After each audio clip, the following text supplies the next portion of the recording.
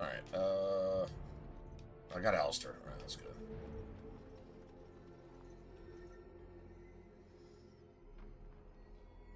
Okay, so this doesn't really matter. Although, let's go see if we can sell anything else.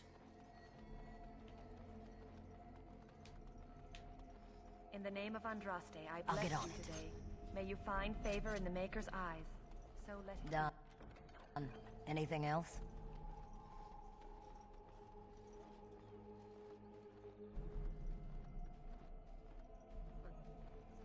Huh. Someone finally comes and talks to the lone Oh, prisoner. that's good, man. I How's suppose yours? you've come to sentence me. Happy Thanksgiving, by the way. It's alright, man. Drove. It wasn't so bad, actually, the drive. There was a lot of people out today. Not like the last few Thanksgivings when I've gone out to travel. There was a lot of people out today. Like, it wasn't quite rush hour, but it almost felt like it. Like, everybody was moving around, which I guess is good to see.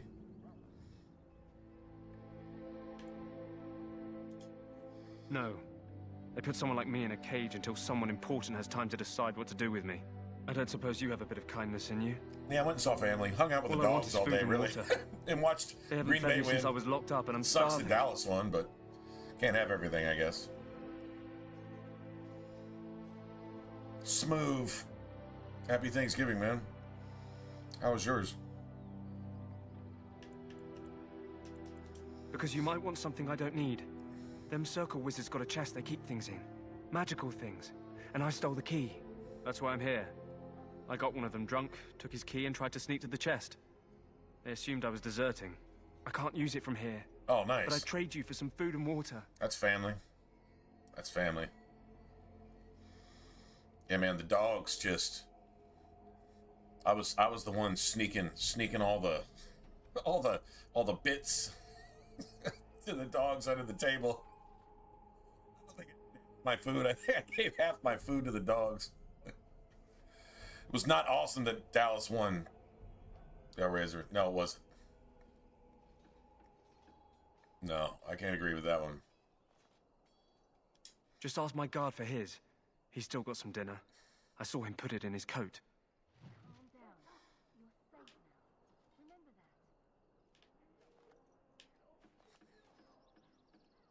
Well, but I guess if you're a Chargers, Broncos, or... Well, it wouldn't do anything for the Raiders, but if you're a Chargers or Broncos fan, I guess that would be cool, I guess.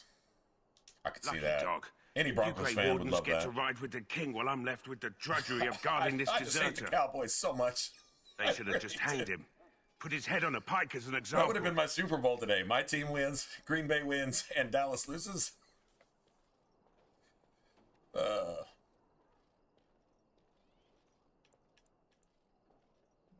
Last I saw, Cincinnati was putting up a fight.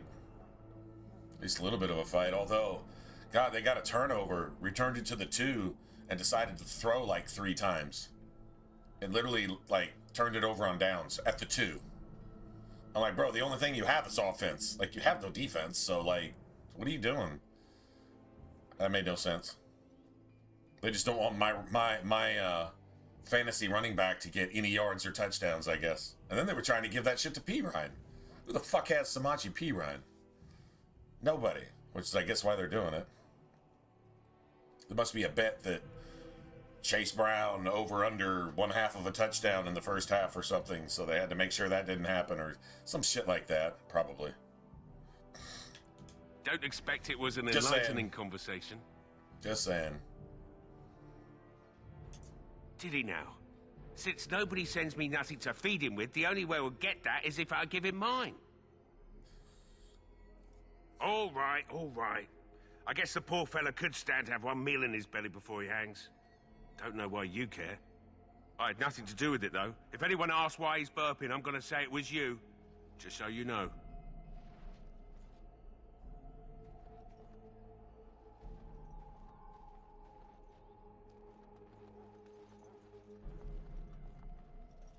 Greetings. You must be the 3rd recruit we've heard about. Sir Jury is my name. I hail from Redcliffe, where I served as knight under the command of Arl Aemon. I wasn't aware elves could join the Grey Wardens. Those camped in the valley are all human. What's that supposed to mean? Just that in some places, get all elves are not defensive. always permitted in the military. I hope we're both lucky enough to eventually join the Wardens. Is it not thrilling to be given that chance?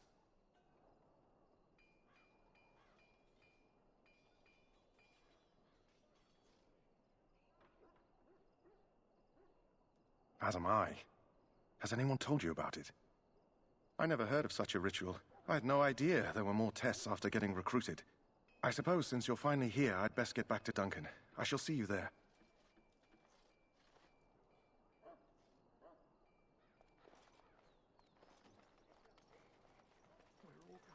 So? I think I some forgot food, to did you? give that to that guy So last hungry I time could or faint something. dead away. I didn't have the key for the chest, and I'm like, how did I not get the key for the chest? Much obliged. May Andraste herself rain blessings upon you. And, as I mentioned, here's the key. Use it in good health, huh? Huh. Considering where that came from, let's hope we're not the pulls only the ones. key out of his ass and says, "Here." You gotta pull out your handkerchief and grab it like this. Okay. Thanks. I guess.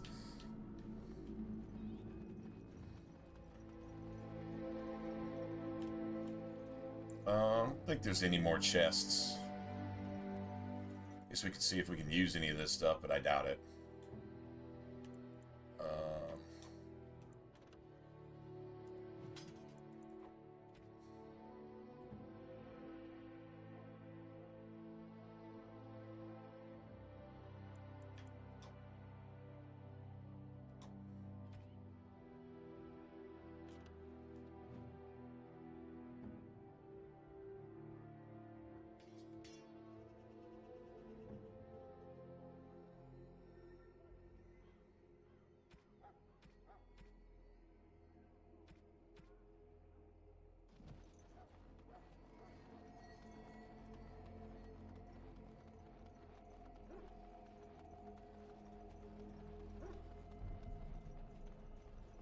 We talked to them too.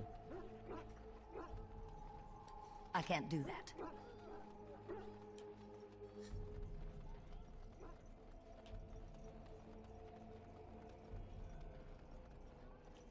An enchanted or even a gray iron dagger or something. You there, nice. elf. Where's my armor? And why are you dressed so preposterously?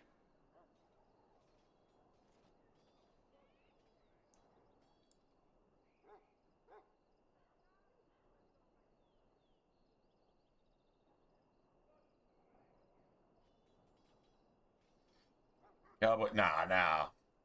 You got Jerry Jones as your owner. Y'all can't draft for shit. Y'all don't know when to re-sign generational players. Y'all haven't won 2 playoff games in 30 years. Nah. I actually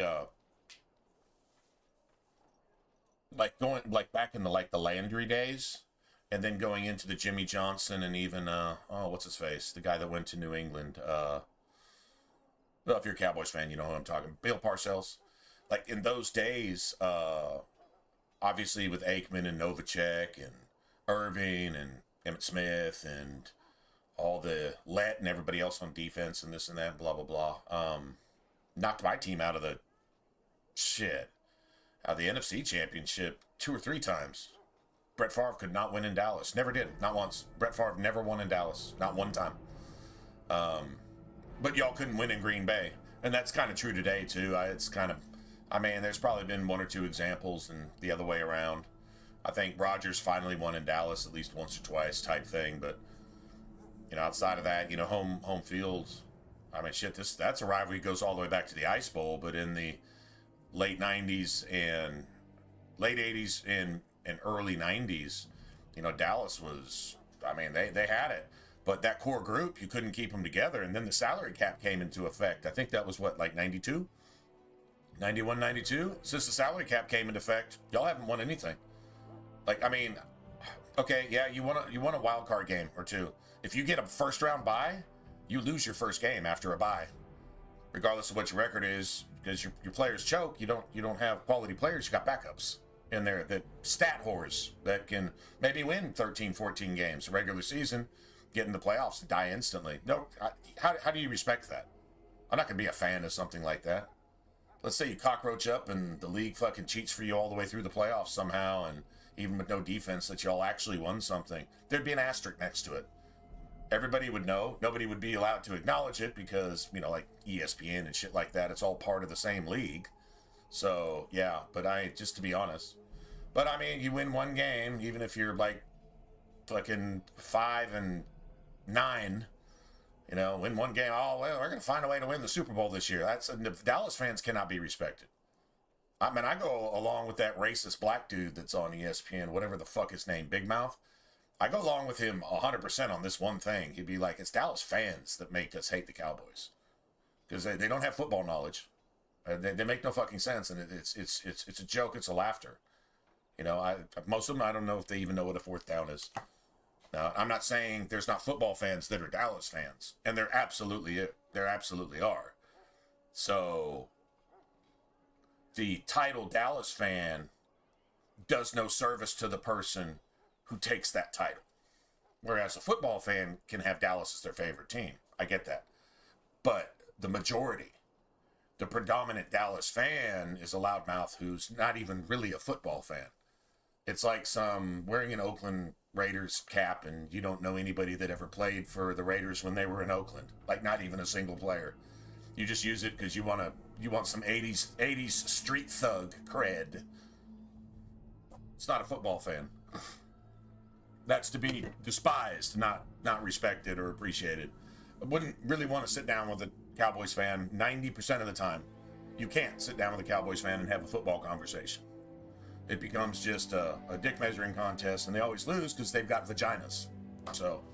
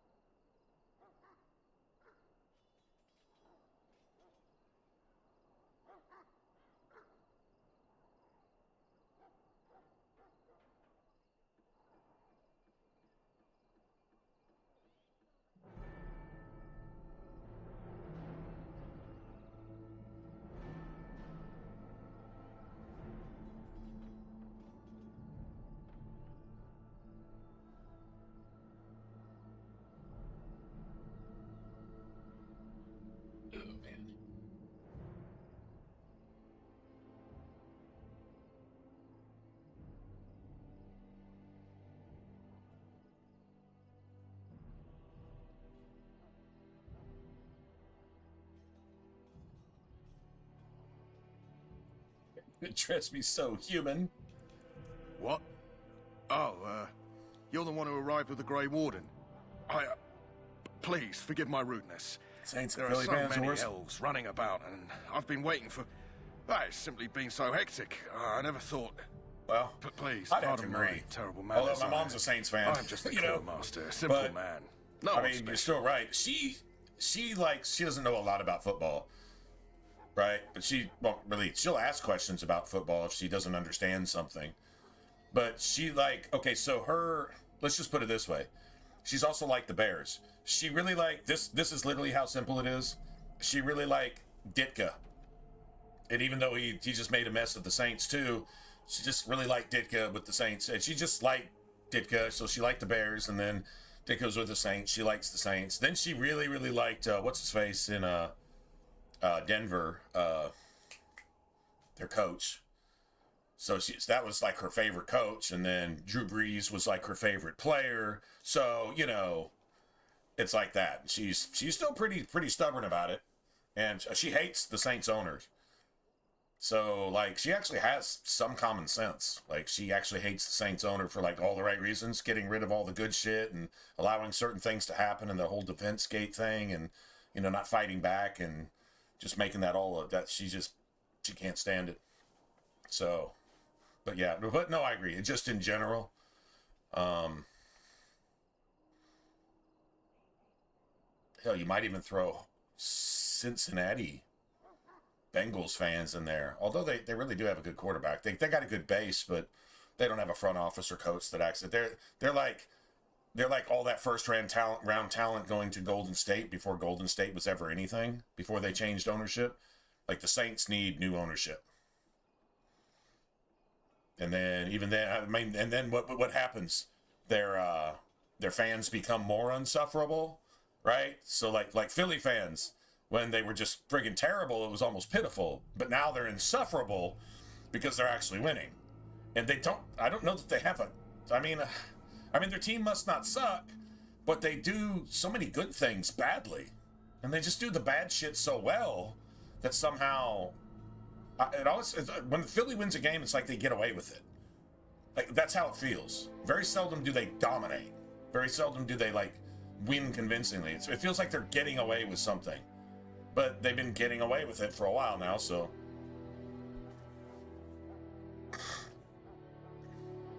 anyway,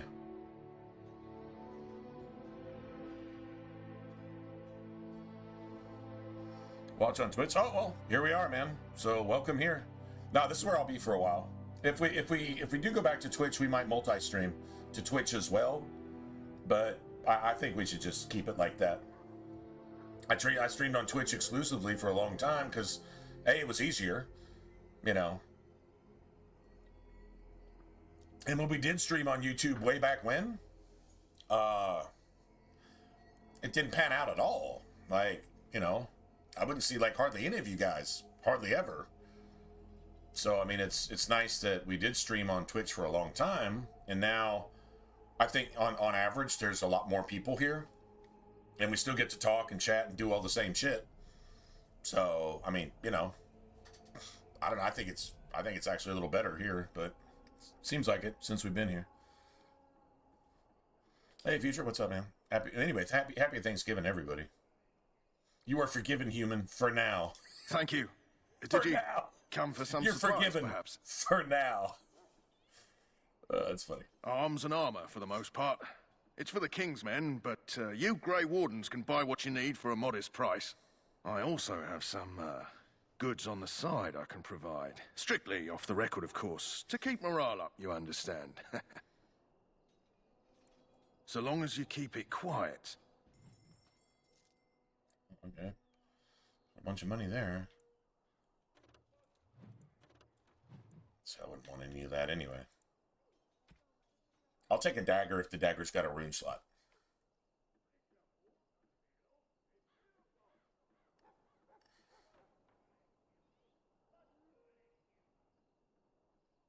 No, it's shut down right now.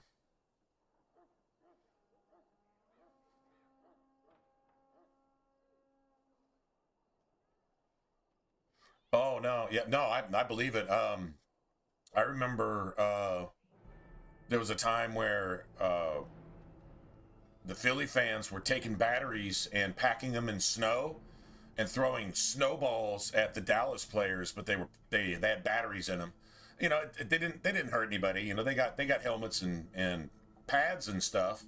They could have easily hit like a cameraman or camera woman or a coach or something like that with these things. And I mean, they were throwing them from up there. Like, those things had some momentum by the time they were pelting the bench, and of course they had to shut that shit down. And this was a long time ago, so you didn't have all the cameras and all the stuff to where, you know, it was hard to go weed them out of the crowd, and they knew it, you know. But I remember that, and that's obviously so classless that, I mean, you don't need words for it. I mean, it's obviously as bad as it is.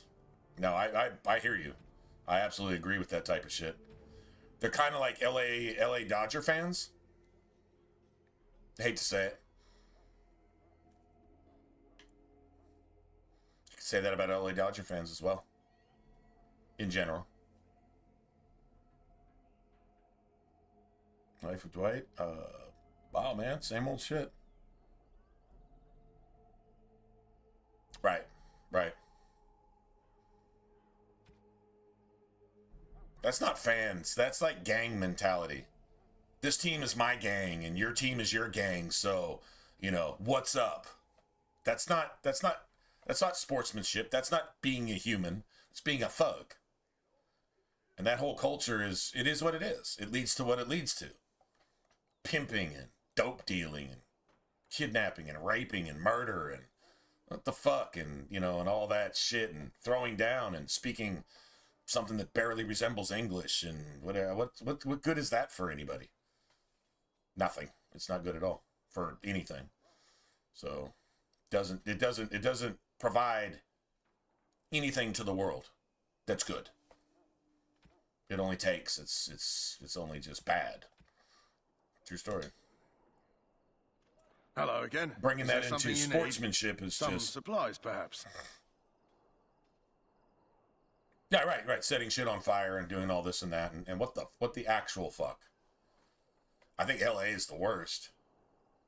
I hated it when the Lakers fans did it, because that would have never been a thing back in the day. You ask any Laker player, like, you know, I mean, I'm sure Irving and all of them and Kareem and all them, you know, came out against it, and regardless of what you feel about their views or their whatever, you know,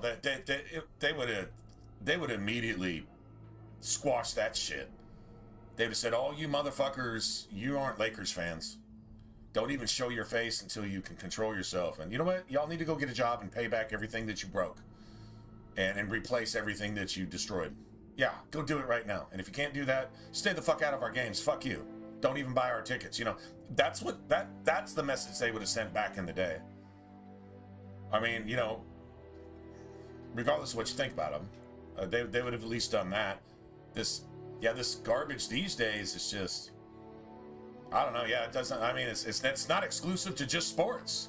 It's exclusive to anything you want to demonstrate. If you feel strongly about something, even if something good happened and you feel strongly about it, you should just go affect somebody else in a negative way. And the more people you can affect in the most negative way, just do that. Oh, there's a $20 million painting, and it's a one of a kind, and it'll never ever, it's the only thing of its kind in existence, regardless of what you think. Well, let's just go destroy it. Just so we can just make the maximum statement. Your maximum statement is about something that doesn't matter at all. It's complete. It's actually made up shit, which is the worst part most of the time. Like your sports trophy is going to somebody else next year. It's not that big of a deal. Like, my store and my livelihood and my family and possibly my life are worth a whole lot more than that fucking sports trophy to some spoiled, rotten fucking athletes getting overpaid, while the first responders who can't even fucking feed their families are coming and probably taking fucking Molotov cocktails and bullets to the face to stop you dick suckers from doing irrelevant, meaningless shit to destroy actual meaningful lives with your meaningless selves. That if you didn't exist, the world would be a better place. I'm not talking to you guys. I'm just saying to these individuals who do these things. If you were executed on the spot for your crimes in the Call of Duty, then the world would be a better place. You wouldn't get to do that anymore, and innocent people could actually enjoy something like, I don't know, their home team winning some shit and, you know, doing things. True story? The world would be a better place without it. And if you're that, then the world would be a better place without you. That's pretty damn simple. Let me know what you'd like. Oh yeah. The $100 thing that needs to be replaced for $10 million tax dollars, so the politicians can get their greedy ass hands on 9,900,000 and whatever. You get what I'm saying.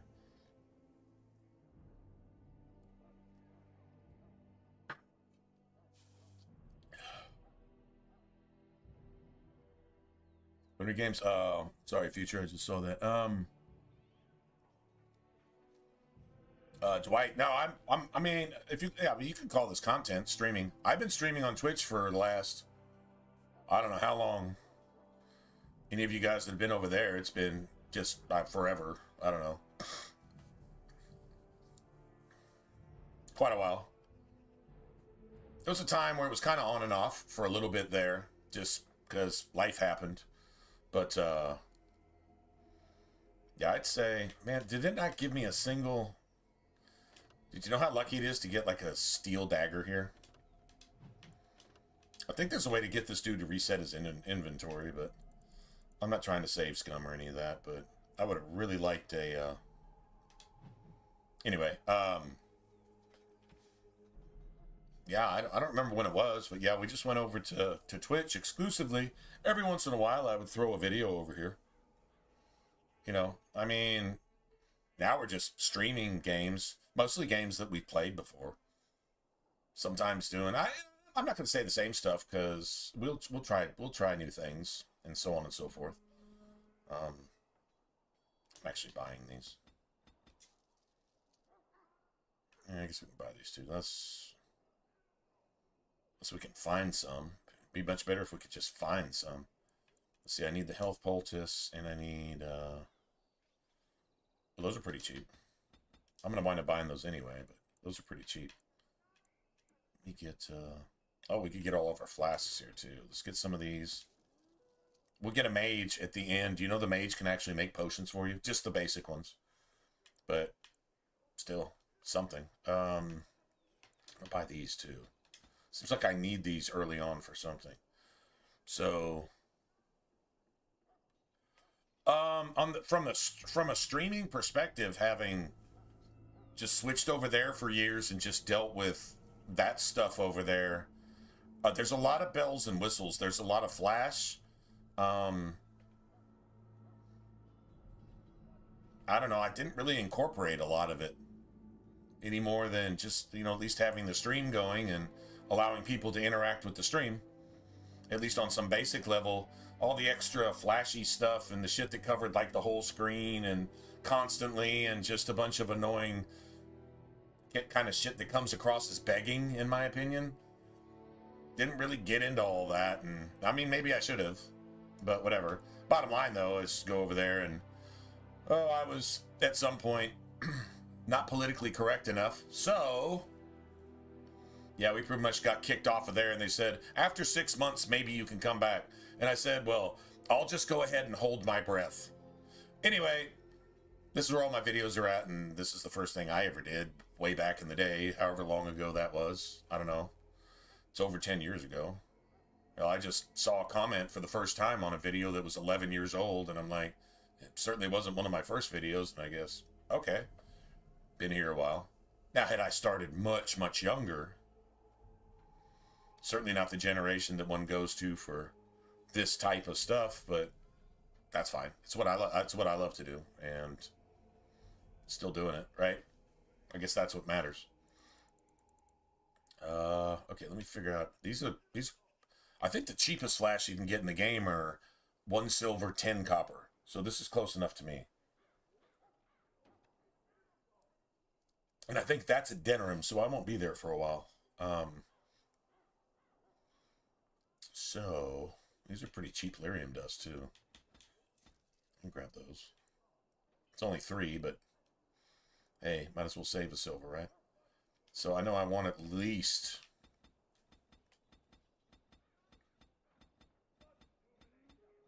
I want a stack for lyrium potions, and I want a stack. I want at least 2 stacks for health potions. I don't know that I need more than 2 stacks of health potions. We can grab a few extra flasks. Let's get like 50 extra, just so we'll have some. Yeah. Okay, that's fine.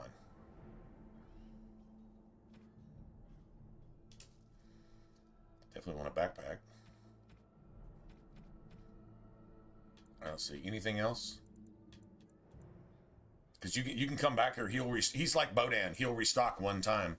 So if you want, I mean, this is anything that says times 99 is going to be endless. You can buy as many as you want, for like forever. The motherfucker. Apparently, there's a tower in the back of Ostagar that's full of flasks. So if you bought 5 million of them right now, he would have them. Apparently, just don't question it. It's RPG logic. I'm really thinking about these. I think I might find a couple of these though. Although I haven't yet. That's true. I haven't found them yet. Oh, gee, blue. Oh, geez, that was a long time ago. That was probably one of the last streams we did here. No, I think actually the last stream I did was, I think we were playing Fallout 4. And we were playing with mods too. One or two of them, and I'm embarrassed to say I actually packed them myself. If you know anything about mods, you know what packing a mod means. That you pack it so that you can install it, and then the game will unpack it as you play, and then the mod will whatever. I didn't look carefully enough on one of them. Kind of browsed through it, and it was just like kind of just a general idea. We're trying to make the wasteland as not perverted directly. There was some perverted shit there, but the point being is you've got nothing but raiders, you've got no law, and people run amok, cannibals and everything else. Yeah, the world's not going to be all white picket fences and shit like that. The world is not Tranquility Lane after the bombs fall and there is no more 911. That's when what people are really made of comes out. Like the whole question when we started it, and I tried to make it as gritty as possible, visually, just across the board, and like pretty much everything. I mean, like even made the combat like just disgusting, like super glass cannon, super high caliber. So I was installing stuff like that, and even went so far as to like I had a Fallout 3. Kind of like, it wasn't an EMB. What was amazing about it is it didn't really take up any memory space, but it gave everything that kind of washed out Fallout 3 color scale. Kind of like, not exactly black and white, but more like, there's a word for it. Sepia. Kind of a sepia tone. Like, not even like a brownout type, black and white type thing. Anyway. I guess that's what sepia is, kind of like tones of brown or maybe amber. Something like kind of in that, like really, really old photographs. And I thought Fallout 3 had a really good scheme on that. And so even found stuff like that, water mods, and did a lot of stuff to enhance the performance of the game. So, I mean, as far as like graphic quality was concerned, we got that shit running like a high-end computer. But there was like a lot of dirty stuff, like all those like corpses that the raiders had. We stripped those. And it was mutilated bodies, but not a nice clothed mutilated body that never suffered a bit of harm before it got all of its limbs cut off and hung by fucking fish hooks and meat hooks and shit from chains and stuff. Nothing bad happened to that person until that happened. No, okay, see, that's, yeah. No, we just made that shit nasty. Anyway, what YouTube did was they shut down. I mean, I didn't do it, but they shut down my settings. They shut down my stream just crashed, and my streams crashed before. I had internet problems and old laptop and a shitty capture card at the time and whatever, and so stuff would happen. We had technical difficulties. Sometimes those technical difficulties would just stack. So when you ran into issues, okay, fine, but this day it just crashed Didn't crash like I got kicked. It crashed. It just crashed like normal. And so when I booted back up as soon as possible, what it did was it reset all my settings. And it reset this is not made for kids. This is for adults only. The settings are a little bit more specific now. And they'll even validate things, kind of to like ensure, right? But then once you had your settings in place, they were there until you changed them, right? Even if you crash 5 times in a day, you just boot back up and whatever you were set at, that applied to that video. You would have to go manually go in and alter it. Let's just say you stopped one stream and you decided to do a Jolly Rogers fucking, TY7 stream just for kids. Well, you could actually set that stream for that type of thing, right? Well, basically, it just made the stream just general open to everybody type thing. And the settings of the game and the settings of the content certainly weren't that. And I had obeyed all of their rules for going on a decade when this happened. Well, maybe not 10 years at that point, but it was at least 7 or 8 years. 9 years. And I'd never violated any of the rules. In fact, when they would take down like a video because the game audio included a song that had a copyright restriction on it, and so some record company somewhere, somebody somewhere, even like BioWare or Enanzur or somebody would claim it and say, well, we're getting all the revenue to my video. Okay, this video is going to earn probably 80 cents over the next 10 years. You're welcome to have it if you really want it that badly. Honestly, it was half the time it was a stream anyway. So I would play the Pit Boy, and if they claim my video, that's fine. This video is never going to get 1 million views. You're not claiming $1,000 from me. So that's not even the issue. The stream was the stream, and anyone that was here, that was the point of streaming. Right? And so that was fine. And I never argued that type of stuff. Always followed the rules. And then they want to just shut my stream down. I'm not saying they shut it down on purpose. All I know is it casually crashed and all my settings got reset for the first time ever. And as soon as I rebooted it, which I guess they thought I might do, it was literally not 15 minutes later. And they banned me and they said, oh, this is content inappropriate. Your stream settings weren't what they were supposed to be. And I'm like, yes, they were. And all of a sudden, oh, you reset everything on me. Wow, that's interesting. And so I went to Twitch and I streamed on there ever since. And that was at least, I want to say, 4 or 5 years ago. I know it's been a while. Yeah, Fallout 4 was the last thing I streamed here before coming back here. I mean, I could have been streaming on YouTube years ago. It was like a 3-month suspension. But I'm like, okay, probation is one thing because I've never broken your rules, but this is ridiculous. How are you going to do this on a technicality? And, I didn't even really make any extraneous effort to challenge it. I was just like, okay, if that's what you really just want to do, fine. Okay, they didn't shut my channel down. They just didn't let me stream for a couple months. So I left for like half a decade. I said, okay, I just won't stream it here anymore. I mean, you probably don't care. It's no sweat off your back. I really don't care. No sweat off my back.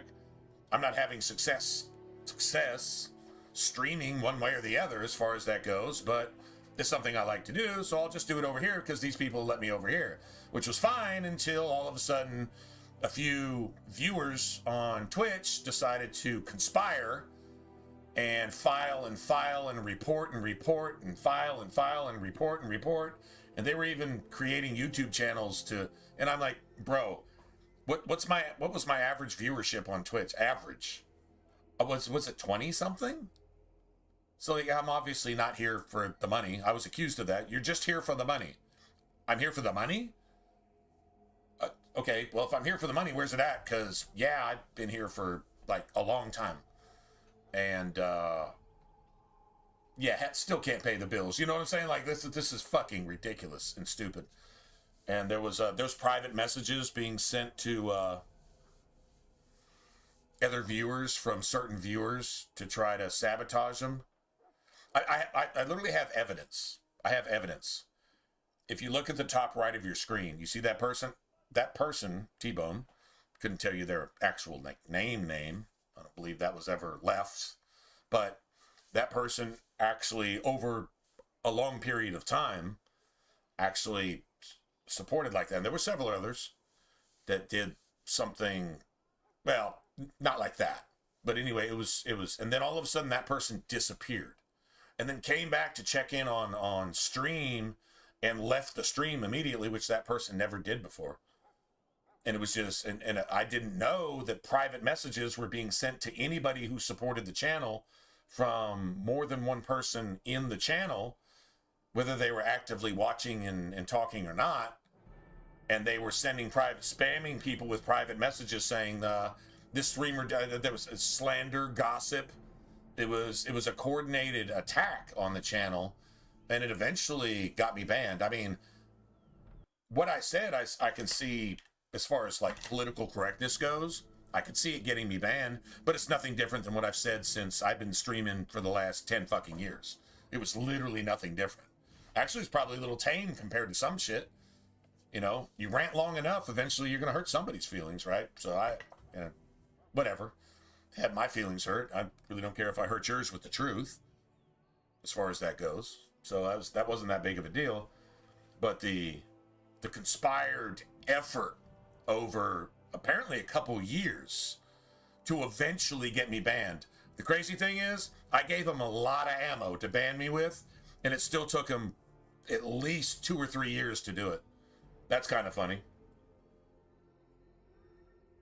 Considering in some places you can hurt a woke person's feelings and go to jail. I don't hurt woke people's feelings. I assassinate woke people's feelings every single chance I get. I love pointing out stupidity. If somebody feels stupid, I didn't make you feel stupid. You're stupid, I just pointed it out. If you're evil, just pointed it out. Right? I have no tolerance, no patience for that. I don't like seeing what it does to people in any capacity. In the real world, in gaming and stuff, the way it destroys our games. Look at Failguard. Look at Fallout 4. Look at No Man's Sky. That's just lazy, bad, clueless game development. But you do have points where woke comes in and actually like destroys a studio. Like BioWare is the perfect example of that, and there's probably a lot of others, you know, but yeah. Anyway, truth hurts. Yeah, I mean, it shouldn't, unless you're on the wrong side of it, and then you got an opportunity to maybe say, okay, that hurts, but the truth is the truth, because it hurts, sucks, so I'll just make it not hurt anymore by stop being false, and maybe just try to be true myself. That's always anybody's choice, right? I mean, I'm gonna go refill. I'll be back.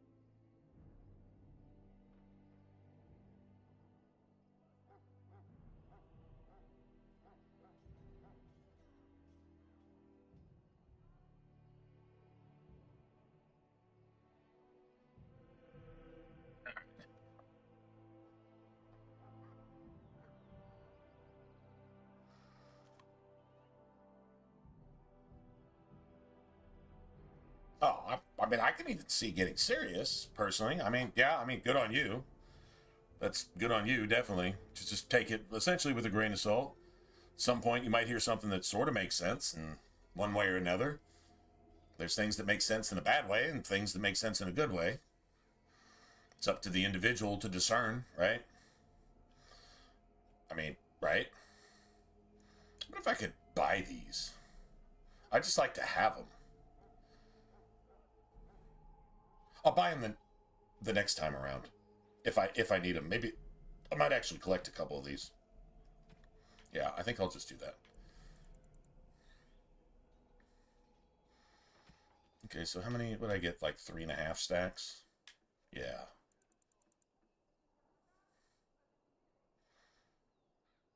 Although maybe... And I really wanted a steel dagger with a rune slot. Or just a steel dagger, period. I would have taken that. I guess we're just stuck with what we got. Alright, well, we talked to everybody. I think we've been everywhere.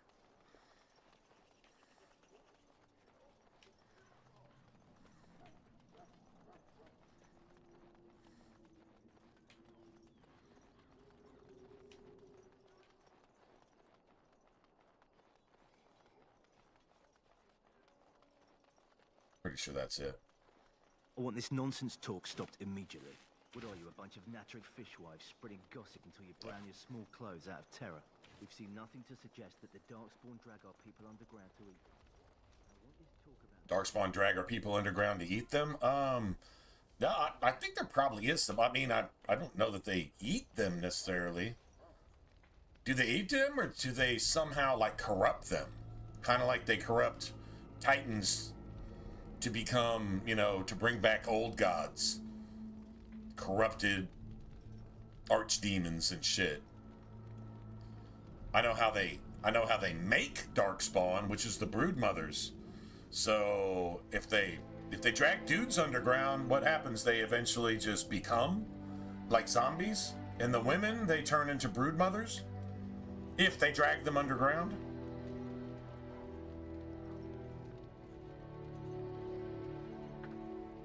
Yeah, it's Origins.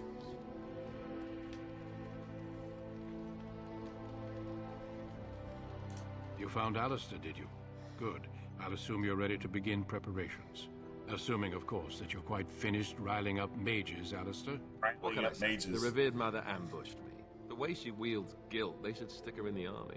She forced you to sass the mage, did she? We cannot afford to antagonize anyone, Alistair. We don't need to give anyone more ammunition against us. You're right, Duncan. I apologize. Now then, since you're all here, we can begin. You four will be heading into the Korcari Wilds to perform 2 tasks. The first is to obtain 3 vials of Darkspawn blood, 1 for each recruit.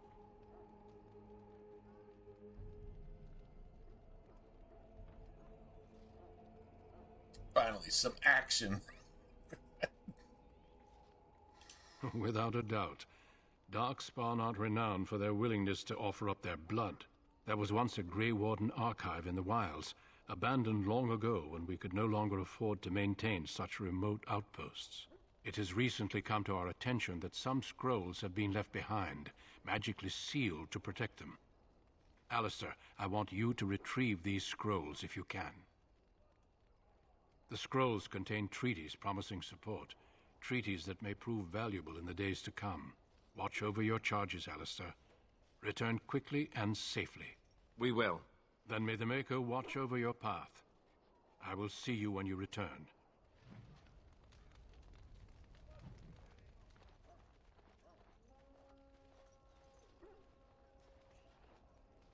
Yeah, Fallout 4 was, man, totally like the reason I swore I would never touch Fallout 76. And I wasn't even as adamant about that as saying I would never, ever even think about playing Veilguard. If you bought it for me, I would just somehow try to refund whatever I could to you, because I would not purchase it, I would not download it, I would try to, like, cancel it. I wouldn't even look at it.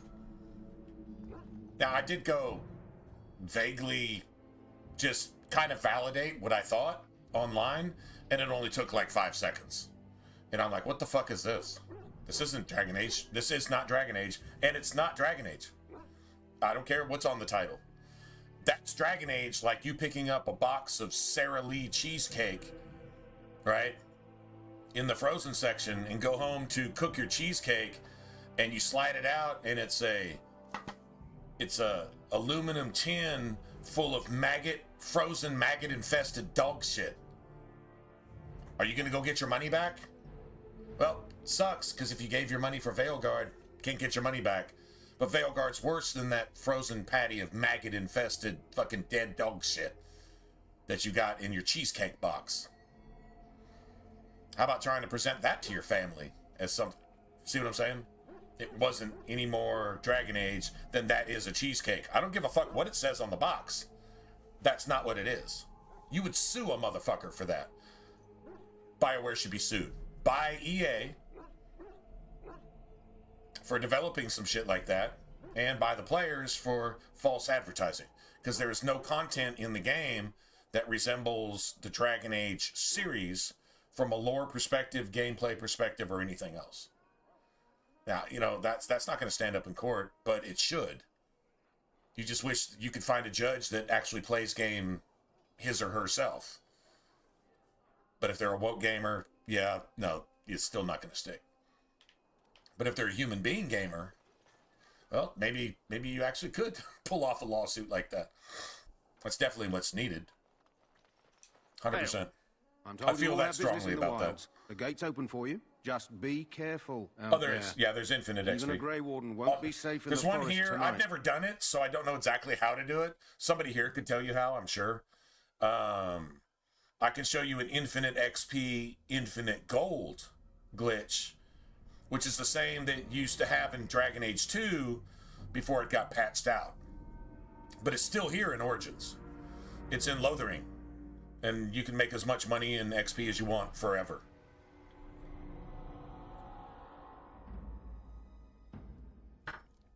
Basically 50 silver at a time, I think. And you'll have to spend like...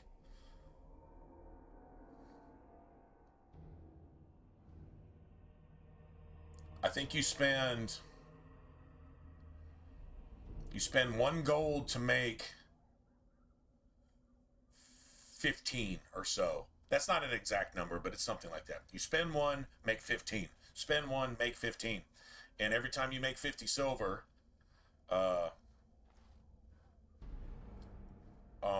you get 33 times. It's probably 33 times 100. No, it might be like, no, it's probably not. It's probably 25 or 50 XP. So every time you get 15 gold, you probably get about 1,500 XP, maybe? It adds up quick early, but getting those levels after 20 become, like, they're kind of tedious. But yeah, you can get unlimited trap things, and they don't cost really anything. Then you make them, and then you sell. Each stack is worth 33 quest turn-ins. That's how that works. And you can do it in Lothering. You can do it forever. And this game has been patched out more times than Dragon Age 2 was. But they never got rid of it. The infinite gold, there's infinite XP with Duncan. Then there's infinite XP and gold with the girl that wants to buy the traps in Lothering. That's how she says it with a lisp, too. Trap. You got any trap? That girl. And then there's infinite gold just by double selling everything from your junk slot anytime you want to. But that's a glitch. It's a cheat. So I don't do that. I mean, actually, I do that, but I only do it once I can make infinite gold. It's just a whole lot faster to find a really expensive item and just double sell it instead of making Potentarium potions and selling them like you did the traps over and over and over. It's fucking annoying, and I don't bother with that. Yeah, anyway, so pretty much that's about it. Target practice, anyone? got it. All right, all right.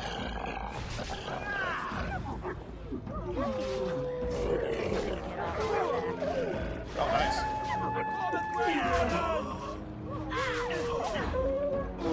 Let's have at it!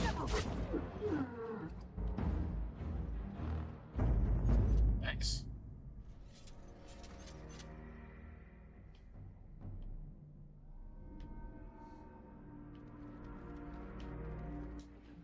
Our elf looks like Meryl. No, tell me she doesn't look like Meryl. Well, I guess we had a mage robe on. She would look like. Prepare to have your ankles gnawed on.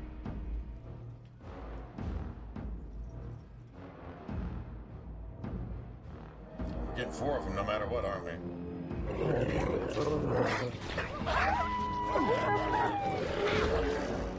All right, that's it! Well,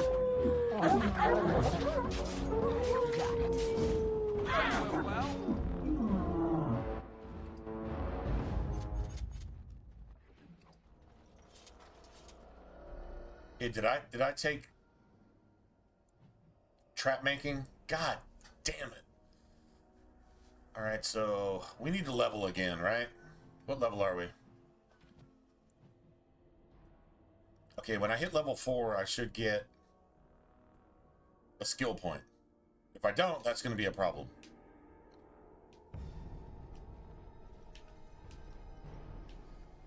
That's definitely going to be a problem. You know, when you're playing a rogue, those elves can be annoying. Because A, you're the main character, right? So your player character draws 100% aggro. The only way to get the aggro off you from everybody, like from the archers or whatever, is for Alistair to go draw some off of you. Or somebody to hit them and draw their aggro before you do. And then remember, if an enemy's aggro is drawn off of you, it's like aggro is on you. Let's say you had a scale of aggro 0 to 100 towards you, and then aggro 0 to 100 against you. Now, if Alistair does a taunt, the taunt only has an AoE like this. So, and it'll automatically shift basically 100% aggro from that enemy to Alistair. You have to come hit that enemy pretty hard to draw them away from that aggro. Certain abilities, they won't work like taunt, but they will draw aggro as well, like shield bash and stuff like that. Mages draw a much larger percentage of aggro by just basically keeping sustained abilities and healing. Healing is like backstabbing somebody. So it immediately shifts that invisible bar from like, okay, there's like 20 aggro towards your tank, but you just healed, so now there's 30 aggro towards your mage. And then you've got like a sustained ability, so now it's 50, and then, I don't know, you hit somebody with Winter's Grasp, and everybody around you within that taunt radius saw that, and now all of a sudden the mage's aggro is at 100. And you wonder why everybody just immediately just jumps on your mages all at the same time. That's why. It's basically how it works. So.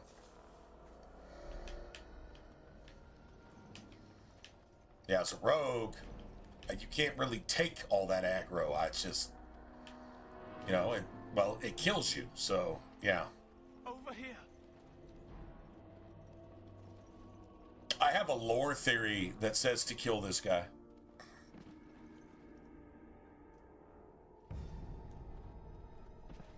Super hard? How so?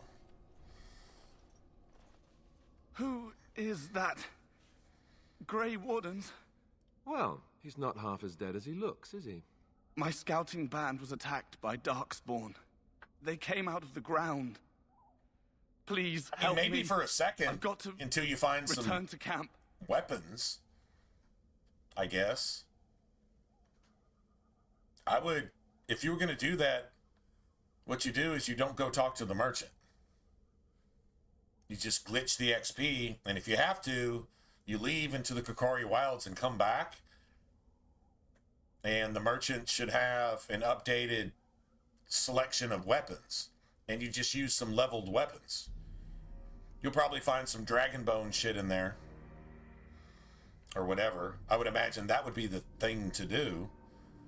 And if you've got a maxed out character, yeah, if you know how to build a character and you know where to put your attribute points, honestly, the difference between an iron weapon and a Dragonbone weapon is nothing.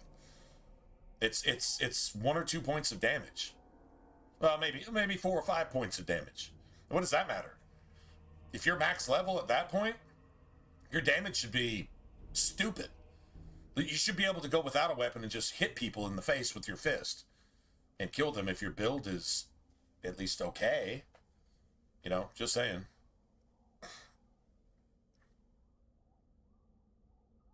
Oh, my lore theory to kill this guy? Okay, so it requires a little bit of backstory. So basically, the Kuslan scouts that went ahead, if you played the human noble origin, you know that your brother went ahead and they were treated as scouts, right? And they came, and the king, not the king, but Loghain sent them ahead into the woods, right? But they were scouts, not Loghain's soldiers. This really looks like one of Loghain's soldiers. I don't know if it's one of Loghain's soldiers or not, but this motherfucker would be coming back with one of two stories.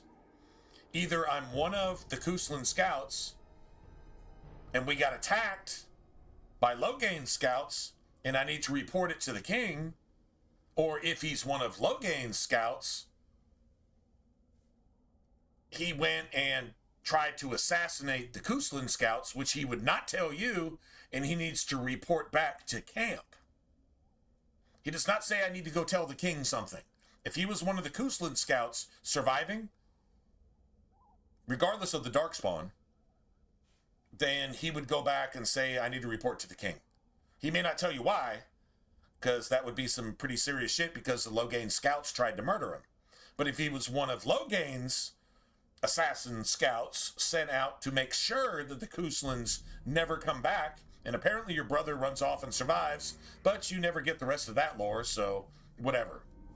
But either way, I need to return to camp. I've got to report, not to the king. I've got to return to camp. Why? To go report to Loghain that one of the Kuslan that you were sent to assassinate got away, and the rest of your band was killed by Darkspawn. Or whatever killed most of your party. And that may be half-assed true, is that the Darkspawn got you on the way back, but if you were one of the Kuslan scouts, you would say something a whole lot different than this. True story? Maybe I'm overthinking it, but I mean, the writers were pretty deep in shit, considering one sentence from Flemeth explains like the entire purpose of the lore in the entire game. She only has to say like 1 or 2 things. So somebody's wording is like super, super important here. And there is like a dramatic sound if you execute this motherfucker and don't let him go back to camp to report to Loghain. It doesn't affect the battle, doesn't affect the game. It's basically content that's been washed out. I would like to see why, if you let him go, it's like the bagpipe sound, like you did something heroic. But if you kill him, it's like the drums and fucking mega metal sound because you did something dramatic, which actually counts in certain decisions in the game. It doesn't appear to make a difference with this one, but it still gives you the reaction that you actually made a decision one way or another. Letting this thing go was actually a major decision at some point. In the original story, they just abandoned it. But in my opinion, this is one of Loghain's scouts sent out to follow the Kuslan scouts and make sure that they did not come back home. And now it's got to report back to camp, not the king. The Kuslan scouts were sent by the king. The assassins were sent by Loghain. I need to report to the king. I need to return to camp. That's a tell. Varric would say, well, this shit is obvious. That's exactly what Varric would say about this. And Varric could probably shoot him in the face with his crossbow right now. Are you picking up what I'm putting down? Either way, it doesn't make a difference in the game one way or the other, as far as I know. But that's just my theory. You should execute this motherfucker right here on the spot. So that Loghain can't send, on taxpayer dollars, any more rapist, thug, mercenary, murderer, serial killers to go out and hunt down the last of the Kuslan brothers. The last of the Kuslan family. Because that's what he does with the last of the Kuslan family. If you're a warden, sends assassins to kill you on the taxpayer's dime, even though the motherfucker isn't even a regent, much less a king. Certainly not an Arl, but plays king. Kind of like the Envy Demon wants to play Inquisitor in Inquisition. You picking up what I'm putting down? Like, that's... There's some cool shit that they did with this. We just don't ever see it actually come to fruition. But that's my theory with this guy, is that if this was one of the King Scouts, if this was one of the Kuslans... Now, on the flip side of that, if this was one of the Kuslan Scouts that saw the Kuslan brother get away, he would want to go back to the king to report it and say Loghain is a traitor and send assassins out after us under the guise of Ferelden soldiers. But that never happens. So, I mean, on the flip side, I could be either 100% right or 100% wrong in the same way. So I acknowledge that. But anyway, that's just my theory. But if you just bandage him up, it doesn't really matter. As if you execute his ass, Alistair gets all offended because your balls are bigger than his. So we won't do that, but I still think lore-wise that would be the thing to do here, because it seems like the last thing you would do, you're supposed to have pity on this thing. But if this is one of Loghain's assassins, one of Loghain's lackeys, like the rest of his soldiers, that fucking betray the king, then yeah, this thing needs to be executed right now. You don't get to report shit to Loghain, you piece of shit. That would be my theory. So, that's my, what do you call it? That's my lore theory, is that you should probably kill this thing on sight. But, doesn't really matter.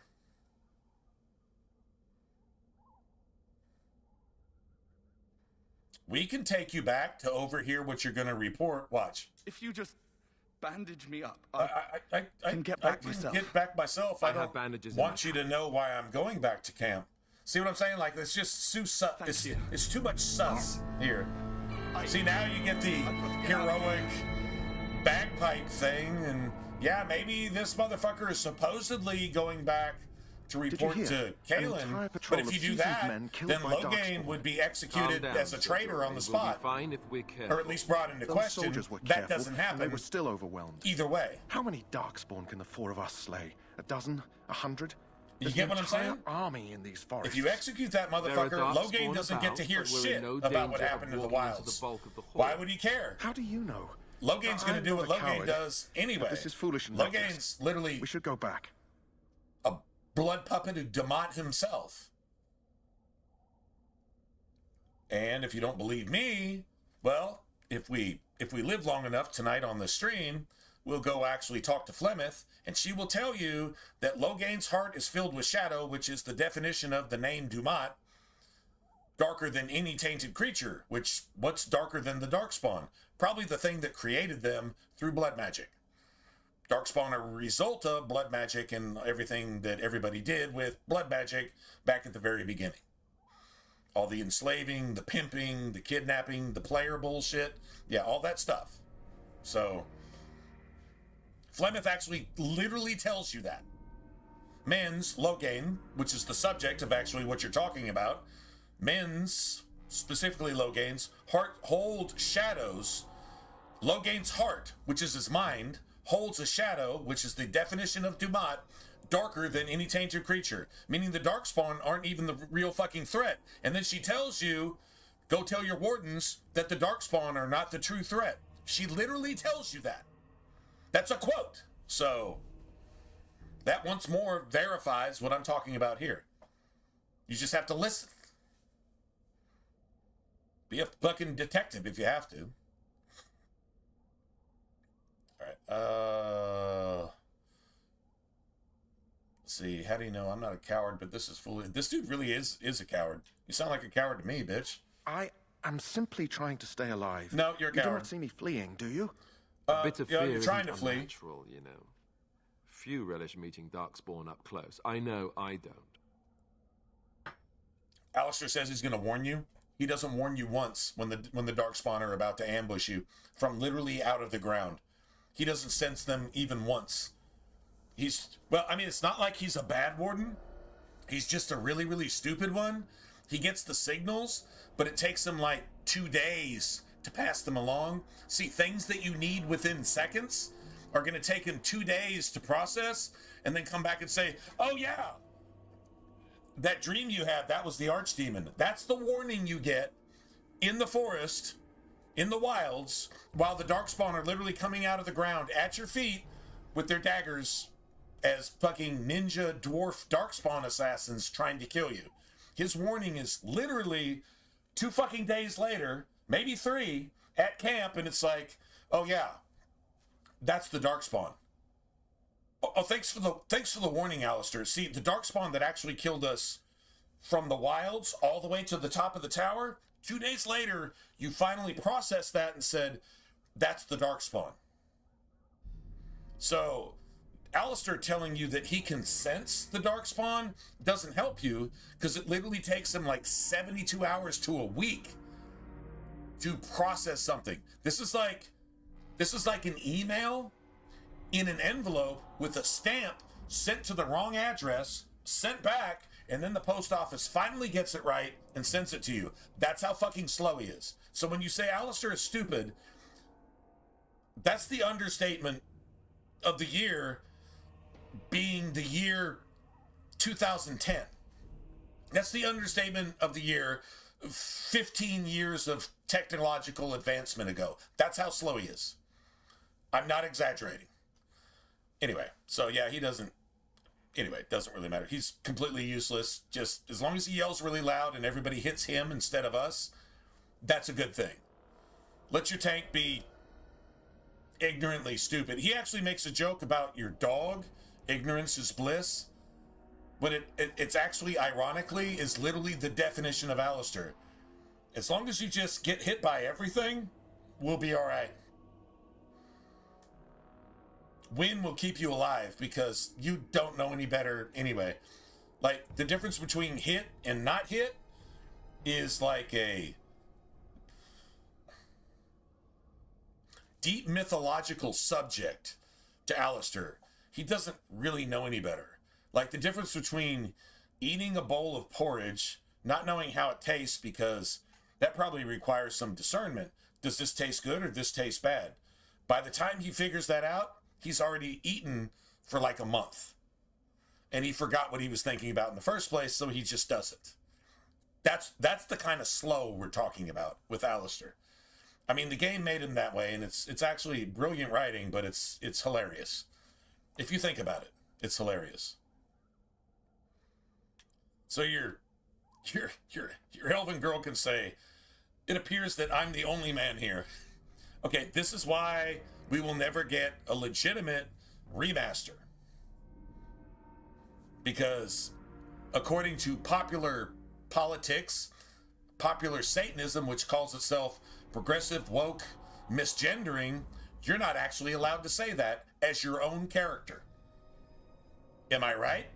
You're not allowed to say that according to the modern rules, that you're not allowed to acknowledge whether you have a dick or not. So therefore, we'll never get a remaster of this. This right here, this line, is the reason we never got a remaster of Jade Empire. A fucking kung fu RPG. You know how gangster that would be? Oh, it'd be the most gangster shit you ever saw in your life. With modern animations, with the fucking Unreal Engine, and actually doing some shit. And bringing that shit back to life with graphics that you can actually look like, that literally aren't a video potato. And some action that's just so kung fu and fucking awesome. It's where I got the idea for my ninja RPG, which will never ever get made. Because, well, everybody's woke nowadays. And goddamn it, there's probably something offensive about, I don't know, being a young ninja that goes off to, I don't know, fight the West or not.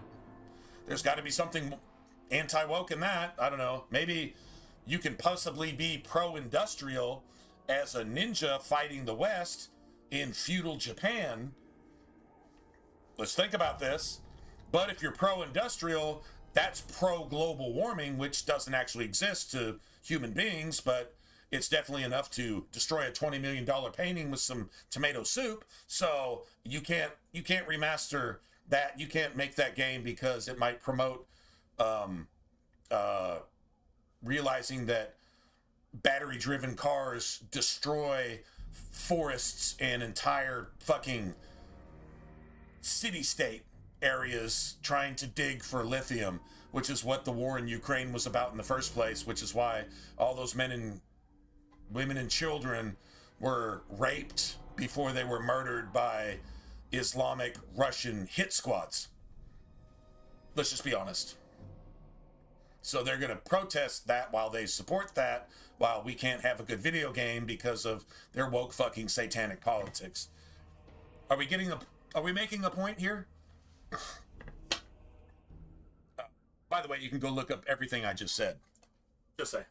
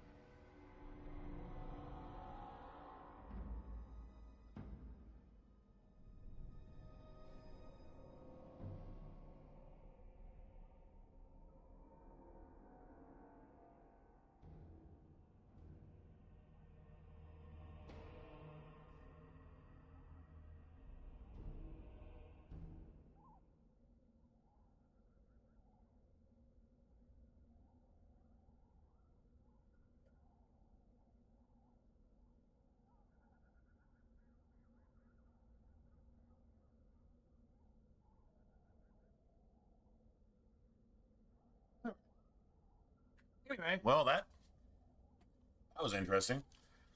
Got that shit on record. It's on the internet now. I can't take it back, right? Especially if it's a true story. It'll be ignored. If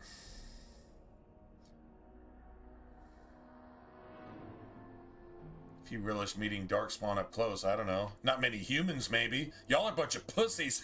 I know I'm relying on you to protect me. Oh, yeah? Know this. Oh, yeah. All Grey Wardens can sense Darkspawn. Whatever they're cunning, I guarantee they won't take us by surprise. That's why I'm here. You're here. You see, sir, so they don't take us by surprise. But we'll be warned about it first. But guess what? That you get no warning. Reassuring. That doesn't mean I'm here to make this easy, however. I'm not gonna lie. So let's get a move on. Maybe the little growl you hear before they come up in hordes and try to attack you from stealth from underground, that little growl you get is the warning from Alistair. Although Alistair never says shit, so I'm assuming you're going to be a warden, and you actually have some IQ and common sense, so the growling you hear is just your common sense. Alistair doesn't do shit for you. He's so bad, bro.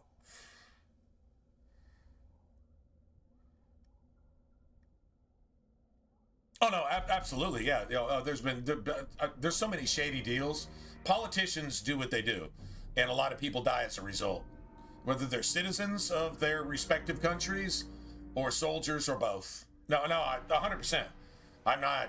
What individual people do to exploit and manipulate and use the resources available to them at the expense of the taxpayers who made those resources available so that they can pork barrel and pickpocket 90% of it to pad their fucking billionaire stats, even though they never done an hour of work in their life.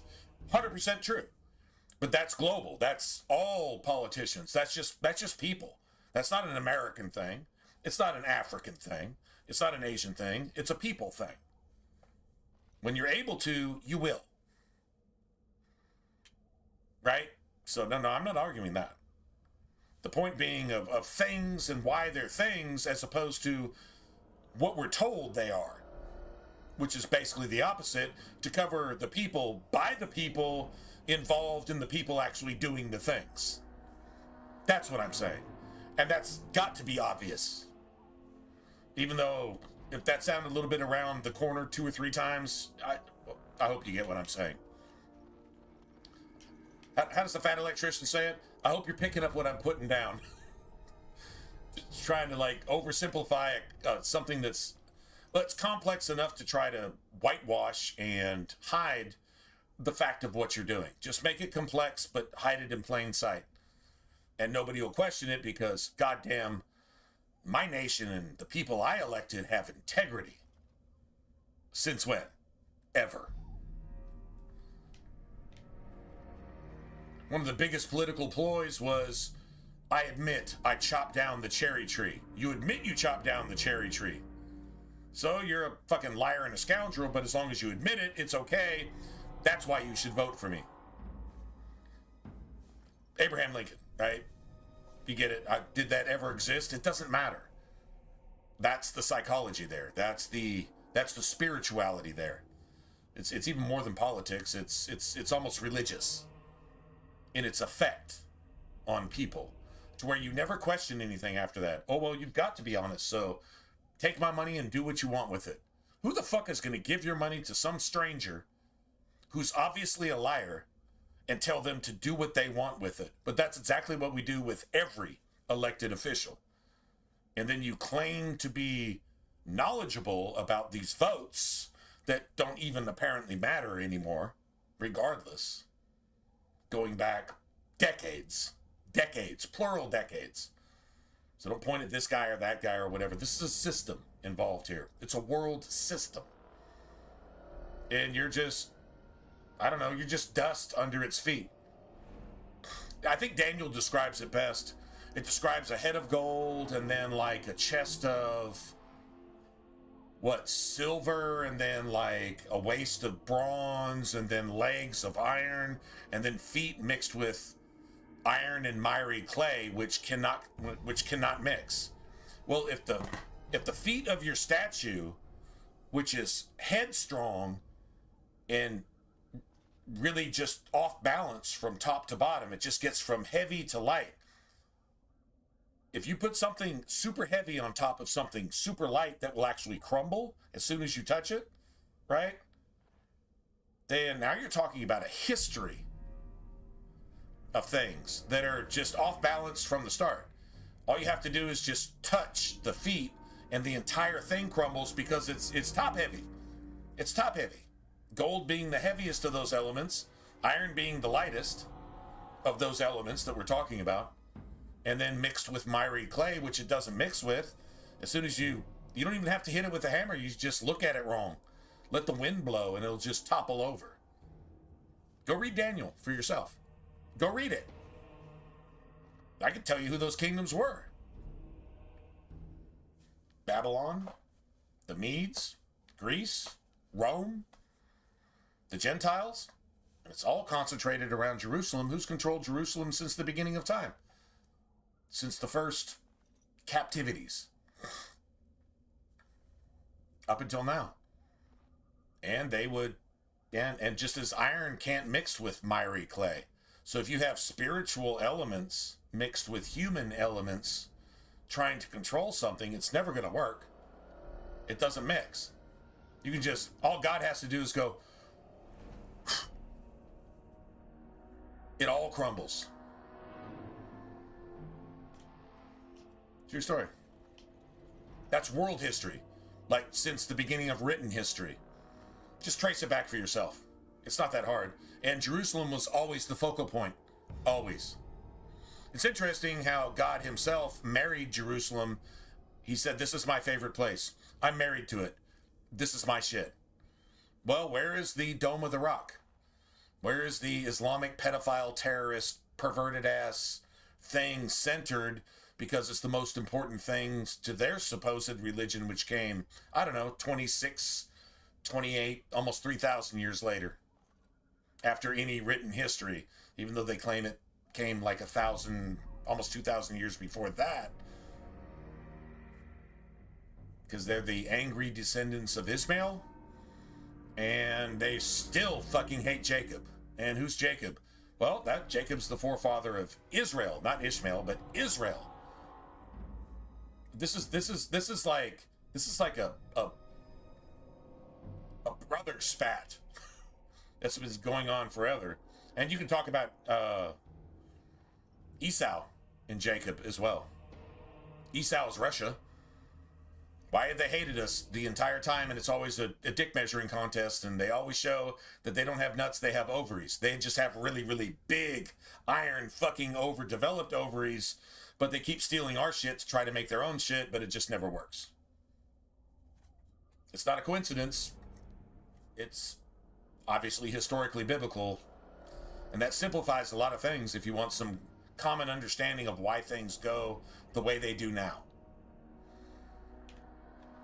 And then you can throw in Cain murdered Abel, and if you understand who the Kenites are, because they love to write shit, and they love to build cities. You know that Judas Iscariot means builder of cities. Where do you think he came from? Don't judge him. Don't judge him too harshly, because the actual Kenites turned on their own, and they split Judas Iscariot from his throat all the way to his nuts, and his gut spilled out upon the ground. It's hard to do that while you're hanging yourself. Yeah, he was helped, because he took the religious people's blood money, which is about the most anathema thing you can do in a holy place. But they did it right there in the temple when they actually murdered Jesus himself. This is all historical stuff. It's documented. Just go read it for yourself. Then you can kind of get some insight into actually what's going on in the world. What does this have to do with video games? Well, video games are part of your entertainment. Who do you think Hollywood is run by? Why do you think all the movies are woke as fuck? Why do you think you can't even get a good movie or a TV show or anything else? Everything has the same thing. Mix, pervert, corrupt, across the board. You can't go into the church without listening to the rapture unless you really not hearing anything at all except how much money you need to give to be saved. You can't hear a politician talk without wanting to kind of vomit within your spiritual body, just want to throw up. You might have one or two good ones out there, but you understand what they have to work against to make a single good thing happen without getting assassinated? You remember the Clintons, right? Who just assassinated everybody over real estate deals because they were politicians, they could get away with it. And if they told you they didn't do it, you'd believe them, even though it definitely happened. That's a thing. So your education, your religion, your economy, and your politics, your four horsemen, are working very effectively right now. And if you can't see it, well, they're the ones writing your history, so probably a life lesson in there somewhere. Yeah. No, it wasn't even stew. It didn't even have any meat in it. It was like lentils. It was like basically grits. Yeah, for some grits. He just so disrespected his heritage of God. But hey, you can't point a finger at him without acknowledging where we're at right now. Who in the world right now is allowed to know who Israel is. Because there's a lot of promises towards Israel. And there's a lot of promises to those who unnaturally bind themselves to Israel. In other words, this isn't even a racial thing at this point. This is those descended from the people from which Christ came, specifically. And that was never a racial thing. The point being is it was a heritage thing that Satan did everything he could through the Old Testament. The entire Old Testament is proof that Satan did everything he could to destroy the heritage through which Christ would come. And he failed miserably every time. He tried with Cain, and then instead of Abel, whom Cain slew, came Seth to replace Abel, whom Cain slew. And through Seth was Adam's genealogy. Through Cain was Satan's genealogy. And they've been bothering us ever since. Even in Jerusalem today. You have Judah, and then you have those calling themselves Jews, but they're not. And this is not anti-Semitic. And Semitic means Shemitic. It's exactly what it means. Shemitic means America, North America, the Canadians, the Europeans, Shemitic people. Hell, you know what British means? British means covenant man in Hebrew. Barit means covenant, Ish means man. Great covenant man. That's exactly what it means. That's not by accident. Not sure what Anglo means, but Anglo, which is also Anglo-Saxon. You know what Saxon means? Isaac's son. That's exactly what it means. Just be real.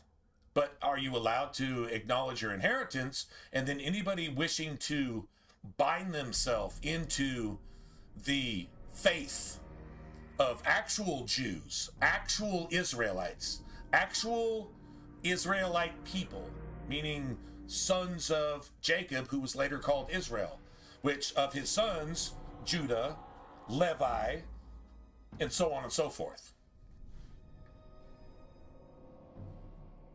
That's what that means. That's actual heritage.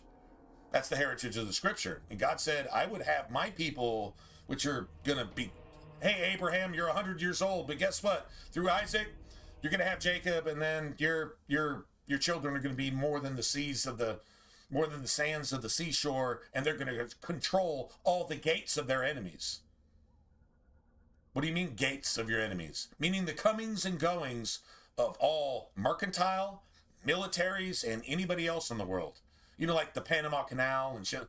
Well, they sold the Panama. Well, the communists would make you think that we sold the Panama Canal, but guess who actually really controls it? Whoever the fuck thinks they might control it. They have to ask us permission. If you have to ask me permission to do anything, I control it. All the gates of our enemies. There's no other people on the face of the planet that fulfill that. If you want to be grafted into that tree, you can do so. And the branch through which you do so is Jesus Christ. That was always the gospel. Well, at least since Paul. Before that, it was still there. Because you even have Ruth. So you can go look at examples.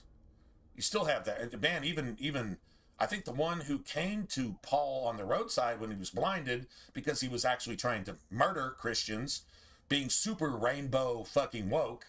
God said, why are you taking your shoe off so that you can kick a cactus? Why are you doing that? Why are you taking the cattle prod, which is trying to get you to do the right thing, and you're just bucking against the cattle prod? You know, a cattle prod, the more you buck against it, the more it's going to poke you in the ass. Oh, you're going that way. You think Paul had a choice in that? He was one of God's elect. What does elect mean? Before he was ever even born, God understood that he had earned the right. He just didn't know it until finally God had to bring it to his attention. And that's how it works these days. If he hasn't brought it to your attention yet, I'm sorry, you're still asleep. That's the gospel. Can you name a church where you hear that? Because I just told you the absolute truth. and literally backed it up with history. I'm not saying, oh my God, I just gave you the Bible lesson and nobody else can. No. It's just a simple, basic, factual outline of like since forever. And if you can relate to any of it, then yeah. And you don't hear a single bit of that in church. You hear rapture. Go suck Satan's dick when he comes, and be the bride that's pregnant and giving suck. You're supposed to be a virgin bride, and you've already got a baby. Guess what? You've been in bed with the wrong husband the entire time. Maybe that's not a good idea. That probably pissed God off, right? Maybe you shouldn't piss God off on purpose. Well, I don't believe, so it doesn't count. No, it counts whether you believe or not. You're just stupid. So, yeah. Anyway, yep, all that from a video game. Amazing, right? Darkspawn. What a surprise. Amazing.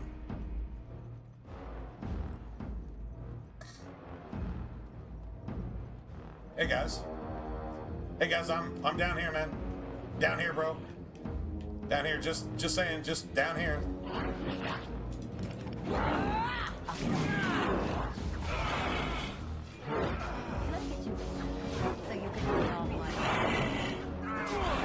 Oh, those backstabs, bro. How about those backstabs? That's when you start screaming really loud. Come get some. Take that. Time for some run while you still can.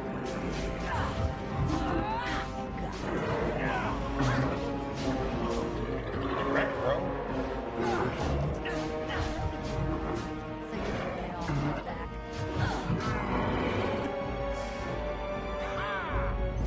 Dude, you're so fast with momentum. I mean, this is about as close as you get to Dragon Age 2 with momentum, man. I'm seriously considering letting Wynn and Morrigan. See, like that's kind of a problem, though.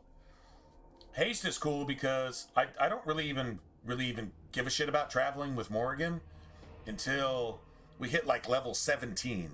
I know it's like, well, dude, that's almost the end of the game. I know, but she can't do her thing until then. But what's really cool is you can roll with Leliana, and she can be your cunning off-rogue. Until then.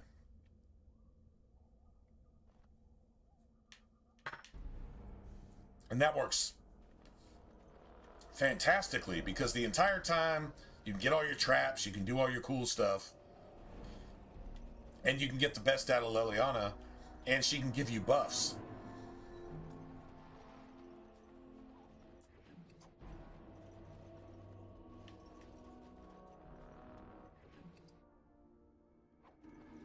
So I'll show you,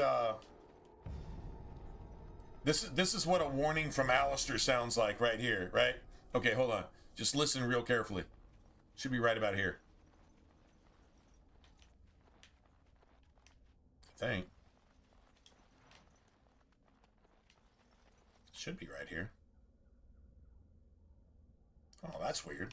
Yeah, we should get an ambush like right here. Okay, hold on a second.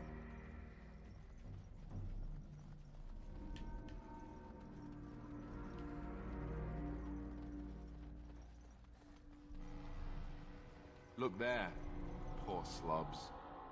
That just seems so excessive. Here's another thing. Did that scout that we let make it, were his scouts responsible for hanging these people right here? I'm imagining these were some of the Kuslan scouts, or did the Darkspawn do this? I don't know that there's like a clear this or that happened. You know what I'm saying? We should have an ambush here. Still not getting an ambush. Oh shit.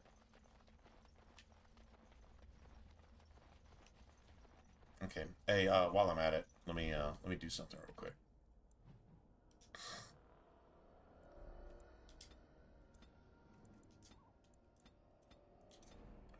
Activate that.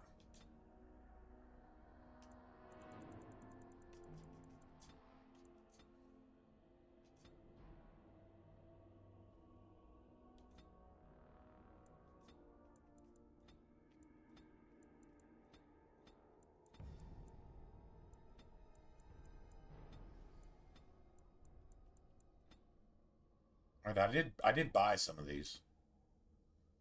I can actually use poisons too. I always forget to. I literally should hotkey poisons, but I always forget. As a Dex rogue, you've actually got extra hotkeys if you actually want to use them, like for like a grenade or poisons or something. Like if you got a stack of poisons that you think are good against everybody, just make a stack of them, especially once you're able to, and just throw them in your hotkey, and you can just activate them whenever you want to, right? Definitely nothing wrong with that. Let's see. Yeah, this dude just enemy any. Because this is okay. Why wouldn't you pick a specific enemy? Because the only enemy that you're going to use this on is an enemy within range. It's literally, if I can reach out and touch you, I can use this. Let's say you put, okay, well, I don't want magic users. You know, I want to stun magic users. Enemy using damage type magic, then dirty fighting. He's going to go out of his way to go find that and never use it on anybody else. I say just any enemy within range, just use it. Whether it's an elite or it doesn't matter. We're not doing enough damage to one-shot anybody anyway. So that's the only effect this is actually going to have. Kind of like taunt. Enemy at short range, taunt. Because if enemy is out of short range, taunt is not going to affect them. They won't hear you. It doesn't work. Taunt has this range. If an enemy, here's this circle. If an enemy is right here, taunt does not work. It will not aggro them. It will not pull their threat. So if Alistair isn't near, it's honestly good kind of hugging Alistair's hip. As long as you don't assign him with anything AoE, which he doesn't really have anything AoE. If you kind of hug his hip, every time he pulls off taunt, it's going to aggro anybody that's fucking with you too. So it's not a bad idea to stay kind of close together. But all right, so let's see. He's got 2 daggers, which is cool.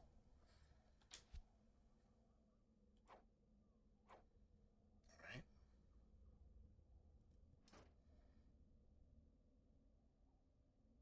Hey, what's up, Zar? Oh, what's going on, man?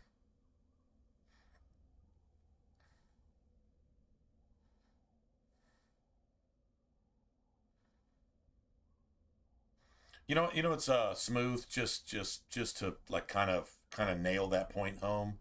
Do you know how many people right now would just take a bowl of soup or a steak or a cheeseburger or I don't know, an EBT card over giving a single fuck about their heritage when their heritage is their spiritual life and all the physical blessings that go along with it, as long as you do things the right way? Nobody cares about that. That's not by accident. These people weren't brainwashed. These people weren't made spiritually, morally, ethically, emotionally dead, depressed by accident.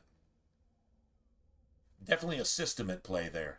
And anybody should be able to see that, especially those suffering under any of those conditions. True story? Turkey was great. Oh, no shit. Oh, you had turkey? I had a steak, which was fantastic. It's the first steak I've had in, I can't even remember when. But yeah, my mom marinated the steak for, my dad said 2.5 days. She marinated it for 2.5 days, special. And her marinade is made of, I know it's got beer, teriyaki, garlic, some soy, and I think some wine too, and something else. But dude, it is the best tasting steak I've ever had in my life. Her marinade is some special shit. And it's I mean, like, this goes back like a couple generations in our family. I'm telling you, the women in my family going back till like I don't know, like the Civil War or some shit, like forever, they have the best marinade. I'm really not even sure where it came from. But my mom has a specific mix but you got to marinate it for at least a day. The longer you marinate it, it won't destroy your steak. It won't break it down. It's not really going to tenderize it necessarily. No, actually, it actually kind of does. But it doesn't break it down. It doesn't make it mushy. It still holds a consistency, but the flavor is fucking stupid, bro. It's like literally, if you strip it up, it's the best fajita meat you've ever had in your life. Like like every bite is like that. It's the most fantastic shit. I'm not kidding. Like, if my mom goes down in history ever for any one thing, it's got to be her steak marinade. I'm pretty sure you could do it with chicken too, the exact same way, and it would be like I mean, when I say teriyaki isn't dominant, and of course the beer and whatever else she puts in there burns off. The garlic stays, some of the teriyaki stays, and then she puts something else in it. I don't know every single ingredient, but I know that's involved, and it's the shit.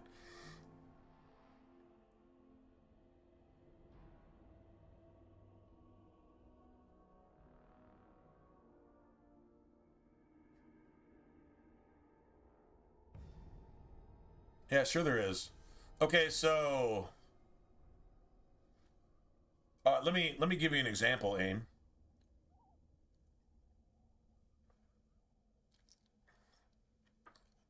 As far as I understand, this is where God comes from in terms of the Bible and Christianity. Okay? Here's a plumb line. If you don't know what a plumb line is, honestly, go look it up, but go look up in a Bible reference to see exactly what God says about a plumb line. All right? A plumb line by gravity hangs straight down. It's a true 90. It's 100% true 90. It's more of a true 90 than a 90-degree ruler that you set up, because the ground might be a little off. But if you want to know what a true 90 is, a plumb line, it's basically a string with a weight at the bottom of it. And you have the truth, and you have everything else. It's really that simple. It's the law is basically the plumb line, and the law is pure and holy and good. Remember when Jesus said, I'm not going to change one jot or one tittle? I'm not even going to change the way you pronounce a single vowel in the Hebrew language. Not even a single vowel. I didn't come to destroy the law, but to fulfill it. All of the law counts. Now, not your religious ordinances and stuff. Those were fulfilled by Jesus. But the law itself is pure. God never nailed a pig to the cross and said it's clean now. Never did that, not once. God didn't allow himself to be nailed to a cross in person to tell you that, well, committing an abomination is okay now. Go ahead and fly your rainbow flags in my house. That's okay. No, they've been doing that shit since the beginning of time, and he scattered Israel and Judah several times for that. And he destroyed Sodom and Gomorrah. You want to know what the sin that really pisses him off is? Look at what we're doing in general and promoting in every single sense of the word. Even in our military, our government, our schools, our society, our churches, even our finance. What our tax dollars go to and don't. Trump just blocked a bill that was going to send trillions to rainbow flags to encourage them to, cut their children's dicks off and give hormone blockers to their children. Trillions plural. You know what's been going on the last 4 or 5 years? Now you see it. And Trump said, yeah, we're done with that. We're going to go ahead and keep that money and spend it on some shit that actually matters, like keeping these fucking perverts out of our society. That's what happened. Now, I'm not glorifying Trump there. I'm just telling you that's what blocking that was. And that's why the government shut down, because they could not stand that we weren't going to send trillions of our taxpayers' dollars to cut off little boys' dicks and teach people how to fucking fly the rainbow flag right and destroy their fucking societies and destroy their world and piss God off in the most major way possible. Because remember, there's no such thing as butthole babies, even though now they've created silicone things that somebody can shove up their ass to pretend to give birth. Oh, and something that makes man milk from man tits. It's a chemical. Yeah, they're doing this. Okay, see, that shit would have been funded on our taxpayers' dollars. Shit that should, like, feed vets and, you know, actually feed the homeless and stuff like that. Yeah, that's what we were going to spend it on. That's what they were going to spend it on. And it's like, enough of that, right?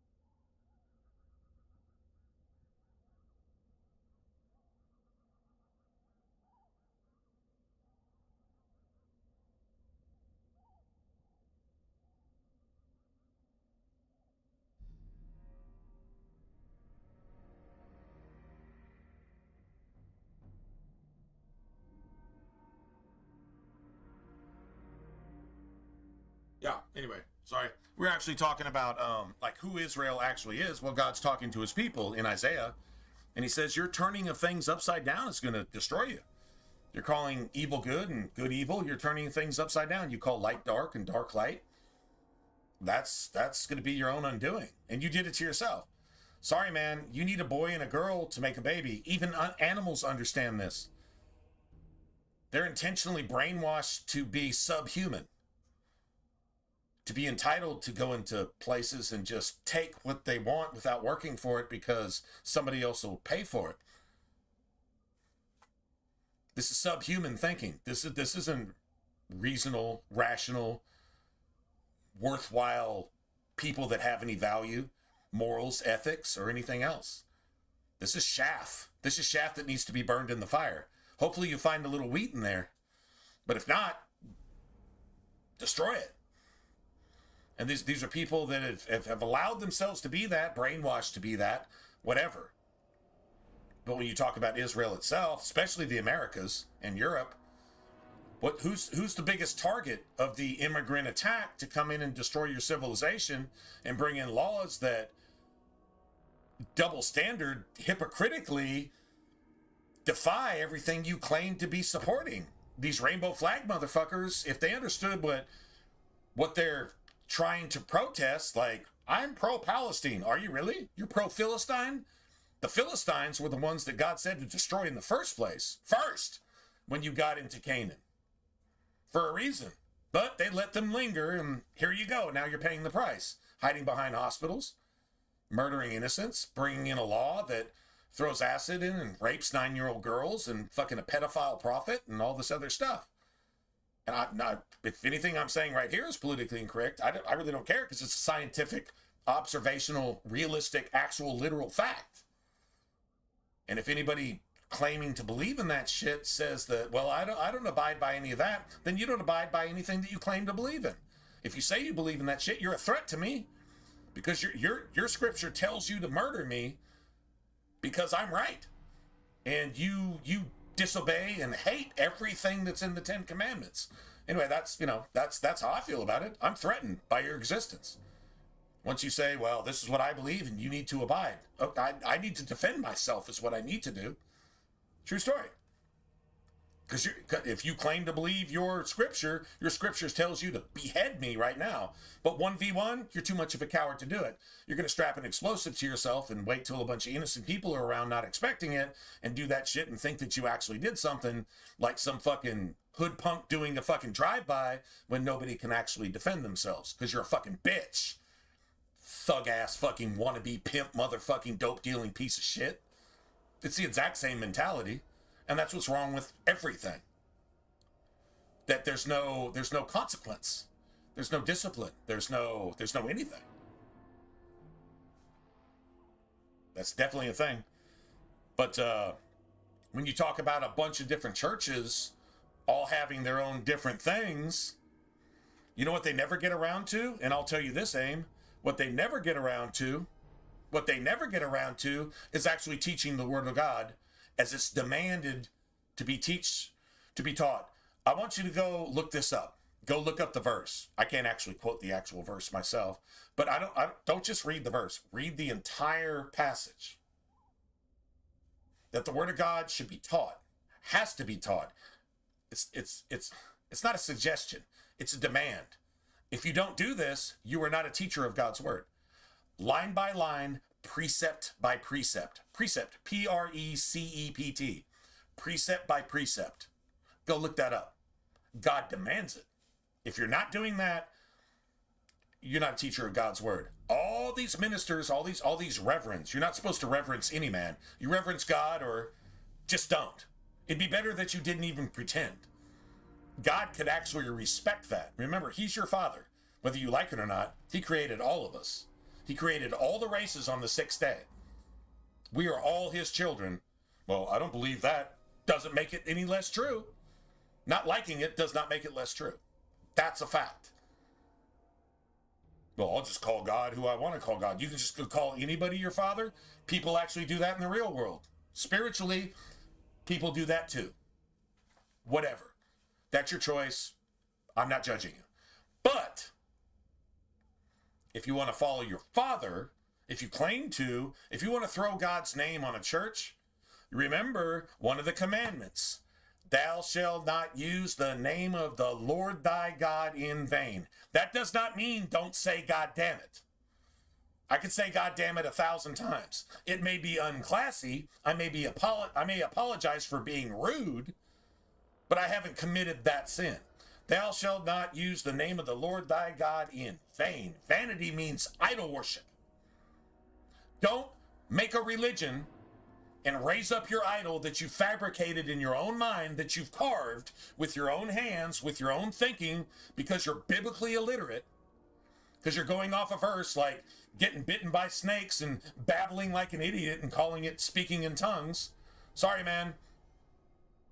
The actual tongue, the cloven tongue, is actually, if I were to speak right now, and every single one of you spoke a different, what do we got, 34 people here? And you spoke 34 different languages based on the actual dialect and the street lingo that you actually use in the fucking neighborhood that you were born.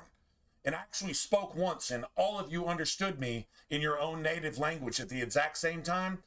That's evidence of the Holy Spirit. That's cloven tongues. You'll never hear it because only God can do that. But man-made religion means God, and that's supposed to be God? What the fuck? That is Satan laughing on the sideline saying, look at these fools jumping through hoops like religious fucking clowns. Satan just loves that shit.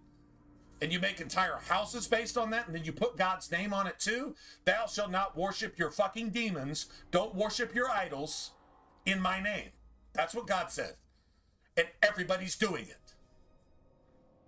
If you want to know what commandment is being broken, look at what people are doing in their division.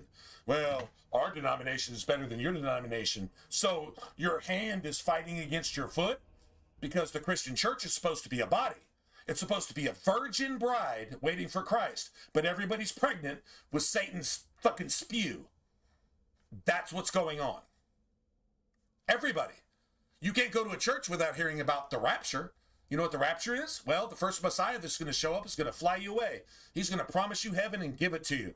And you don't have to know shit. Just listen to your pastor and tithe once, 2, 3 times a week and donate to cancer research so they can find more forms of cancer to give your little fucking kids so they die an unnatural death. While they have people silenced or assassinated that actually come up with cures of cancer because you're giving them billions of dollars a day. If you don't like that, it doesn't make it less true. Facts. Anyway, so you go in there with your false modesty and your fake ass shit and you're being a gossiper and a little whisperer because you're not getting taught God's word in the first place. Not only not line by line, verse by verse, you don't get a single chapter of the Bible probably in 6 months. You know how many fucking lifetimes you have to live to hear the word of God? 1, 2 verses at a time per week? Like 600 years. Yeah, we're not living that long, bro. Sis. If you're a Christian, you understand that this is all bullshit. If you think you're a Christian and you're following this bullshit, you're going to be sadly disappointed when you aren't armed at all to face the spiritual battle that's actually going to be. When you actually see a supernatural being coming out pretending to be Jesus, even showing up in UFOs, let's just say that happened, and snap its fingers and fucking fire comes out of heaven in front of your face.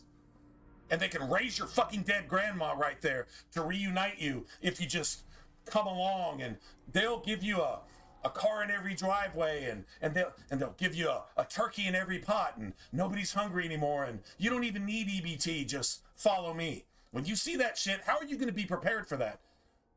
I've seen actual videos of little girls pissing their fucking pants and fainting because Elvis looked at them.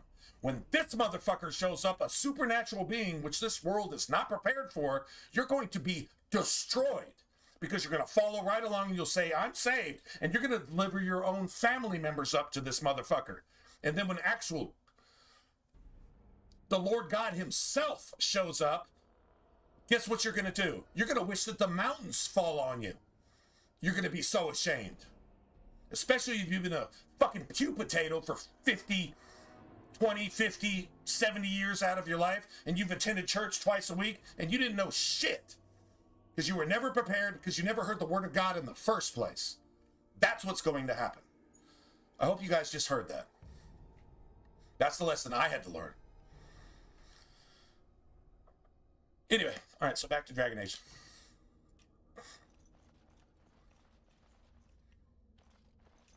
That's the gospel. That's why they murdered Jesus. Because they didn't like that. It wasn't politically correct. And the same people that wrote the rules to hate that are the same people that wrote the rules for you to hate everything I just said. Unless you don't. And God bless you if you don't. Because I know it's the truth. Well, personally, I can definitely vouch for that. All right, I need to get attacked by some darkspawn out of the ground. I'm just not really understanding. There's supposed to be one over there. There's supposed to be one right here, and I'm not getting any of it.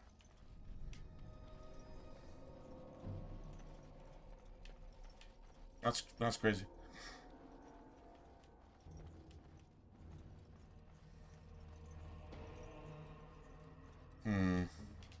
Maybe I should save, right? Hey guys. Anybody who wants to reach out and, dude, if this was Twitch, there's got to be like a slap emote, just like a pow pow. Hey, you need to save. Save early, save often.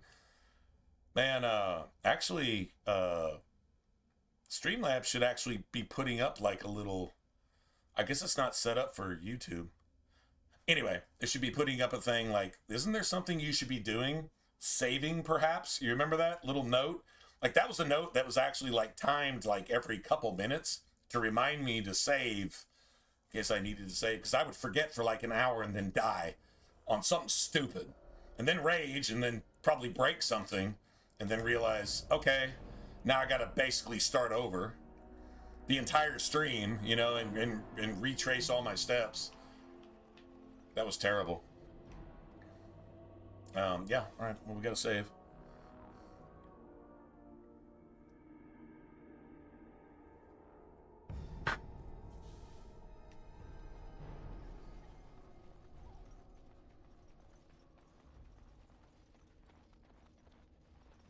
Into these blasted things.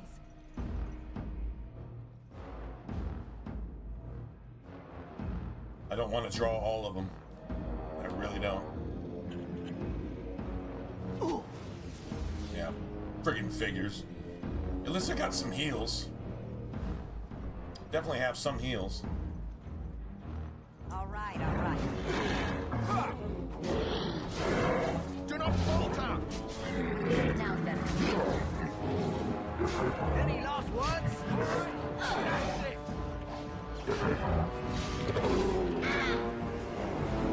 All right. I'll get over it.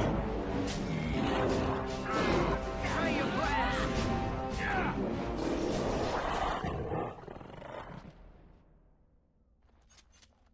Nice.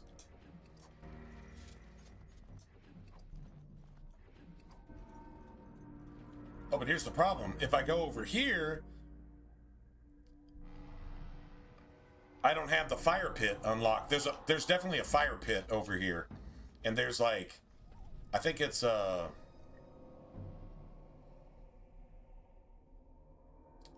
what's her name? Jada or whatever her name is. It's like her little hidden stash. It's something that Jogby hid for his wife, but it doesn't show up unless we've gone over there first. I want to get all these. I'm not sure why we're not getting ambushed by these stupid darkspawn. And I do get a skill point, so that's awesome. I should have more than enough cunning. Although you get 5 points, right? 5 points.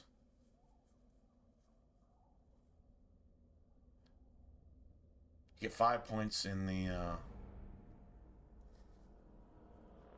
fade. Yeah, you get 5 cunning, 2 constitution, 2 magic, 4 will, 4 dex, 4 strength. That's cool. Strength, I definitely need that. I'm probably gonna have to drop a point or two because I started as a stupid elf. Whichever one of you, ladies and gentlemen, is responsible for that, you should feel bad about yourself. Not really, just kind of kidding. Not really kidding though, like sort of, not really kidding. That type of, you know what I'm saying. I would like to put everything to dex, but I kind of feel like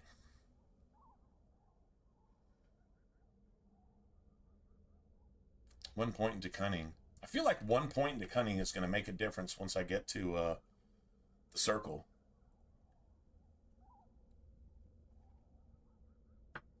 Although, I will have Leliana for that. I really only need 16 for speech checks, so I need 22 to get all the lockpicking, which I'm eventually going to drop Leliana off and get Morgan, so I can throw some cunning in there, and the cunning will definitely outweigh the strength, especially if I have like plus attribute point stuff, and that will play into the whole assassin thing. So I guess I don't need him right now.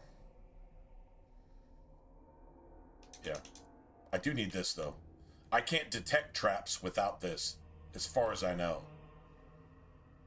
I would like this too, but I don't need it right now. I do need this though. And so now we should get a skill point every other level. So rogues get it. So I got one here at 4. I'll get one at 6, 8, 10. We'll eventually run out of shit to put that stuff in, so that's fine. This also helps us disarm traps. I would love to have this. I think we're going to level up when we turn in the... So I'll have this in the circle tower. Don't really need it right now. I think we're doing good. And I really want this too. We might get 2 talent points when we become a Grey Warden, so I'll probably like do this and then this, but let me get this right now. I think that's the optimal way to go. If this shit plays out and we get everything we're supposed to, we're good, right? I think we can just manhandle the shit out of the rest of these guys, I think.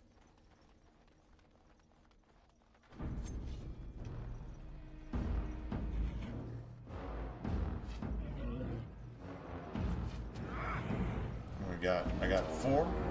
I got 4. Now's better than later.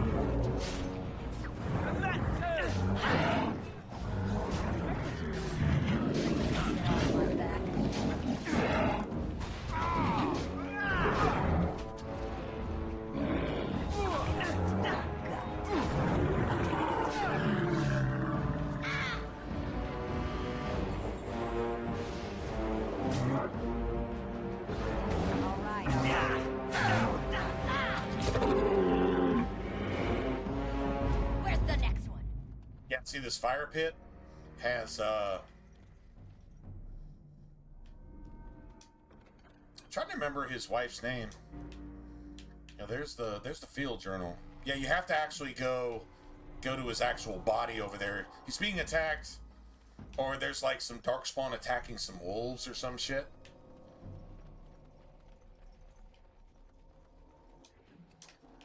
Well, I got my health poultice back, so that's cool. Anytime you can use like 2 or 3 potions and get all of them back, like that's amazing. All right, we're gonna have to come back here. We can clear these assholes out though, I think. Should probably be good.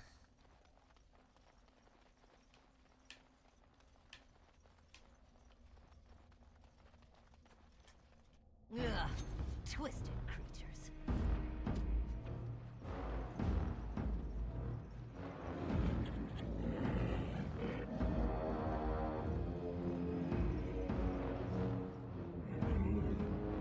Ah! Can I get you so you can get off my back? Dead yet?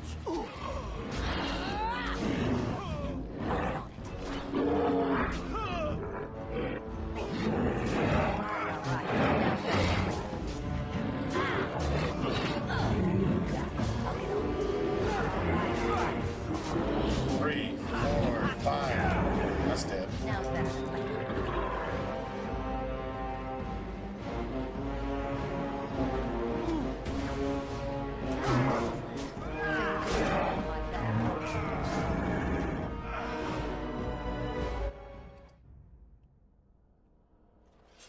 Dude, this is amazing. This might be the easiest roll I've ever had through here. Like, seriously. We're actually picking up like everybody's dropping something, so we're actually getting stuff that we can actually use too. That's pretty cool.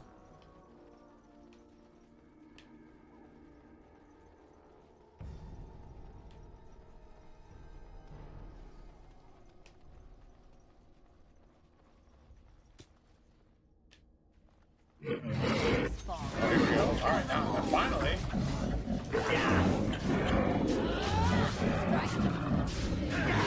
Time for some fun! I've been more dying! On your guard, Rick!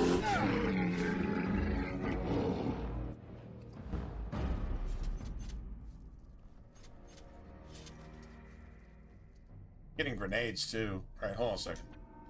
How many of these?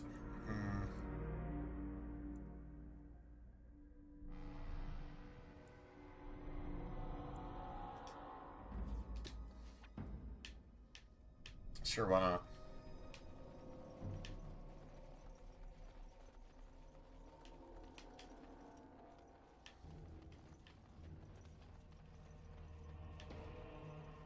What's that? So we definitely have to come back here, but I'm gonna go try to trigger some of these spawns. I mean, shit, it's XP, right?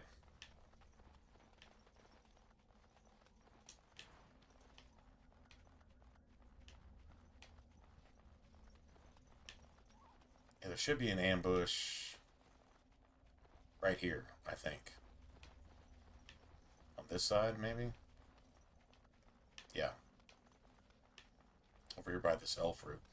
We should get attacked here.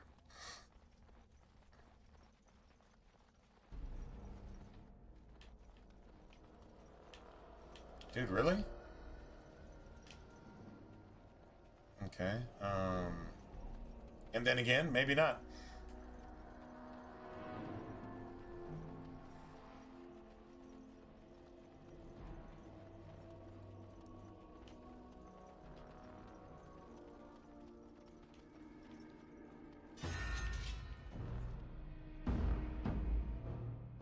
Now's better. Have at you!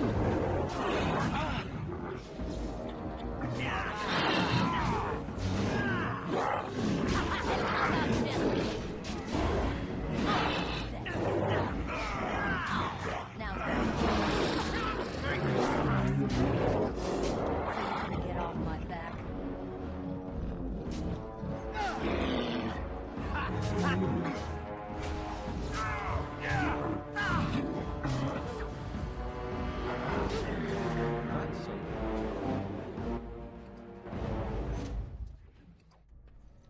If you go too far that way, they unlock all the rest of the wolves and all the rest of the darkspawn, and you can't heal.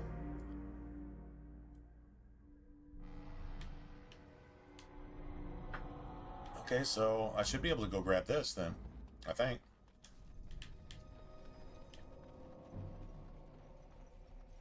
And since we're playing a rogue, we can actually have this chest. Now, This dude will not unlock that chest for you. He cannot, will not. Okay, maybe. Okay, okay. I'll get on it. Let's see what you're made of. All right.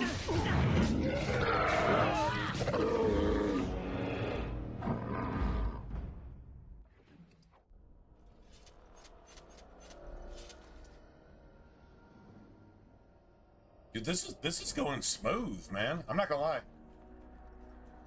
Still rather be playing a dwarf rogue.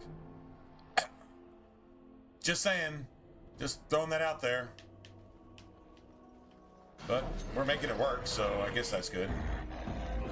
I want to kill as much of this shit as possible. At least hit everything.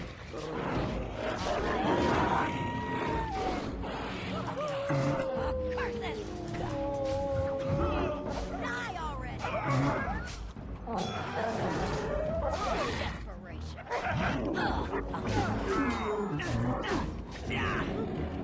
That's Nice. That about wraps it up. God damn it, man.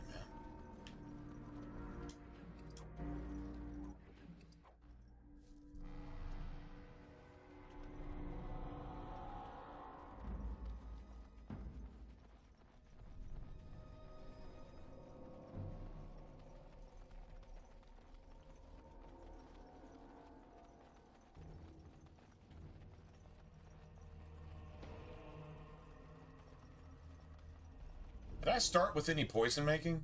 I don't think I did. Let's see, what is this? Cold resistance.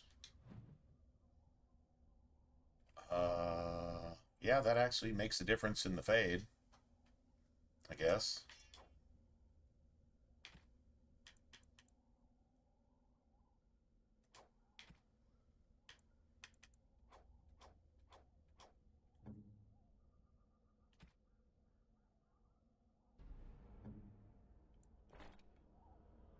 Should have gave that to him a long time ago.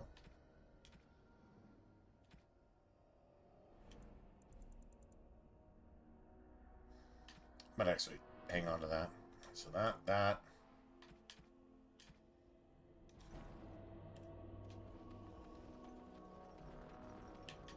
We still should have got an ambush right here. Those assholes just... I mean, maybe... Actually, no, we might have actually got it. We might have actually got that. That's possible. I'm not really sure. We got to go back and grab this,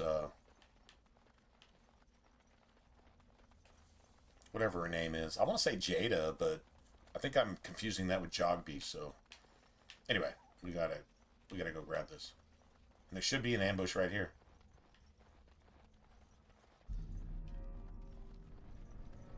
Weird.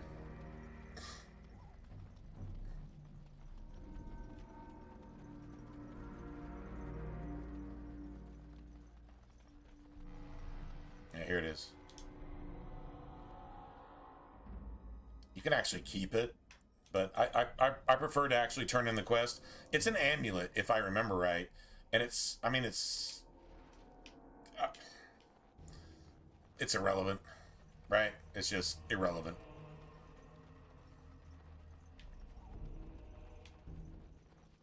Just saying.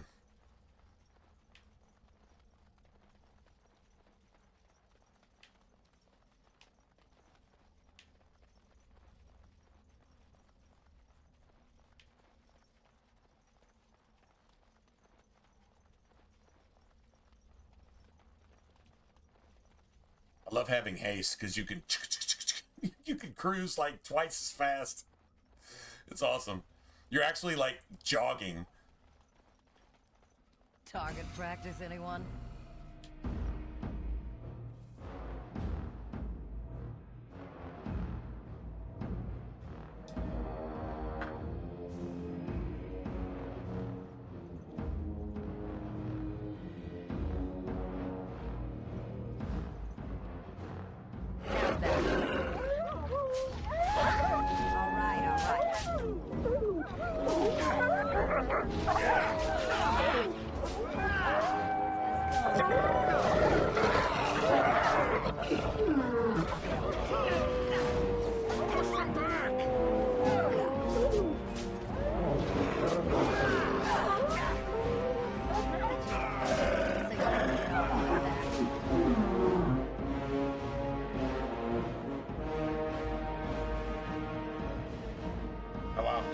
that's the rest of our wolf pelts. Is the music like extra loud here? Or is it my imagination? Just saying.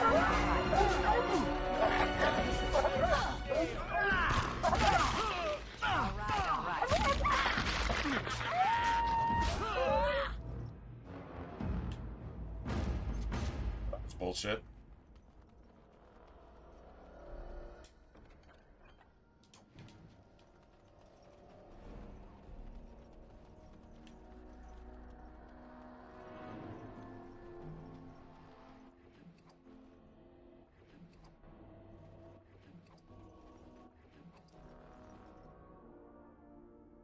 That extra light, yeah. I mean, that's that. I think that was just that spot.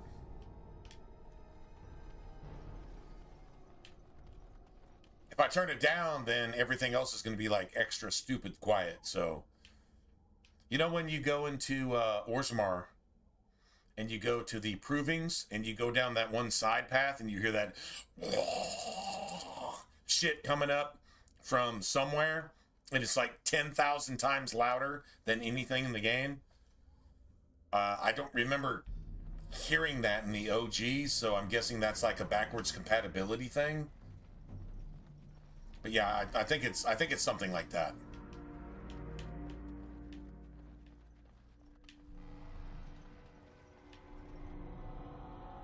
Nice. Well, we got to save. Man, I really want a decent dagger. I'm not gonna lie.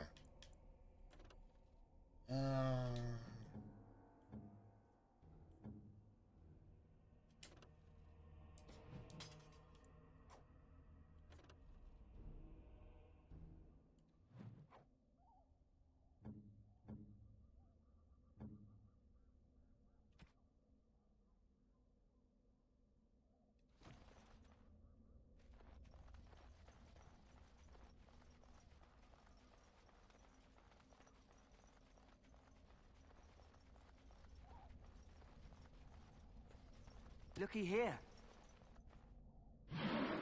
There it is. That's our warning from Alistair. What a surprise. That was fast. So you couldn't get off my back.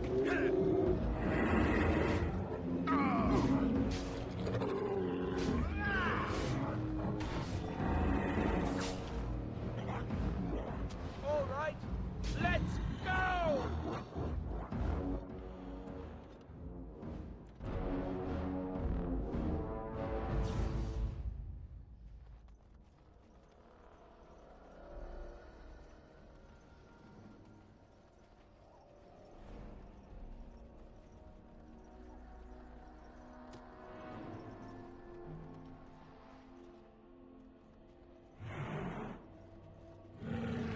More darkspawn. Great. Time for some fun. Down you go. All right. Now then, I'll get off. That's how that's supposed to go. I'm not trying to hear that. Go through the traps. Don't even know if I can disarm the traps. I think I can. I think I've done everything I need to, but... Now, we'll save. I still never got that one ambush, though. I really feel like that's just my XP. And I know it never happened. I know I never fought those assholes. Fine, give me another save. Cool.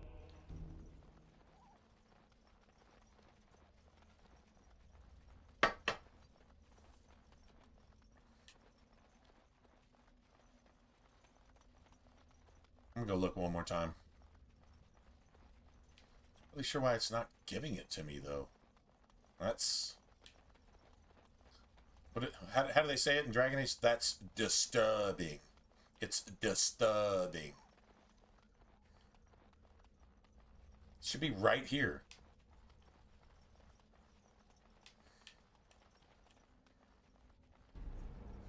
Is it like a loot chance type thing? Like it just might not happen? Maybe?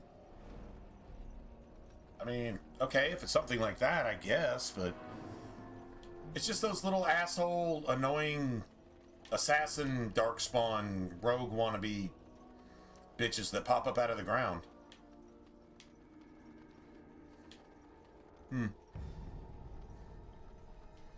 No, you can't get all the chassis signs until you're basically through with the entire area. That's not even the issue. I mean, we're already getting the ambushes anyway, so it has nothing to do with that.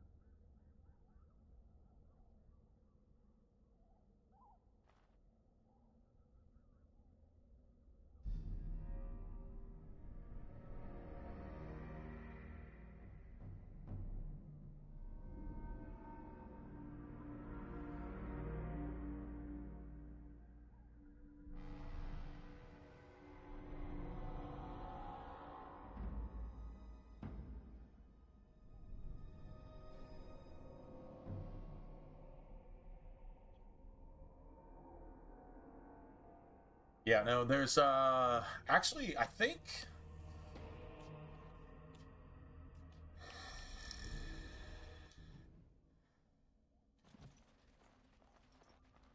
You know what, actually, you got this one?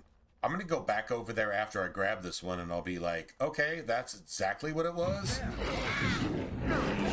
There's this one. This isn't the one I'm talking about. This is...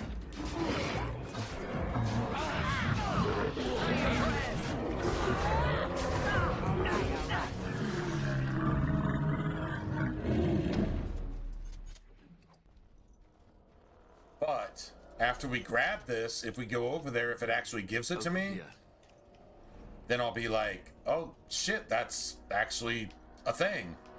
So, all right, hold on a second. Now let's go back and look.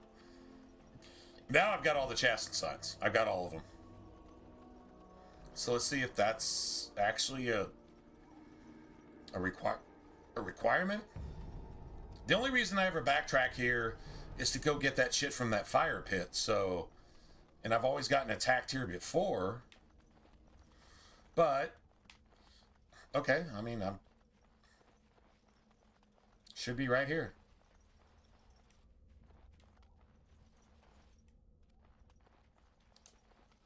No, that's from the actual fire pit ambush, so that's not them. You see what I'm saying? Like there's supposed to be, it's like right before you can grab this elf fruit, they're supposed to be like right here.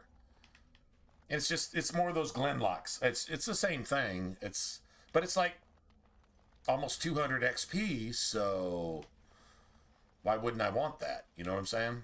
Like, I don't know. I just guess we're not getting it. Shit, I guess not. Whatever. It's all good.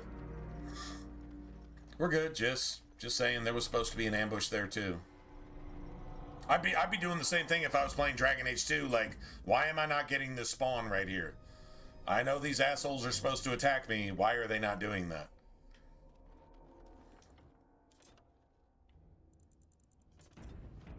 Alright, whatever. That's fine. We're good.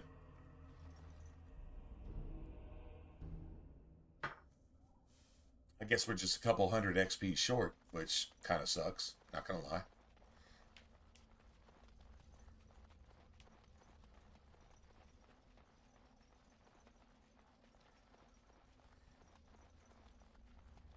Give me that.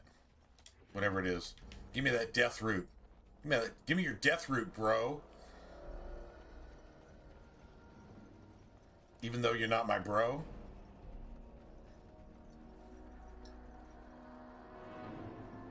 Alright, so now, if this bitch just tucks tail and runs, then we just got to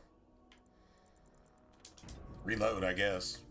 I'm not gonna fuck with this asshole, these traps. You can even smell their breath. Ooh. I see a trap.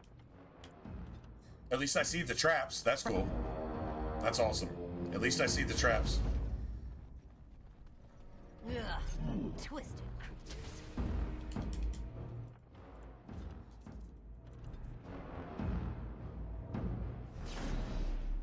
At least you don't have 5-minute loading screens. That's cool.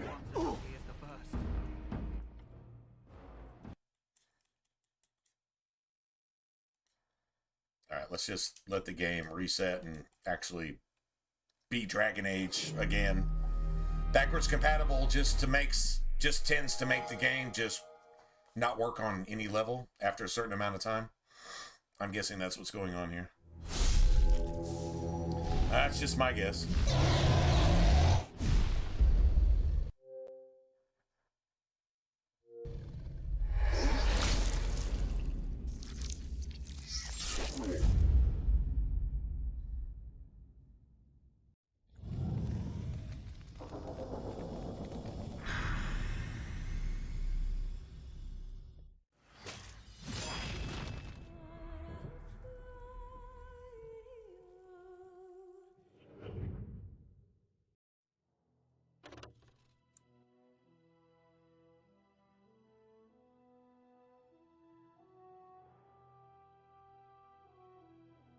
Awesome how Dragon Age will actually be honest sometimes, and it'll say the servers are no longer available.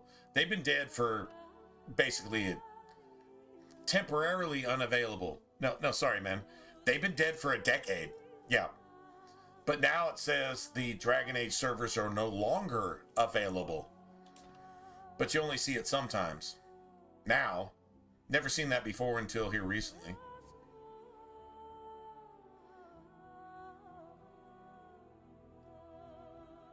You guys ever heard of a razzleberry? Razzleberry. I apparently have a slice of razzleberry pie. I brought it home from my folks. Razzleberry. Gotta love the name, man.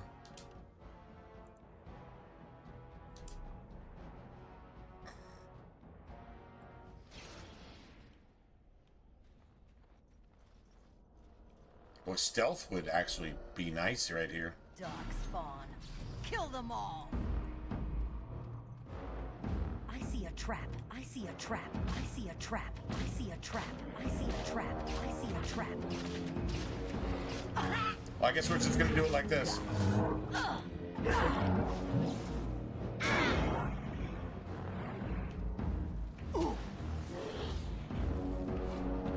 Now better than later.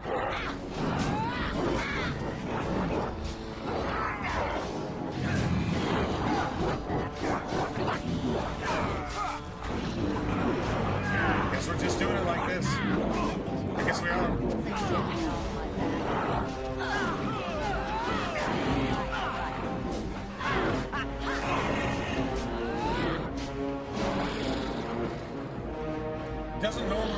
this.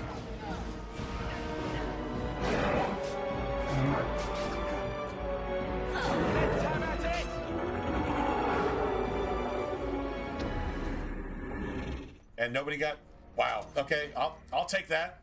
I actually disarmed all the traps without any of my allies running through them and cheating us out of some XP, and killed everything without any knockouts. And all I used was one stupid... whatever... piece of shit health poultice. Alright, that works for me. Chainmail boots, really? I couldn't get some, something real? That kind of sucks. At your service.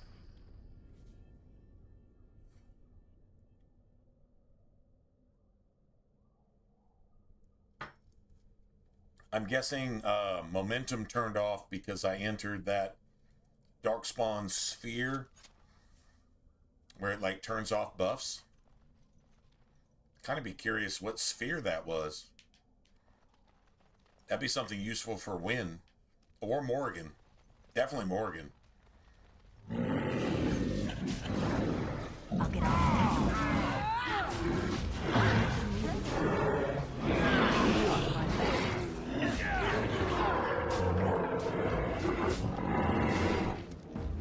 He hit it.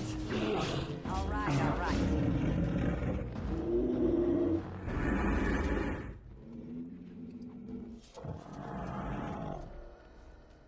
I got a bunch of acid flasks. Like a shit ton of them. True.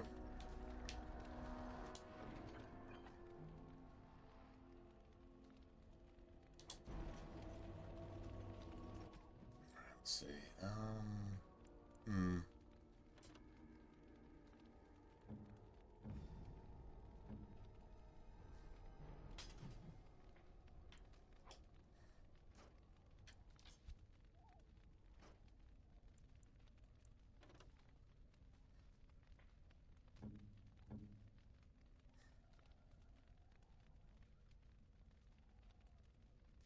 It says it's steel, but it swings slower. +1. You know what? Yeah, fuck that. That's garbage. And nobody ever uses that either. Like ever.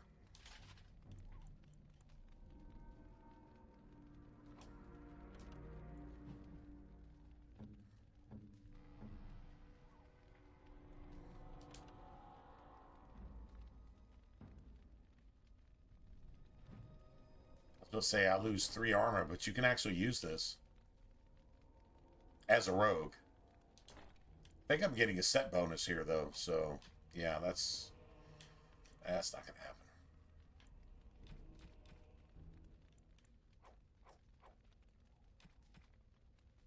Got 10 wolf pelts. That's all you get. You get exactly 10, one way or another.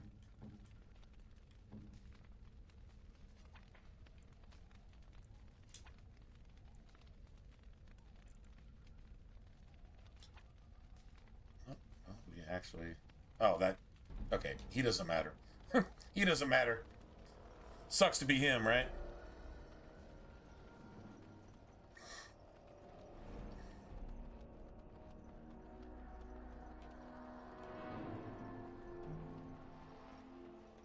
Does not matter.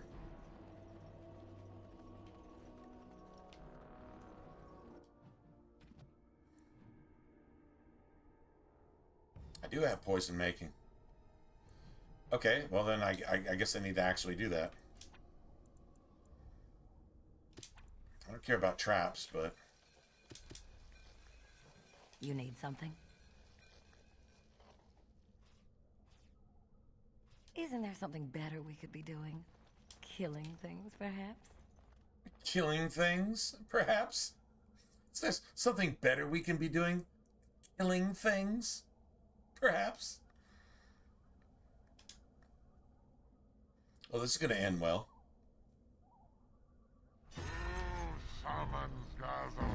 Now's better than later. I'll get on it.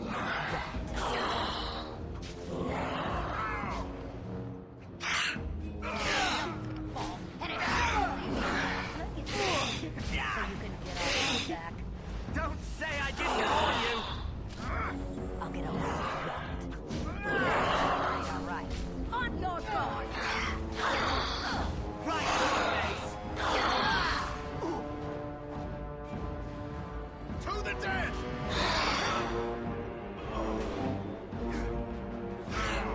We fight!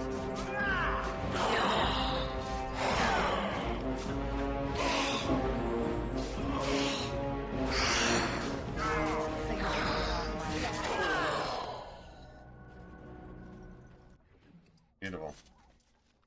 Oh, we got an extra. We definitely got an extra. All right.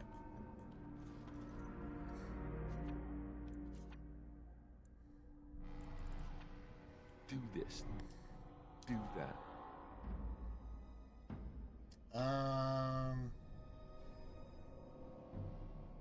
guess 26, right?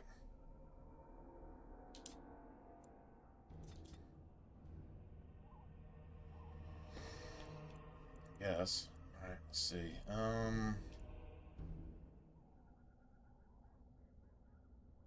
Penalty to attack.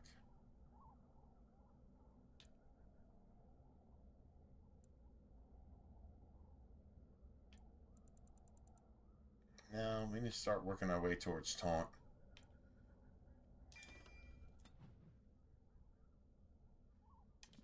Nice. Definitely need to start making our way towards taunt.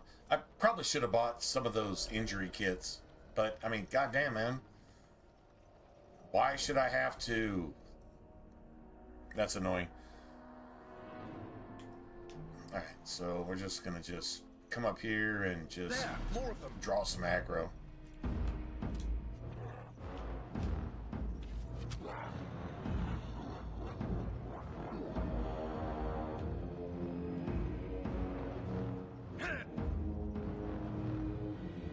That is so bullshit.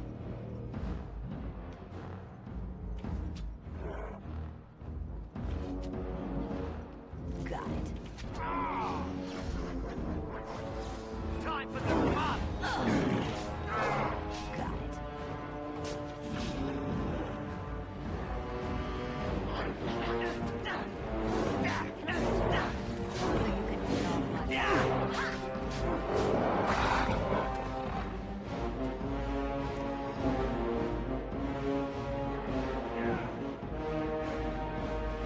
Fuck.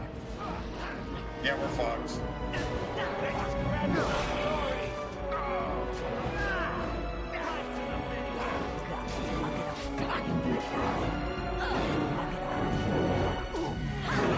Am I solo these assholes? This is fun.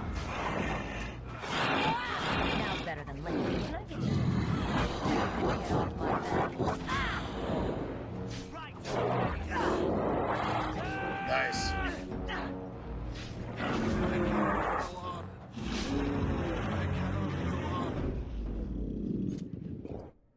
At least I got a good dagger and something to actually sell. True story. All right, that works for me.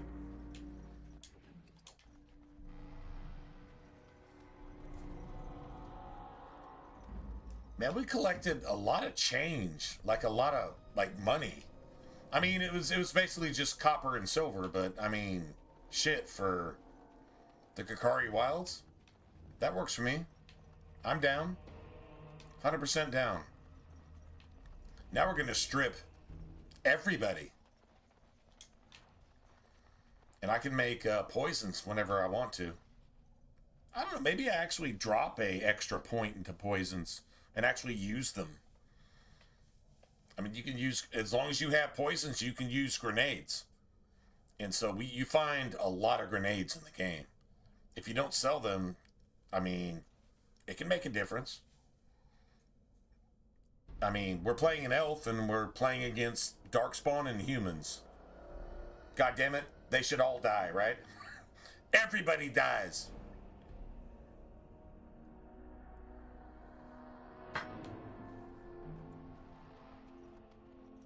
So this is an ancient warden fort or something, right? From forever ago. Still looks like it was built by the dwarfs, because everything else here was built by the dwarfs. And if you go down into the deep roads, what do they have in their most ancient burial grounds? Warden helmets on dwarven graves. I'm just throwing that out there. Tell me what you guys think about that. Warden helmets on dwarven graves. Like, were these... I don't know, man. It's too bad we'll probably never get an answer to that. So...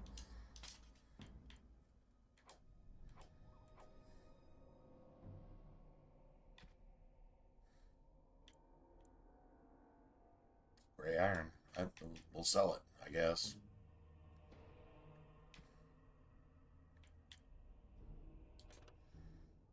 Defense 6. Oh yeah, that's definitely better. True story.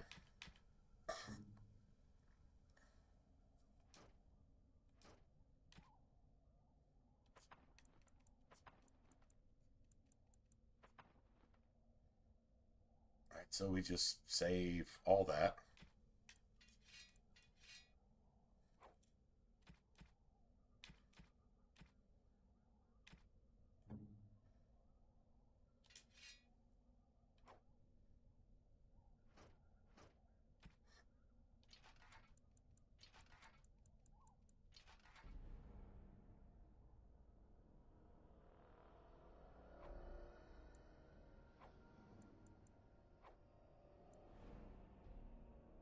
So we saved this for ourselves, actually. Yeah, we actually saved this for... wait, what the fuck? It requires 11 strength. You gotta be kidding. Okay, well, that sucks. I was thinking we should put a point into something else. We're going to have to put a point. Let's see. If we get... let's see. All right, hold on a second. If we get... even if we got 2, 2, and 2, that's 6. What's our current strength? 10. Plus 4 strength. That's 20. That's 20. But you have to get all the way into Orzammar to actually get that.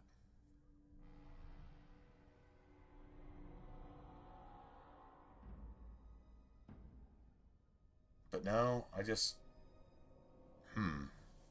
fuck. Oh, this is awkward. Not really sure what to do here. I guess we're going to take a hit in gameplay until I can figure out how to get at least 1 strength. Well, well. What have we here? Are you a vulture, I wonder? A scavenger, poking amidst a corpse whose bones were long since cleaned? Or merely an intruder? Come into these darkspawn-filled wilds of mine in search of easy Bodan has prey. a belt that gives you 1 strength, I think. What say you? Not sure. Scavenger or intruder? I think so. 'Tis a tower no longer. The wilds have obviously claimed this desiccated corpse. I have watched your progress for some time. Where do they go, I wondered? Why are they here? And now you disturb ashes none have touched for so long. Why is that? Don't answer her. She looks chastened, and that means others may be nearby. Oh, you fear barbarians will swoop down upon you. Yes, swooping is bad. No, She's a witch of the wild, swooping's actually She'll pretty turn good. us into toads. Witch of the Wilds. Such idle fancies, those legends. Have you no minds of your own? You there. Women do not frighten like little boys. Tell me your name and I shall tell you mine. So fucking stupid. You gotta be goddamn kidding me.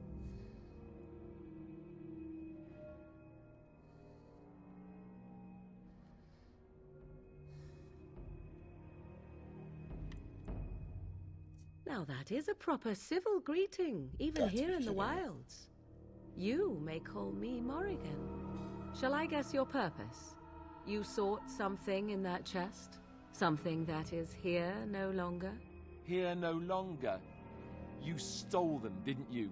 You're some kind of sneaky witch thief.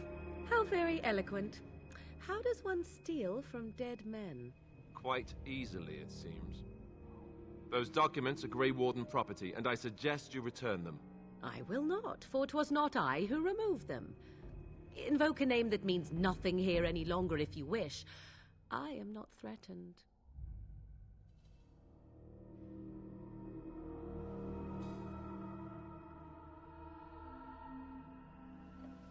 He actually did something. I'm not favored in this.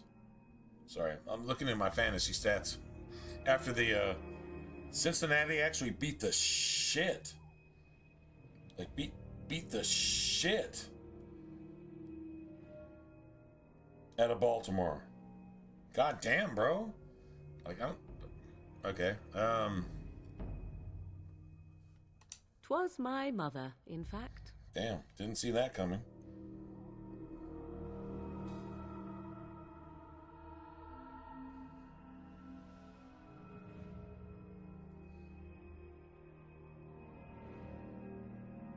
At all.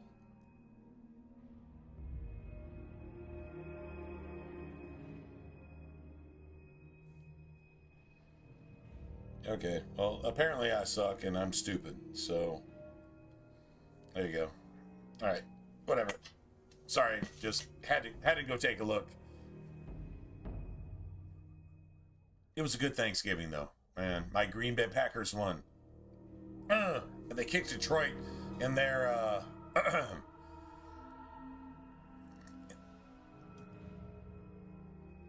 in their man ovaries.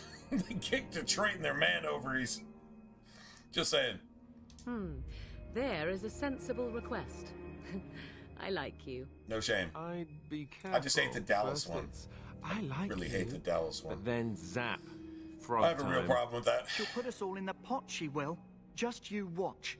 It's also interesting that Kansas City has passed the torch to, what? If it pleases you. The Chargers and the Broncos? I guess Sean Payton somehow is working like, Greetings, what's his face in I bring Chicago before you with 4 the Grey Bears. Wardens who... Working the same way. I see them, girl. Much as I expected. Are we supposed to believe you were expecting us? You are required to do nothing, least of all believe. Shut one's eyes tight or open one's arms wide. Either way, one's a fool. She's a witch, I tell you. We shouldn't be talking to her. Quiet, Davith. If she's really a witch, do you want to make her mad? There is a smart lad. Sadly irrelevant to the larger scheme of things, but it is not I who decides. Believe what you will. And what of you? Does your elven mind give you a different viewpoint? What do you believe?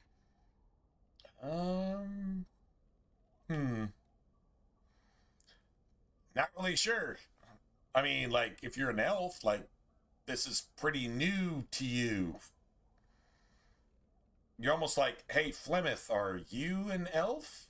Now, if Flemeth was half elf, somehow, and that gives more credence to the whole Andraste thing and her sympathy to the elven plight, which would mean she's half elf.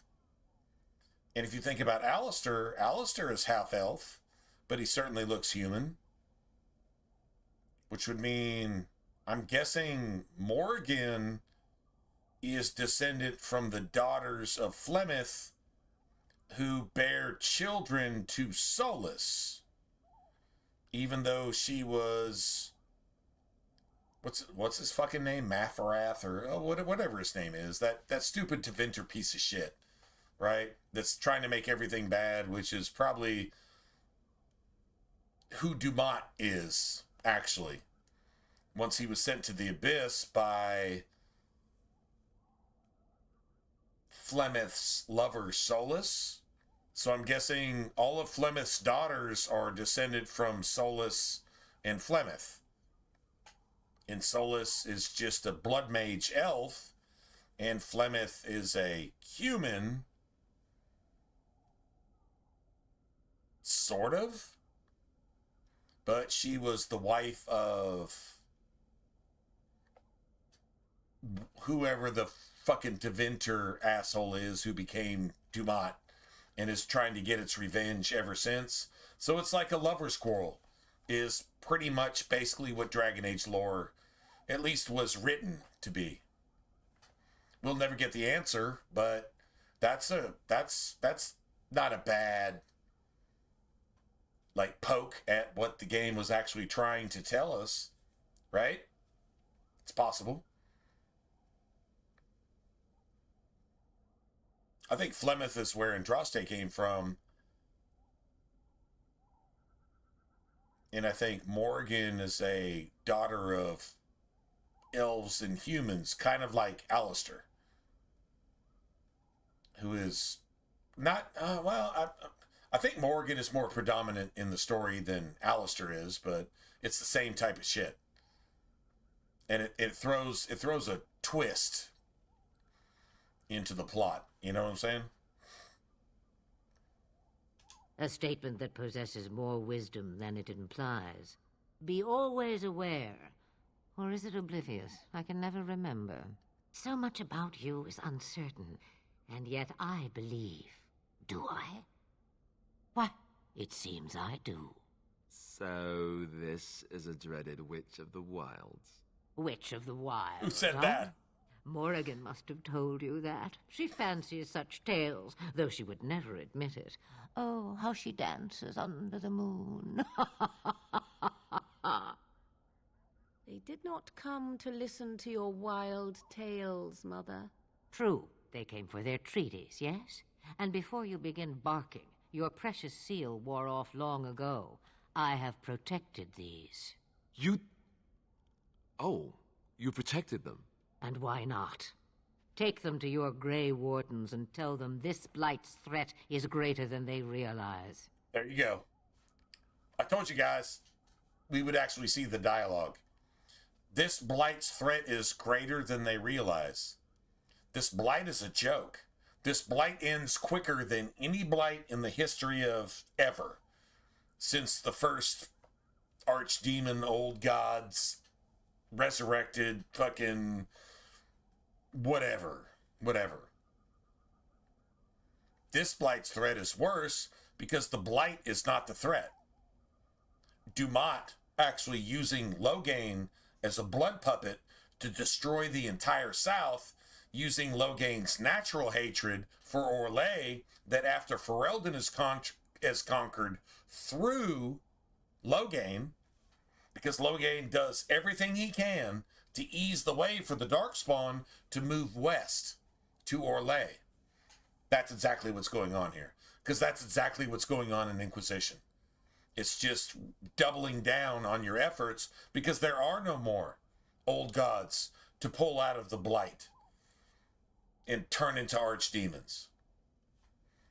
Like, the void is essentially empty. So you got to go through something else, which is Corypheus, who fails majestically. Then what happens after that? That's where the game was going to come to its conclusion. It's too bad they forfeited that so a dude in a dress could turn Dragon Age into a woke fucking virtue signaling piece of fucking MSNBC crap fucking piece of shit. It sucks that happened, but that's exactly what happened. So we'll never get the truth of it. We'll never get the answers to all of our lore questions. I guess not. Sucks to be us, right? Such manners. Always in the last place you look. Like stockings. Like stockings. Oh, do not mind me. You have what you came for. Time for you to go, then. I'm hungry, man. Do not be ridiculous, girl. Let's see if I got anything to snack on. I'll be back in a second. Oh, very well. I will show you out of the woods. Follow me.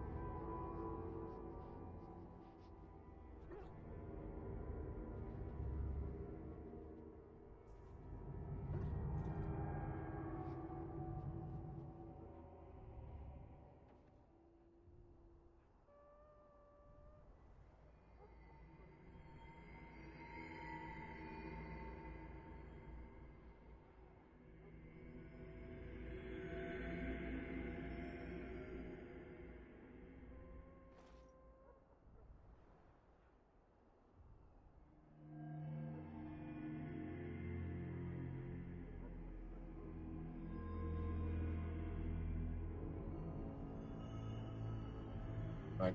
Oh, good. Had some cheese. Now we definitely got to go check in with the merchant.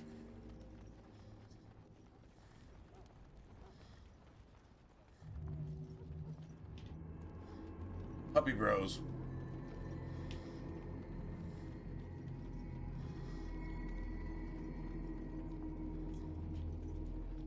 Here we go.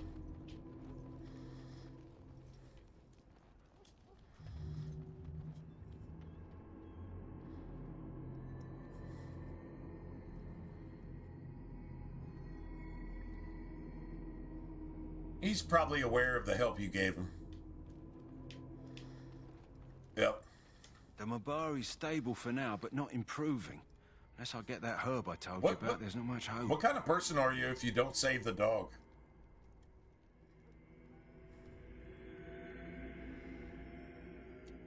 If you fucking just hate dogs, because...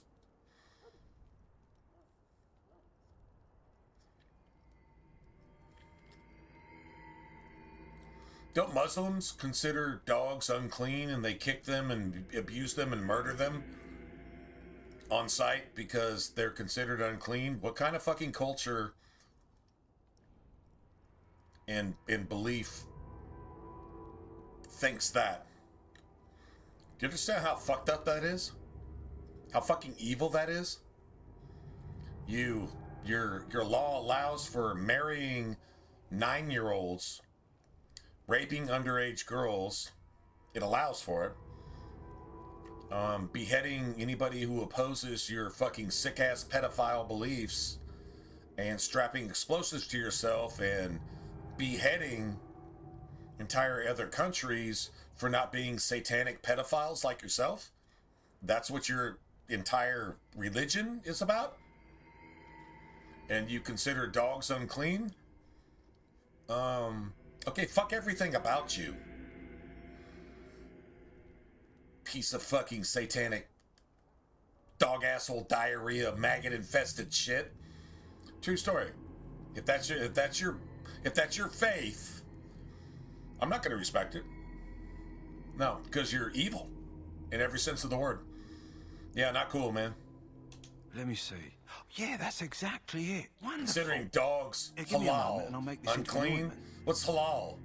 Well, he looks better in English, already. that just Sure, he'd means thank you himself if he could. I need to defend myself against you. What do you call it? What was it in Apocalypse Now? I need to defend myself. Man, he was sent on his mission to get rid of an insane fucking piece of shit. There was a word for it.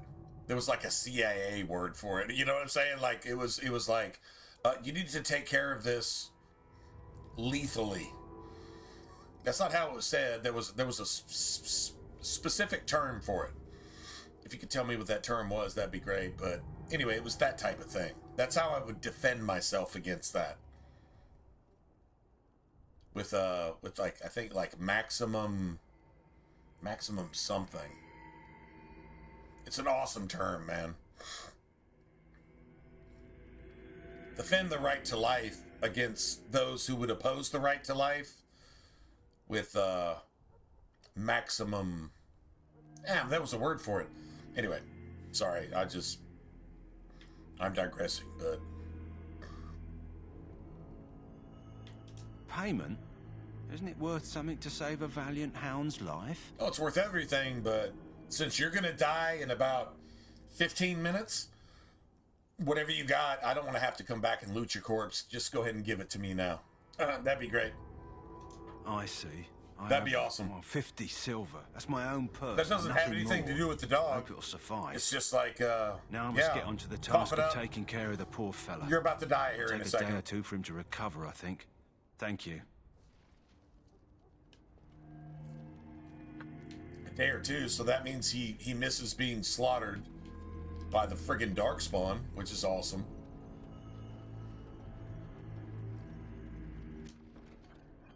Finished. Now what do you want? What now? Oh, so our injuries get cured instantly anyway, right? All good. Oh, shit. Hello again. Is there something you need? Some supplies, perhaps? So long as you keep it quiet. I just want to see your weapons. I still don't have a steel weapon. Interesting.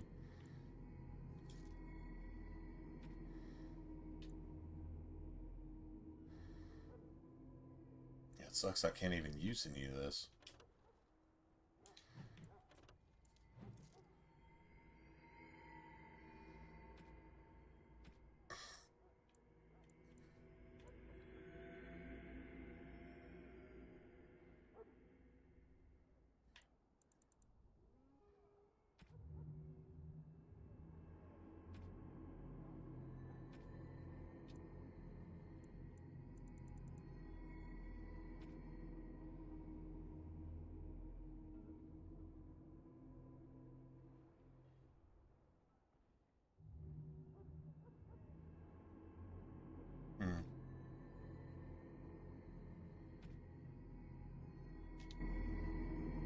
Hello again. Is there something you need? Some All right, supplies, gotta perhaps? go ahead. Another backpack. Definitely. Let me know what you'd like. I got that. I guess I could buy that.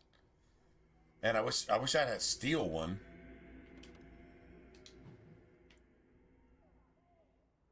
God damn it.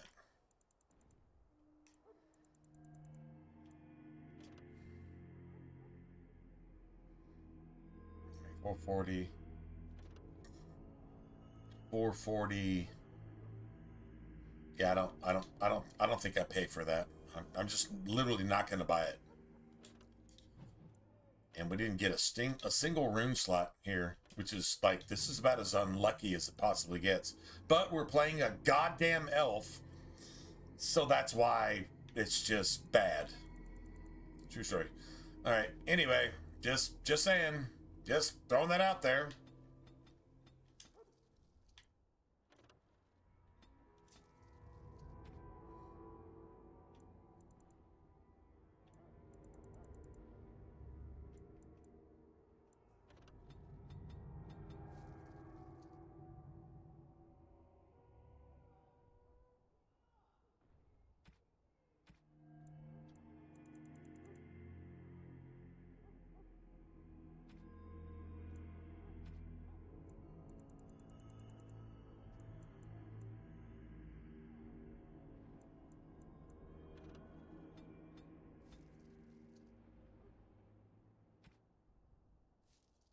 Nice. It only costs what? Yeah, it's definitely just bad. I mean, it's not gonna. I don't think it's gonna make a huge difference in the long run. But we should have definitely been able to. You know what? I'll probably find one. You know what? Seriously, I'll probably find one, and I'm totally cool with that. I bought everything I need, so it's all good. Honestly, I wouldn't mind a couple more of those. These are cheap. Instead of $250, they're $230, whatever.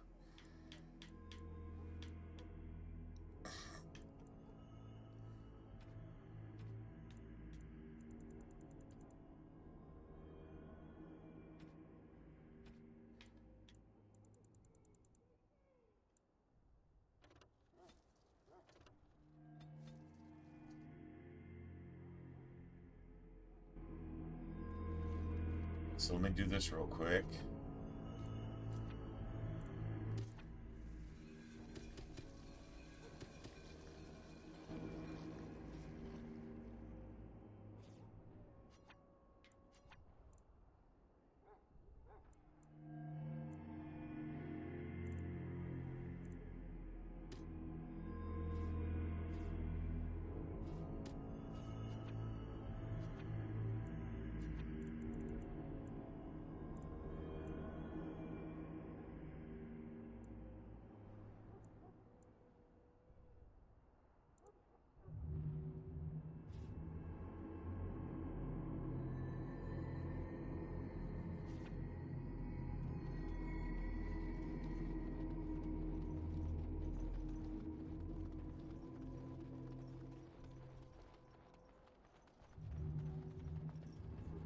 Hello again. Is there something you need?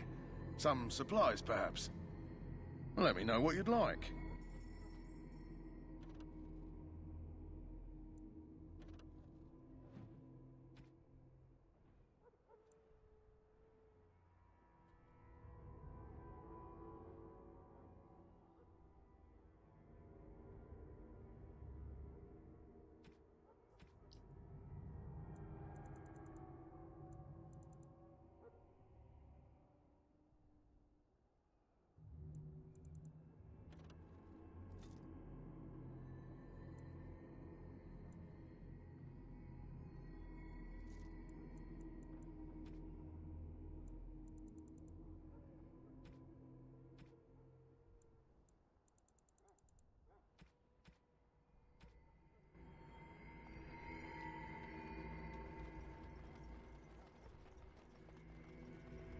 All that poison on your weapons.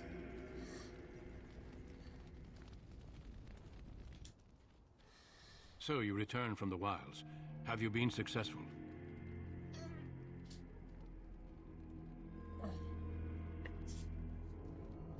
Good. I've had the Circle mages preparing. With the blood you've retrieved, we can begin the joining immediately. I will not lie. We Grey Wardens pay a heavy price to become what we are. Fate may decree that you pay your price now, rather than later. If only such secrecy were unnecessary, and all understood the necessity of such sacrifice. Sadly, that will never be so. If you actually had people that were worth the shit, then this wouldn't be necessary. Let's have it done. But we gotta hide this shit and get our recruits and hope that at least one of them lives. That's basically the logic there. How many people would actually willingly... The more I hear about this joining, the less I like it. Consequences. Are you blubbering again? Why all these damn which aren't tests? guaranteed. Have I not earned Honestly, my place? only one recruit is supposed to die. Maybe they're just trying to annoy you. But it's guaranteed that one dies in each joining. And each joining is supposed to involve 4 people. If I'm not mistaken. No, 3. 3. Every joining is supposed to involve 3 people. And if you're not willing to take a 2 out of 3 chance to actually save mankind, well, were you worth a shit in the first place? I don't know. I don't think gambling is something that makes you a good person as far as that goes, but on the same token, if you have the skills to be chosen to be a Grey Warden, and you think about everything you're fighting for, I don't know that Navy SEALs die at a 33 percentile in their training, but I know that they actually die in their training. But the end of their training is that they fight for their country on a level that other people can't even fathom it. And probably like Russian Spetsnaz, which is it's a really poor man's version of a Navy SEAL. Even though they're gangster as fuck, based on the normal person, a Navy SEAL makes a Spetsnaz look like an Army Ranger, which isn't bad, but it's not even close. I mean, no, man, I'm pretty sure. And then you got different SEAL teams. Like you got SEALs, and then you've got SEALs that are like, they're like all the armed forces combined, except I'm pretty sure they don't fly planes because flying over the fight makes you a pussy. I'm pretty sure that's how Navy SEALs feel. I'm not speaking for them, obviously, and if one of them were to punch me in my face, I would say, my bad, I'm wrong, but maybe I'm right. I'm pretty sure they want to be hands-on, danger close, and let's just kill 30 fucking bad guys, even though there's only like one of me. Yeah, that kind of gangster ass. Dude, Navy SEALs are like the physical version of a Christian. I'm just saying. They really are. If you know what being a Christian is. Like that's basically what it is. Like you have ultimate authority over the enemies, and you know what? You're unkillable. I think that's a pretty fair estimate. And if you've been spending all your life in church reading one verse a week, yeah, you're not, I'm not saying you're not a Christian.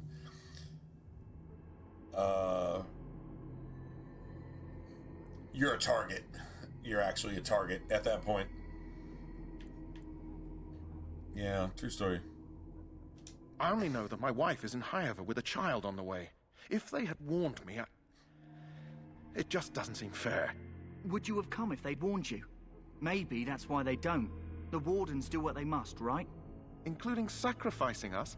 I'd sacrifice a lot more if I knew it would end the Blight. Nice. You saw those Darkspawns tonight. Wouldn't you die to protect your pretty wife from them? No, he wouldn't. The dude's an actual bitch. Maybe we'll all die. If nobody stops the Darkspawn, we'll die for sure. This is a woke, rainbow flag flying piece of fucking garbage, misgendered piece of shit that humanity stood on the verge thought of that it was just gonna so it was that the first be recruited to a cause so it didn't have to, and mastered their I don't know, be responsible for his wife and unborn child. As the first Grey This Wardens motherfucker did thought before this us, was a coward's way out. we did before I'm gonna you. go do something honorable while you raise our child by yourself because I'm not a man. Those who survive. Anybody familiar with that in the real world? We can sense it in the dark. Any of you ladies familiar with demon. a man that is that kind of piece of shit? That's what the fuck this motherfucker is. And the writers of this game weren't even aware they were exposing that when they wrote this game exactly how it plays out. And if they were aware of it, they have to prove themselves because I don't think they're constitutionally, spiritually, ethically, or morally capable of writing something like this. Just saying. We speak only a few words prior to the joining. Good times. These words have been said since the first. Alistair, if you would. Join us, brothers Right, hey, everybody who's here, man, what are you guys doing this weekend? I know it was a holiday today for us Americans, anyway. And should you perish, not really sure if the Canadians know that your sacrifice will not be forgotten. I'm not sure if the Canadians are thankful for anything, to be honest. I'm not saying they're not, but whatever. Davith, step forward.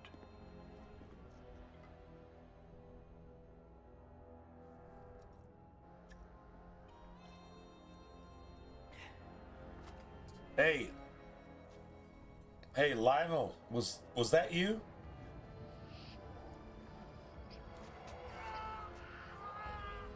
Was that you? It's not actually showing up. Maker's breath. Where's their armor? I've got their armor. I sold it.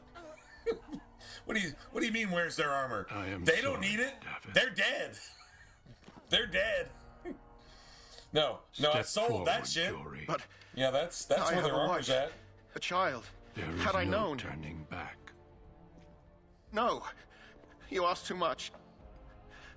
There is no glory in this.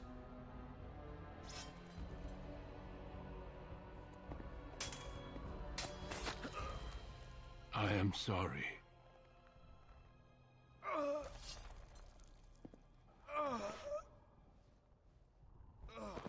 Hey, But right, the hold on a joining second. is not yet complete. You are called upon to submit yourself to the taint. Homework research? For the greater good. Homework research all weekend? That's good, right? From this moment forth, you're gonna learn something about are a things Grey that Warden. you need to learn about, right? All right. Well, there's times that are less spent, if you will. Unfortunately, I think you're fortunate if you have the ability to learn something. Welcome. Two more deaths. Honestly, just learn that In my thing with a joining, wise only one frame of of us mind. died, but That's an advantage. Horrible. That sounds like a holiday to me. I'm glad at least one of you made it through. How do you feel? It's definitely a good thing. Absolutely. Yeah. Shit, do your thing. Why don't you enjoy it? Throw some music in there. I don't know. Personally, I would suggest metal. I play metal to calm shit down.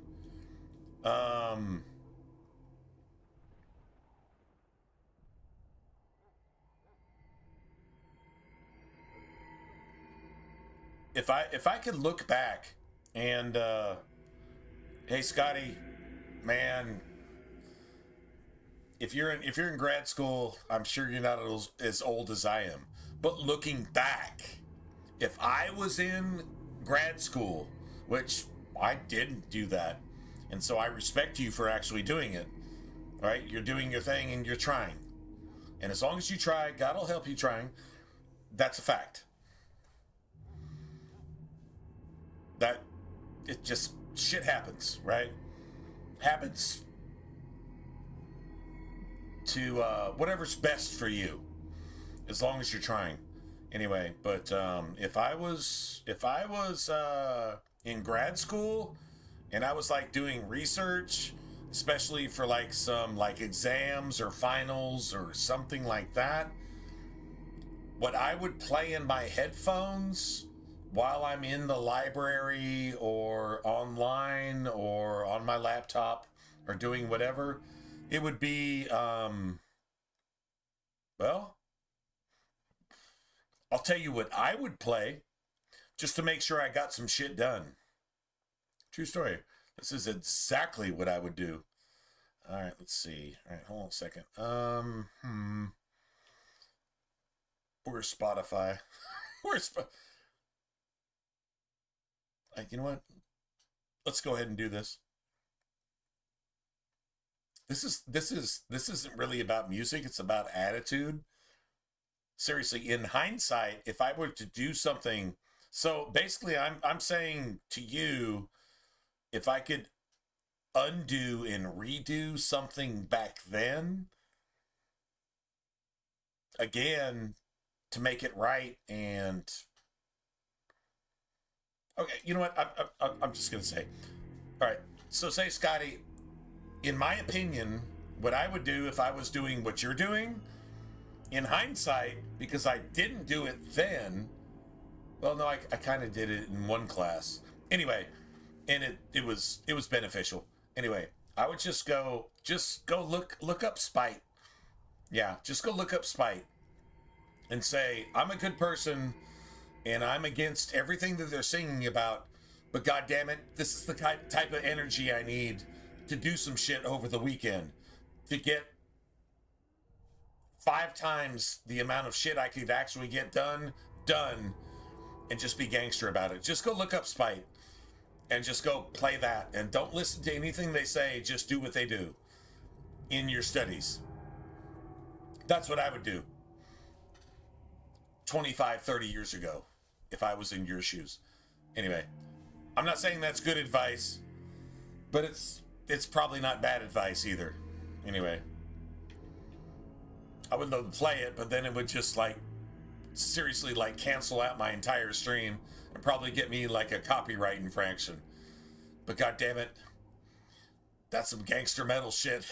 That's some aggravated, like, I'm just gonna learn everything right now, and if you don't like it, die. Yeah, on everything, like just on everything, everyone. Maybe it's a little extreme, but look, man, if you're doing your finals,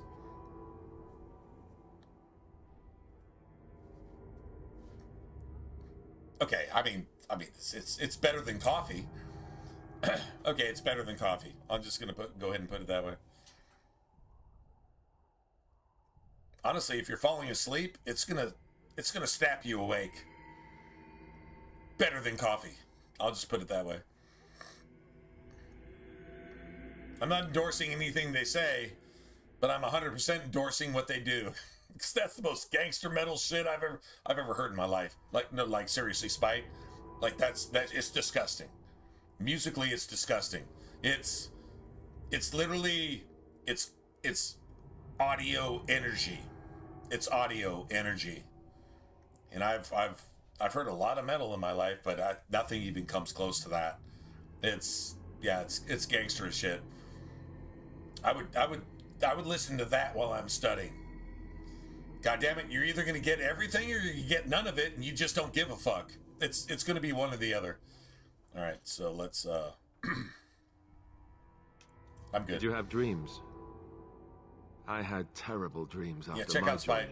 Such dreams That's come. extra angry metal. As we all do. So, that and many other things can be explained in the months to come. That's just the first thing that came to mind. It's like, well, I'm doing like all this like school stuff, and I'm like, okay, well, you should probably go put this on your fucking iPods. Yeah, and then see what happens. You'll probably get like 5 times the amount of work done in 5 minutes that you would in like a week. When you're ready, I'd like you to accompany me to a meeting with the king. But if not, well, you're probably going to get whiplash from banging your head so hard that, yeah, you're probably going to, I don't know, crack your forehead on your desk. Yeah, true story. Yeah, man. Anyway, all bullshit aside, man, good luck. Good luck with your graduating stuff. And yeah, seriously.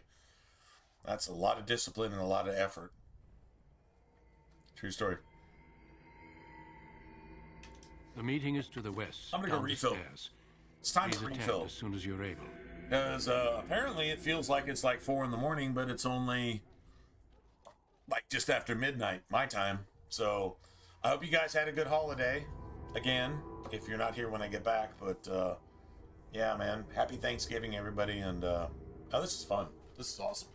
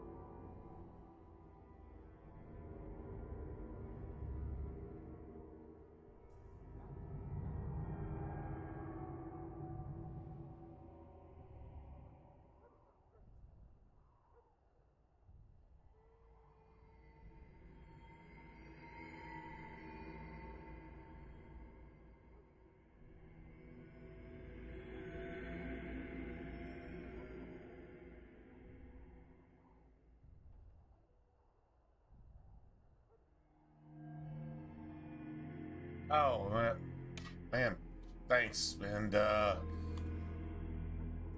can't say enough. I mean, what do I even say to that? You spent your time on that. You thought that was worth spending your time. Your time is worth more than my time. That's a true story. Your time is worth more than my time. So the fact that you say that, that's friggin' extra fantastic. Hey, Scotty. in your studies and everything, just remember. Just from me to you, just take it for what it's worth. Think about it, maybe sometime at a future date, but be that guy at the Thanksgiving or the holiday or the family gathering table. Be that guy that takes part of your whatever, turkey, ham. I don't eat pork personally, but whatever. That's not the point. Your ham, your turkey, your steak, and the family dogs. You're that guy at the end of the table that cuts off a little bit of your food and secretly feeds it to the dog under the table. Be that guy in every single thing you do. In hindsight, if I'd have done that in everything that I did, I'd be so much a better person. I don't know why I'm telling you that, but I'm just going to tell you that. Be that guy. Be that person that does that. You always sneak whatever's on your plate to the dog under the table because, well, probably because they're your best friend. Probably just because you have snacks. Doesn't really matter. But it's the right thing to do. Be that guy. That is, that's the best advice I could give to myself. Seriously. Oh, and I was that guy. I was hanging out with my family, but my folks, they have dogs. I don't get along with my folks at all. Like, at all, just across the board. For a billion different reasons. But damn it, they have... I love their dogs. Like, I would die for their dogs. I literally would. Like, seriously, I'm not even kidding. And so, like, I was... Every time I took a bite, I felt guilty. So I was, like, cutting off another little bite. And there's 3 of them, right? You got Bo, and you got Cakes, and you got Ruth. And her name is Baby Ruth, like the candy bar. And you got Baby Cakes, which is the cake. And, well, they named all these dogs. And, well, these dogs are freaking awesome. But they're like my buddies. And so I just snuck them basically half of my food. Because, I mean, they were under the table. But the cool thing is, they were under the table. They were there just being part of the family because they love me more than my family does. So, guess what? Be that guy or that girl, whoever you are. It's not just you, obviously, and not just me. But, yeah, be that guy that sneaks half of your food to the dogs under the table because, guess what? They're more loyal to you than anybody else is. On one hand, and on the other hand, they're innocent. And giving to the innocent is 1,000 times better than dealing with the guilty. And I 100% believe that's true. 100%. So yeah, be that one at the family table that's sneaking food to the dogs.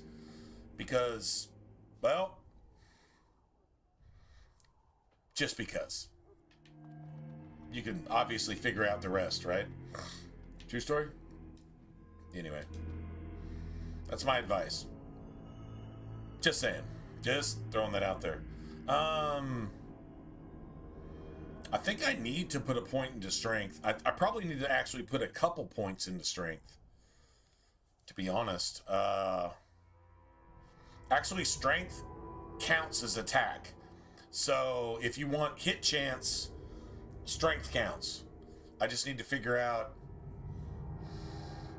how much strength I would actually get from gear. I don't wear a headpiece as... I don't ever wear, like, head armor. I tried it once, and I was like, why am I doing this? I don't ever do this. So, let's say you had...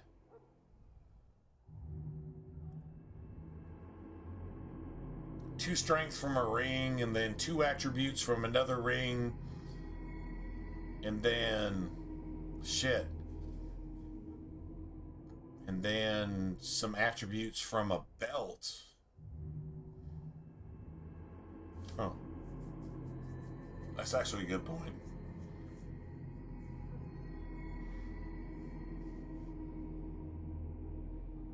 I can't wear the armor now, but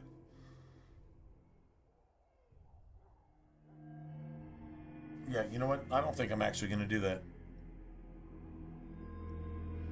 Yeah, so I just don't wear a helmet. In Dragon Age 2 and Inquisition I do, but not here. No, I don't, because there's no hide helmet option. So that, you know what? I didn't spend like an hour on character creation to just hide my character's face. Screw that. Like, it, honestly, just go default and then just throw a helmet on your character and then it doesn't matter because you can't see that shit. No, I take pride in my character creation. So, yeah, that's not going to be a thing. But honestly, I think with 3 pieces of gear and 4 points in strength from the fade, from the fonts in the fade, I don't think I need to put a single point into strength. I literally don't think I have to. I could wear a better set of armor if I did, but why would I waste? I'm not going to. I'm just going to use whatever armor I've got. I'll just leave it at that. Yeah, true story. All right, so now I've got this. And I've got a little bit of extra cunning because I'm playing an elf. But I really want better backstabs. I definitely want better backstabs. 100%, right? I think 100%. I really want that. This is basically done. And if I'm going to use haste later with win, I don't actually need this. Oh yeah, Odin. Oh yeah, she totally did. She said Dumbledore and Griffin. Yeah, Dumbledore and what? Griffin, whatever. That's what she said. But like you said, the wand is the same. But the very next day, she answered me back and she told me, like, hey, Gryffindor and Dumbledore, right? That's what she told me. But then she sent me pictures of her puppy. They had just gotten a dog. His name is Jersey, by the way. And he's like this super cool ass dog, right? So like the next day I'm like, okay, this is weird. Like she sends me pictures of her dog because she knows I love dogs. Which makes her like extra super cool because she's like, she didn't say anything. She sent me pictures of her dog and I'm like, well, who the fuck is this? And she says, well, it's Maddie. And I'm like, I know it's Maddie, but like, who is this like Frito Bandito dude right here? And she's like, oh, this is Jersey. We just got him yesterday from the shelter.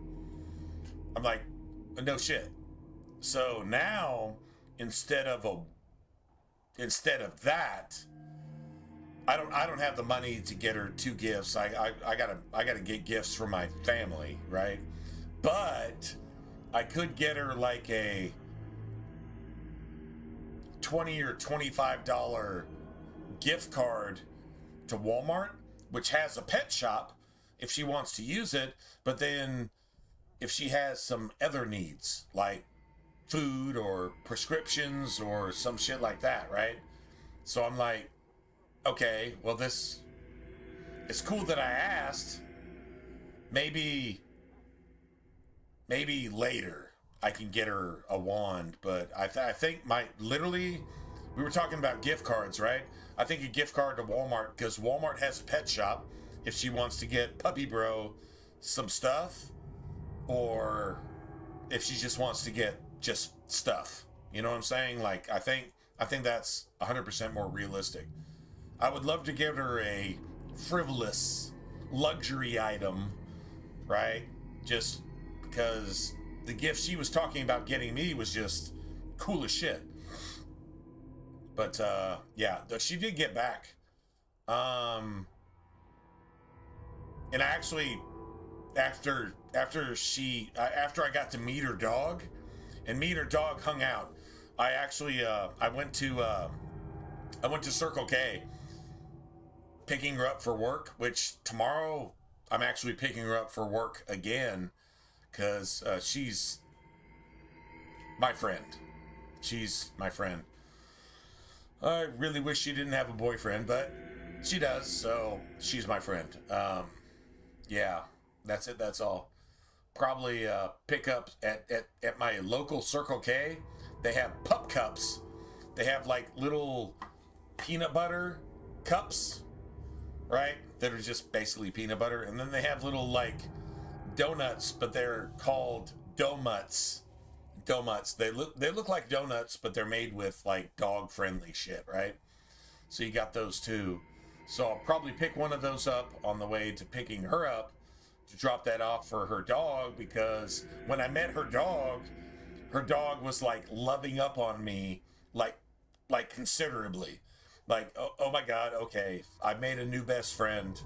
Holy shit, I love your fucking dog. Yeah, as if it were my dog, so yeah. And they don't really have a lot of stuff. But they apparently got this dog,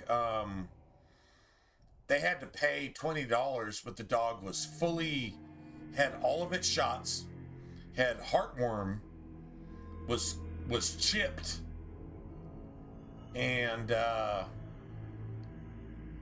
spayed or neutered, I guess. The dog's a dude, so it was neutered, right? Even animals know what the difference between a boy and a girl. Imagine that. Anyway, human beings apparently don't anymore. But yeah, so yeah, the dog was like completely taken care of. Plus they got like a leash and a harness and some toys that the dog came with from its last owner. Imagine that. For $20. Like, the dog is fully taken care of. I mean, you obviously have to keep taking care of your animal, but for $20, and I'm like, what shelter is this? The shelter is literally around the corner from her house. So I'm like, okay, I probably need to go here and get a dog of my own. I really need to do this. Come New Year's, one way or another, that's going to happen. I'm going to get a puppy bro. Like, that's it, that's all. I'm getting a dog after the New Year's. Honestly, they're trying to get rid of their animals because they're putting small dogs in cat cages just because they don't have enough room, but they don't want to kill their animals. So these are really, really good people, and they're not funded by the SPCA or anything else like that. They're just volunteers. They want people to love their animals. And dude, like, seriously, I can't think of a better place to go. So we're probably gonna have a dog on stream next month.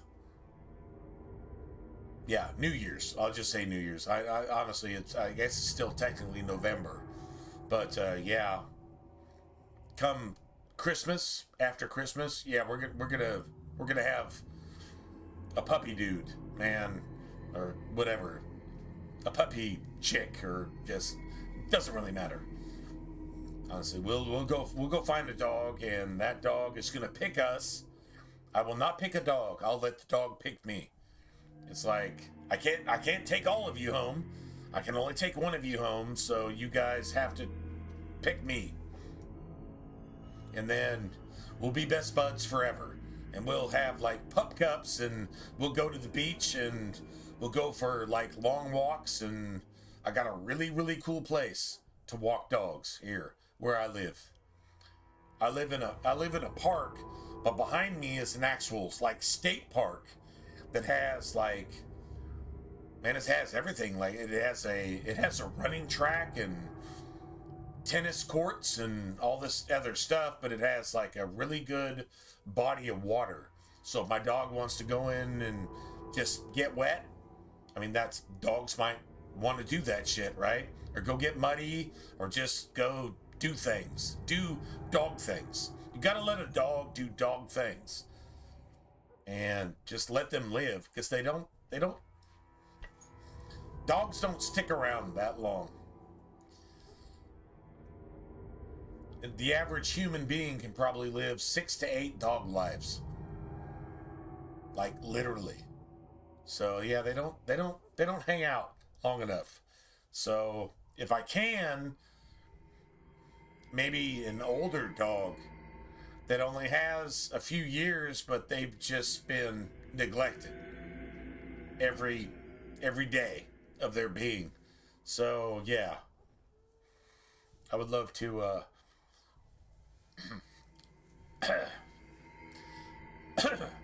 take one of those guys and be like, hey man, you want to be best buds? And they'll be like, hey, you're my best bud, do you remember me? And I'll be like, you know what, actually yeah, I probably do remember you, let's be best buds. And they'll be like, can I go to your house and hang out? And it'd be like, yeah, just forever.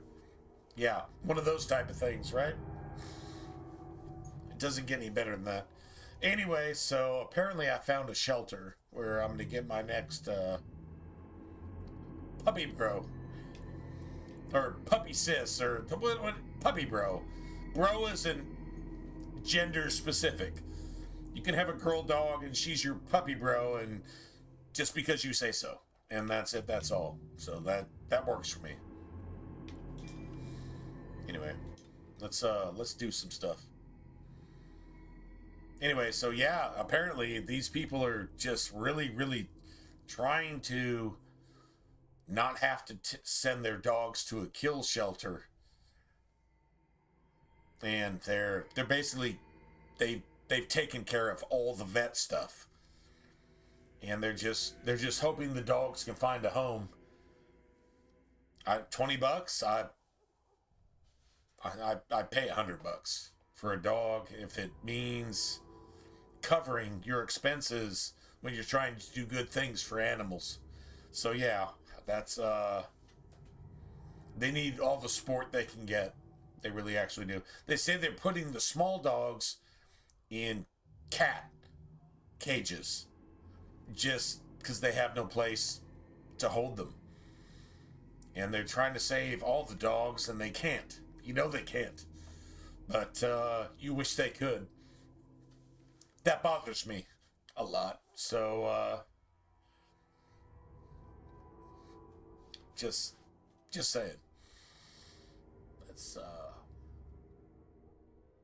definitely a thing. Anyway, so yeah, I'll probably be getting a dog here pretty soon. I should have done it already. Yeah, true story. Oh, 100%. Oh, you're gonna have a puppy cam every time I stream. Probably like the entire time we stream. In fact, stream is probably going to be interrupted by Puppy Bro, just because, sorry man, the dog takes precedence to everybody and everything, including myself. And if I have $1, I'm going to feed my dog instead of myself. That's it. They rely on you for everything. And if you don't do it, well, you're just a piece of shit. People who chain their dogs and age their dogs and fight their dogs, and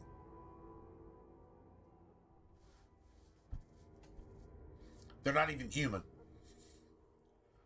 They promote a culture that promotes pimping and dope dealing and kidnapping, slavery, white hate, and all that shit. That's the people that abuse animals. Oh, and you're being racist. No. There's 100% whites that do it too. Chain their animals and deprive their animals. And hate people that in their own race are better than they are. True story. And that's not some Nazi shit. That's talking about trailer trash pieces of fucking shit that have no value for life. Do you say human life? Dogs are better than we are. A majority of the time. So yeah. So no, that's not a cultural racist statement. That's people that are pieces of shit, that do piece of shit things to other people and animals. They're going to do it to each other. They're definitely going to do it to animals.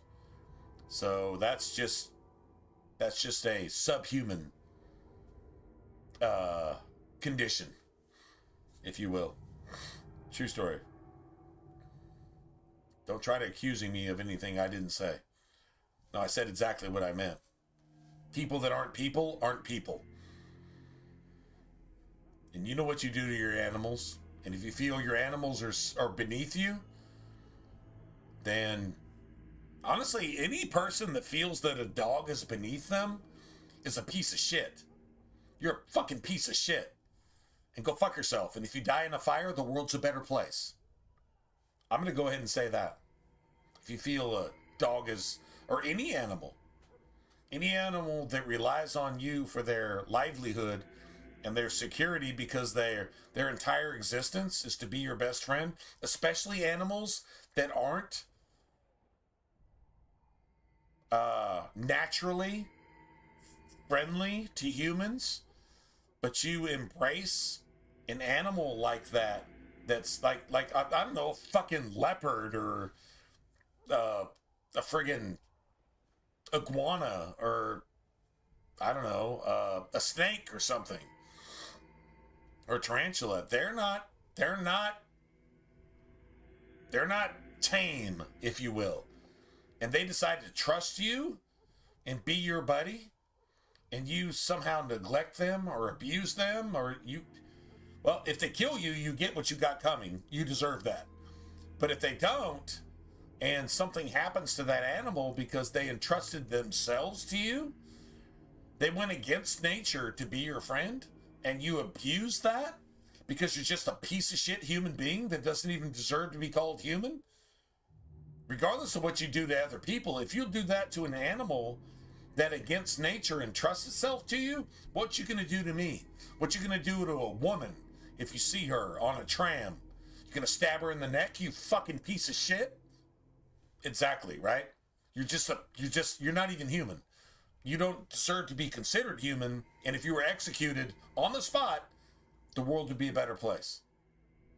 If you don't appreciate animals and the sacrifice that they make, even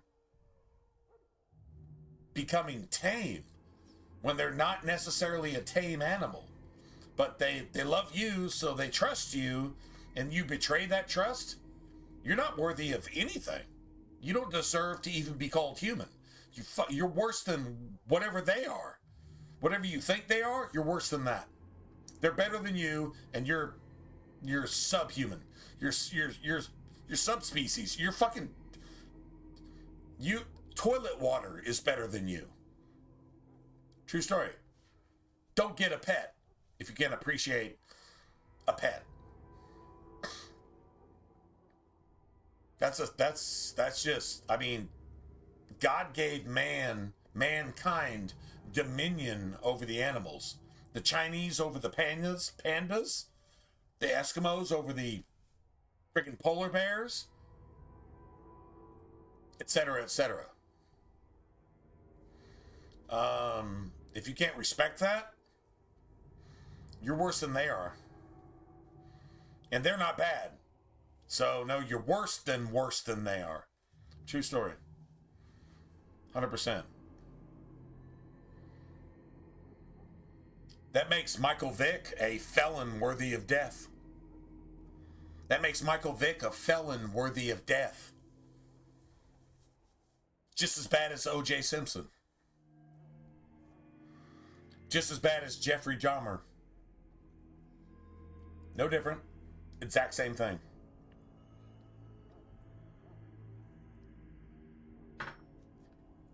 Get rid of that shit.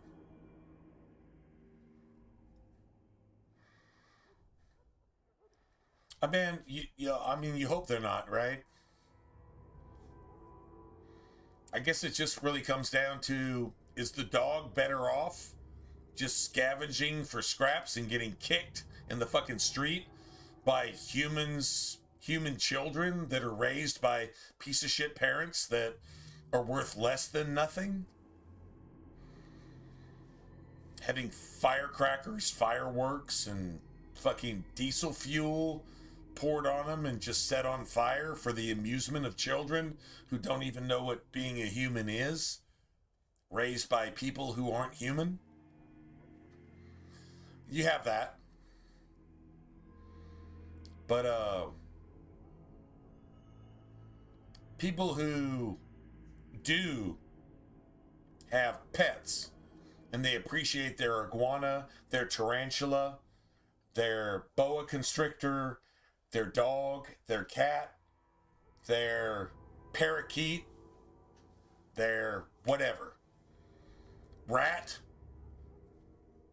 whatever. I mean, how many people do you know that have one of these pets, a ferret? Dude, I'm a huge fan of ferrets. I'm not lying. Honestly, a ferret would probably be the best pet for me to have. A ferret. Dude, I'd be down with a ferret.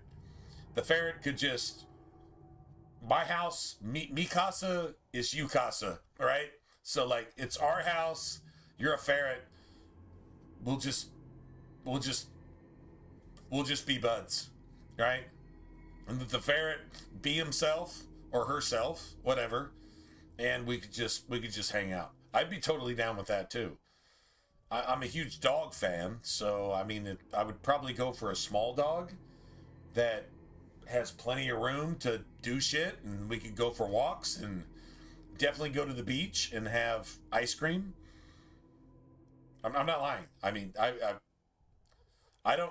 do not support Starbucks, but if I know some place other than the Starbucks that has like pup cups, we would have like pup cups at the beach, and we'd run around on the sand, and you could like chase the seagulls and sand crabs and whatever, and splash around in the water and stuff like that, and you could live your best life for as long as you got it.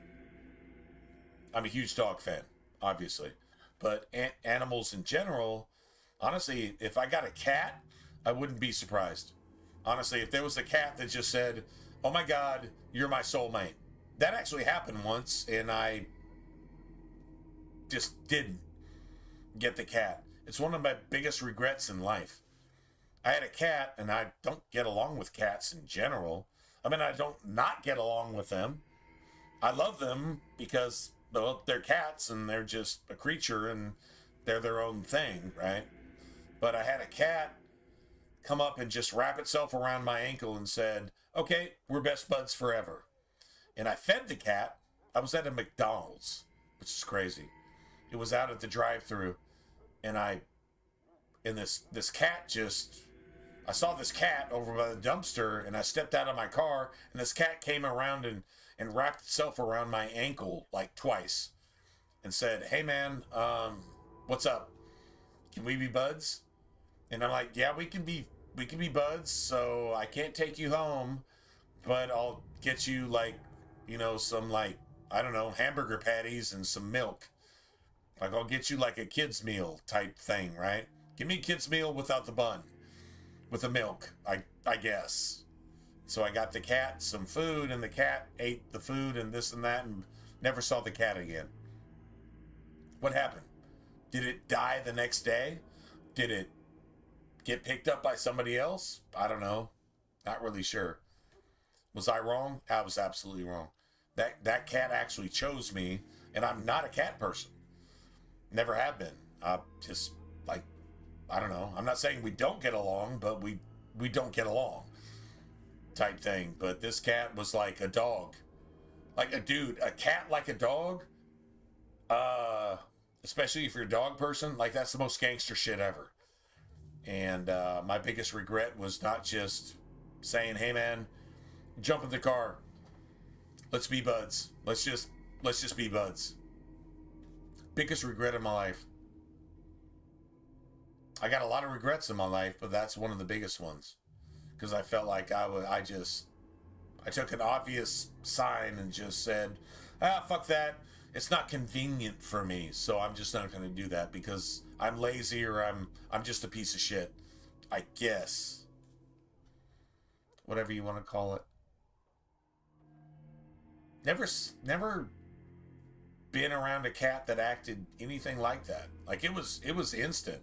Like that cat was like, I'm supposed to like be your best buddy like forever, and I was like, yeah, okay, but yeah, I can't do it, so yeah, fuck you is exactly what I did. And that's I'm a real piece of shit for that. 100%. I've told this story for like almost 10 years now. It's a true story. It's an actual true story. Huh. Anyway.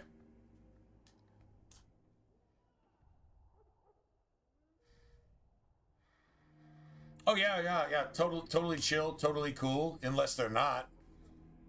All right, like cats do their own thing. Like they're definitely their own person.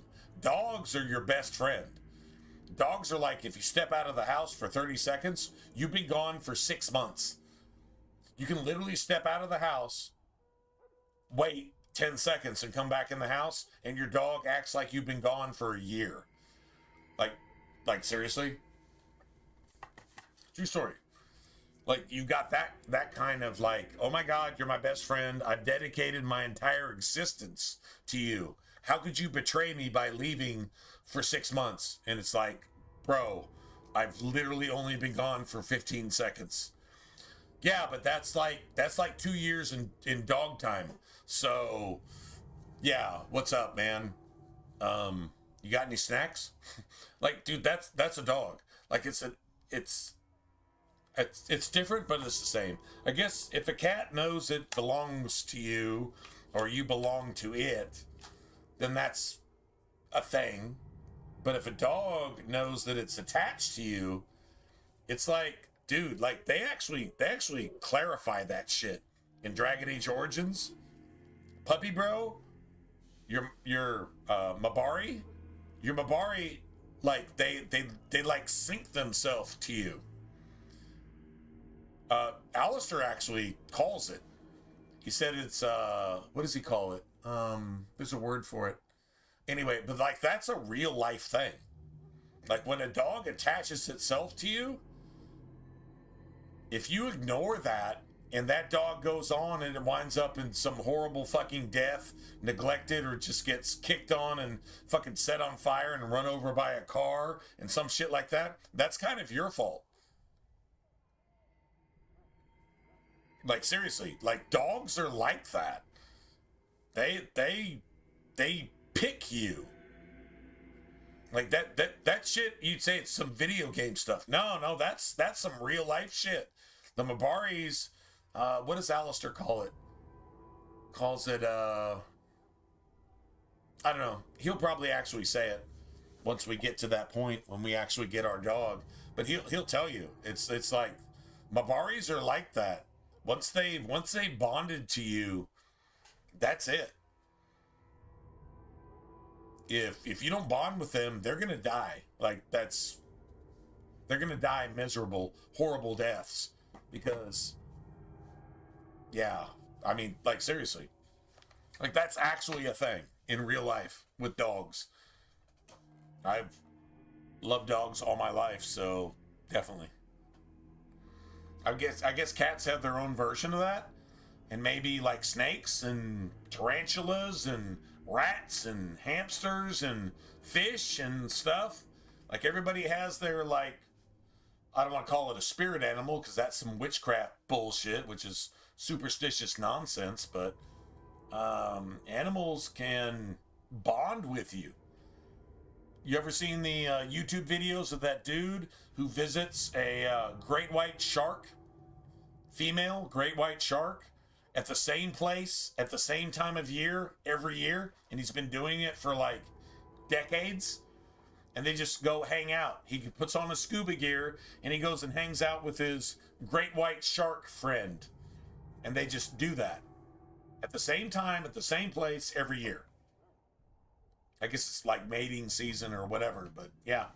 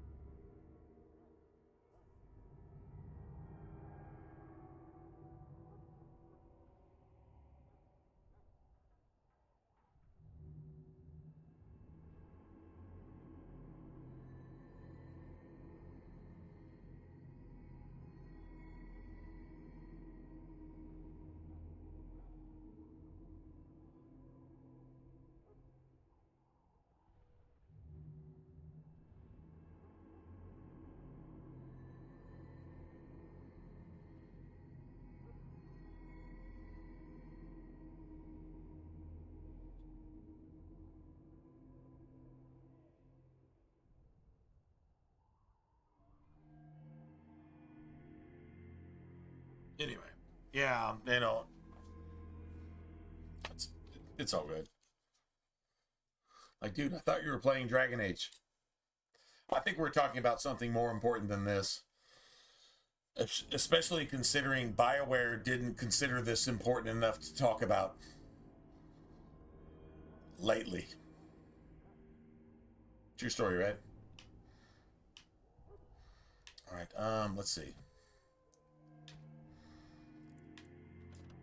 All right, so 2 Constitution, that's really good for an elf because, well, I don't know, actually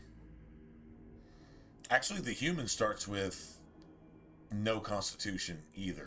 So I guess that's fair. True story. Yeah, we can't even use any of this. Leliana can though. Apparently she is human and she has some strength stats, which is annoying actually. So let's see, yeah, that's 90. All right, so that's good. All right, I guess let's go. This is when it gets real. Loghain, my decision is final. I will stand by the Grey Wardens in this assault. You risk too much, Kalen. The Darkspawn Horde is too dangerous for you to be playing hero on the front lines. If that's the case, perhaps we should wait for the Orlesian forces to join us after all. I must repeat my protest Say, Scotty, to your full notion so I'm going to ask you, why would you villainize sharks? It is not a full Why would you do that in the first place? Our arguments with the Orlesians are a thing of the past. You probably have to dig deep for that. You will remember who is king. Why would they villainize How sharks? fortunate Marek did not live to see his son ready to hand Ferelden over to those who enslaved us for a century. Then our current forces will have to Why would you suffice, do that? won't they? If they're not villains. Are your men ready for battle? Which is obvious they're not. They're just and this is the recruit I met earlier natural on the road. predators, I understand. guess. Congratulations are in order. Dogs are actually natural predators. Wolves are even more natural predators. But I've seen examples of... it's a woman. I believe it's a woman who saved a wolf pup. And then the wolf pup found a mate later and had little baby wolf bros. I'm going to say wolf bros because wolves are magnificent creatures. They're just not, they're not domesticated. I think dogs came from wolves and they're domesticated. Although we have examples of dogs who are not domesticated, like the Neapolitan Mastiff. If you don't train that dog correctly, you have to put that dog down. There's an actual Neapolitan Mastiff, and I'm speaking from experience. It has to be trained a certain way.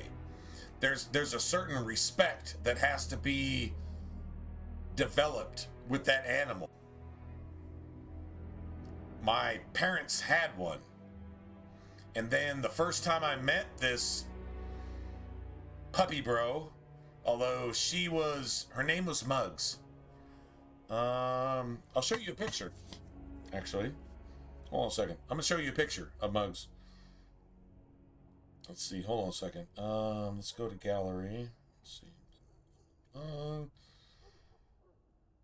This is, this is actually a picture of Muggs and a painting of Muggs that I did of Muggs. She was a Neapolitan Mastiff. One of the most magnificent animals I've ever met in my life. This dog would literally, of every dog I've ever had, she would literally let me set a pillow on her, right? And just lean back and use her basically as a pillow, right? And just hang out for hours. And she would not move until I moved. And then when I moved, maybe she had to go outside and, go potty or something like that, right? But she would follow me.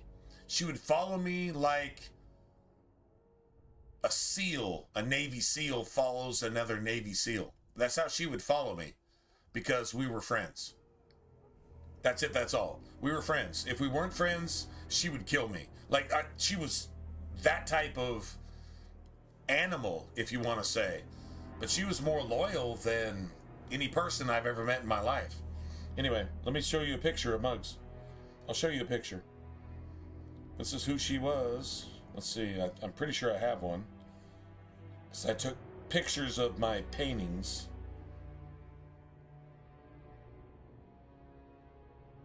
Oh, damn it. Oh, here you go. Yeah. Yeah, this is Muggs. Yeah, she was a Neapolitan Mastiff. And this is her sleeping right here. There she is.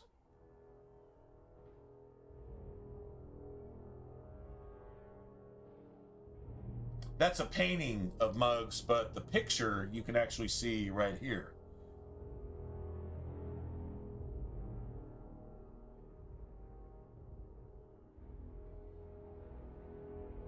That's a painting I did of the picture, but that she was she had the big floppy jowls, like the big, like super droopy floppy jowls, right? And dude, she didn't have slobber. She had saliva. Like, dude, I mean, you had to have like rags available. And you know what's crazy about this animal? She was she wouldn't eat. She wouldn't eat unless you proved to her that you weren't poisoning her. You had to, she only ate a certain kind of food. It had to be wet food. She would not eat kibble. She would die before she ate kibble. And I'm not kidding. She would actually starve herself. You had to give her like a certain wet canned food, and you had to spoon feed her. And she would, every time you spoon fed her, she would like not trust you. It's like, you're trying to poison me. And it's like, okay, the only reason you're guarding is because of me. So she would eventually taste the food, like really gently. She would taste the food off the spoon. And then she might accept that the fact that she didn't die, she could trust you to feed her. And then you would spoon feed her the rest of her can of dog food. And that's how you had to feed her. If not, she would starve to death. Like, I'm serious. Like, she was the most intelligent, noble animal I've ever seen in my entire life. She had to make sure that you had the same discipline that she did, or else she's not trying to hear it. I've never ever seen a dog like this. These were the dogs used by the Romans, and they would armor them because these dogs are actually built like cats. So they had the bone structure of, like, say, like a panther or a tiger or something. So they can leap like a cat, and they can be as quiet as a cat, but they can bite like a dog, and they have the strength in their jaws like a pit bull does. And that's exactly how their bone structure is. And they were bred to be war animals. Soldiers, frontline soldiers. And basically, if you were going to fight against the Romans, you were going to be using a shield and a spear against their cavalry and stuff like that. So they would send the dogs out, and the dogs had the ability to leap over your shield. And even if they were speared, they could bite you, essentially, like a pit bull, but they could leap like a cat, so they could jump over your defenses. That's how they were bred, and that's exactly what they were. Go look up Neapolitan Mastiffs. That's exactly what she was. And dude, once we became buddies, I'm gonna go show you something. This is, and by the way, she was immune to chocolate. She was immune to chocolate, meaning that she could eat chocolate every day. So what we kept for Muggs, her name was Muggs. Muggs the Neapolitan Mastiff. What she had was her own little jar full of Hershey's chocolates. And if you didn't give her one, she would get irritated. And she'd be like, you need to give me a chocolate. If you walked into the room and you didn't give her a chocolate, she would start to get agitated. But once you gave her chocolate, it was like, okay, this is a peace offering. So that means you're a friend, right? I'm going to go show you something. This is an actual true story. This is the most amazing animal I think I've ever known in my life, to be honest.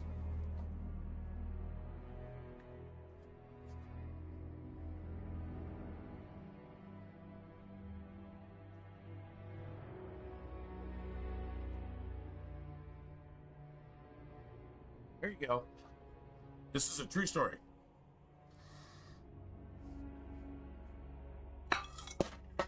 Oops. Sorry. The lid fell off. But yeah, you see this? This little bear right here? This bear with this little glass thing? Those chocolates are actually from, oh, shit. 2011?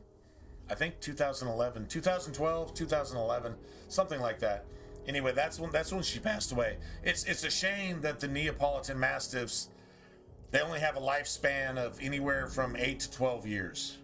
I think she lived 13, I think. Anyway, so yeah, this was her chocolate jar, and those are chocolates right there. Those are a couple Hershey's. That's what was left when she passed away. But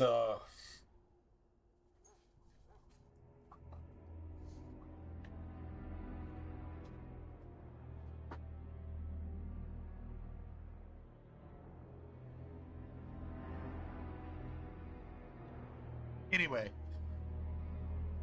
so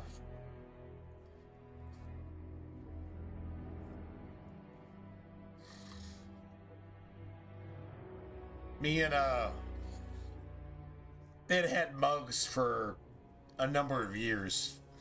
Anyway, and when I met her, we like, oh my God, you're my spirit animal. And she's like, yeah, you're my best friend. And we just got along instantly. And this is a dog that's military, actually. In its mind, it's actually military. If you don't train it right, you have to put it down. It's just going to become hostile, right? And so I met this dog and I'm like, oh my God, you're the coolest thing ever. And she's like, yeah, so we're best buds, right? And I'm like, yeah, we're best buds. And we're literally best buds. And my mom asked me, after she passed, I said, give me the candy jar. I just want that. And she was like, that was my mom's thing. And my mom was like, but like, me and the dog were like best buds type thing. And my mom's like, okay. She would have kept that like an ashes jar. She actually still has the ashes. The ash vial, you know, from, she has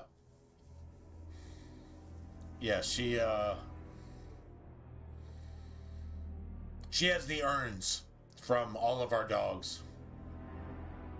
She has the urn from my dog, George, from when I was a kid. She actually has that urn too. And the urn from Sam before that, when I was a younger kid. George was my dog. But Muggs was my mom's dog, but just saying. My mom was like, all right, okay, there you go. So anyway, that's man, I'm glad I didn't break that. That would have broken my heart if I'd have broke that. Anyway, so yeah, Muggs, Neapolitan Mastiff, wonderful creature. Just basically a military dog. Just a breed that it doesn't think like other animals. It really doesn't. It's like it's bred a certain way and it has a certain spirit, and that's it. That's all. You either deal with it or you don't. They actually paid for a special trainer to teach them how to raise this animal. It's a shame they have such a short life, but I don't know. They were trained to be like combatants. actually like warrior dogs, you know, that type of thing. Anyway.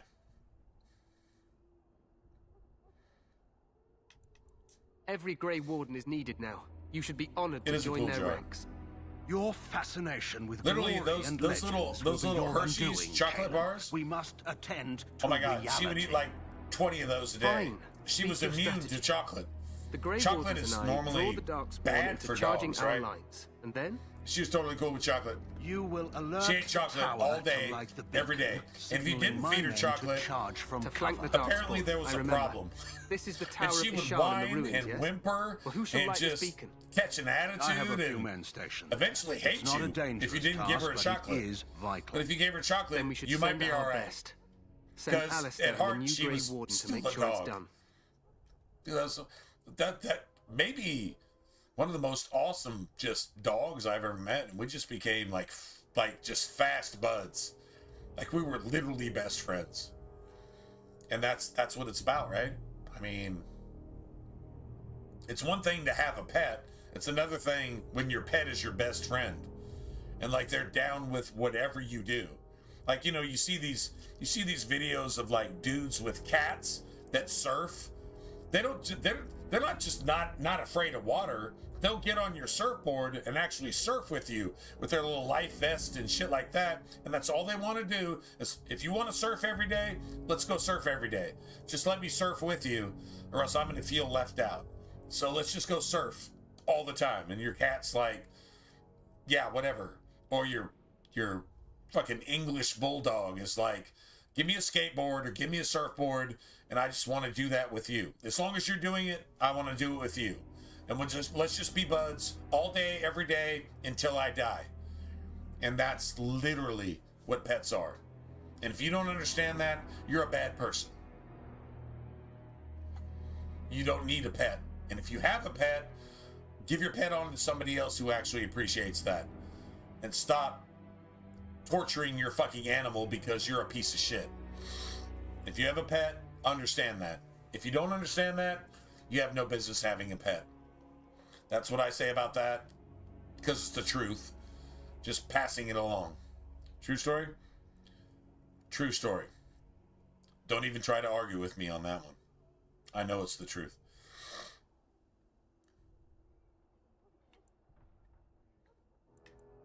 You rely on these Grey Wardens too much. Is that truly wise? Enough of your conspiracy theories, Loghain. Grey Wardens battle the Blight no matter where they're from. You want to see some pictures of some of my other dogs? You should consider the possibility of the arch. I've done paintings for... There have been no signs of any dragons in the wilds. Isn't that what your men are here for, Duncan? Yes, Your Majesty. Your Majesty, the tower and its beacon are unnecessary. The We circle will of not Magi... trust any lives to your There's Biggie spells, Fry. mage. Save them for the Darkspawn. That was a painting I did of Enough. Biggie Fry. This plan will suffice. The Grey Wardens will light the beacon. Thank you, Loghain. And this sweetheart here, man. The Grey Wardens battle beside the King of Ferelden. Luckily, my dad got a dog to... Yes, Kalen. I'm not going to say replace Glorious her, moment for us but all. with the exact same spirit that she's got. Although... you heard the plan. It's Ruth, Baby Ruth. The Tower of Ishar, Baby Ruth the dog. I haven't done the painting of Baby Ruth. What? I won't be in the battle. This is by the King's personal request, Alistair. If the beacon is not lit, Tern Loghain's men won't know when to charge. So he needs 2 Grey Wardens standing up there holding the That's torch, Gracie. just in case, right? And she's a super gentle spirit. If you have a dog that's just super sensitive, and they just like literally just it's just like pure love for you, like just pure. It's like so innocent. It's almost fragile. Although love is stronger than anything ever. I guess you can break that. Don't know why you would, but people are like that. But yeah, he has a dog now. Her name is Ruth, and she's deaf. She's completely deaf. She can't hear anything. Her ears are, well, they're just broken, right? And she looks a little bit like Gracie in a way, kind of, sort of. But she was apparently caged with no attention. She was never let out of her cage, ever. She never had toys. She just got fed. Like, why would you fucking feed a dog? Why not just let the dog die at that point, right? But she was caged all her life. Nobody gave her anything, and she was deaf. So she couldn't hear anything. So she's like deprived of all that, and she was just neglected, which is, I think, the worst kind of abuse. I mean, if I just hit you and beat you, that's one thing. But if I just ignore you and just allow you to exist, but you don't get anything. Imagine if you're a dog and your entire purpose for living is to be somebody's best friend. That's the only reason you exist. And you're not allowed to be anybody's best friend at all. Period. Ever. You're stuck in a fucking cage. Why the fuck would you have a dog? You piece of fucking shit. Why would you have a dog?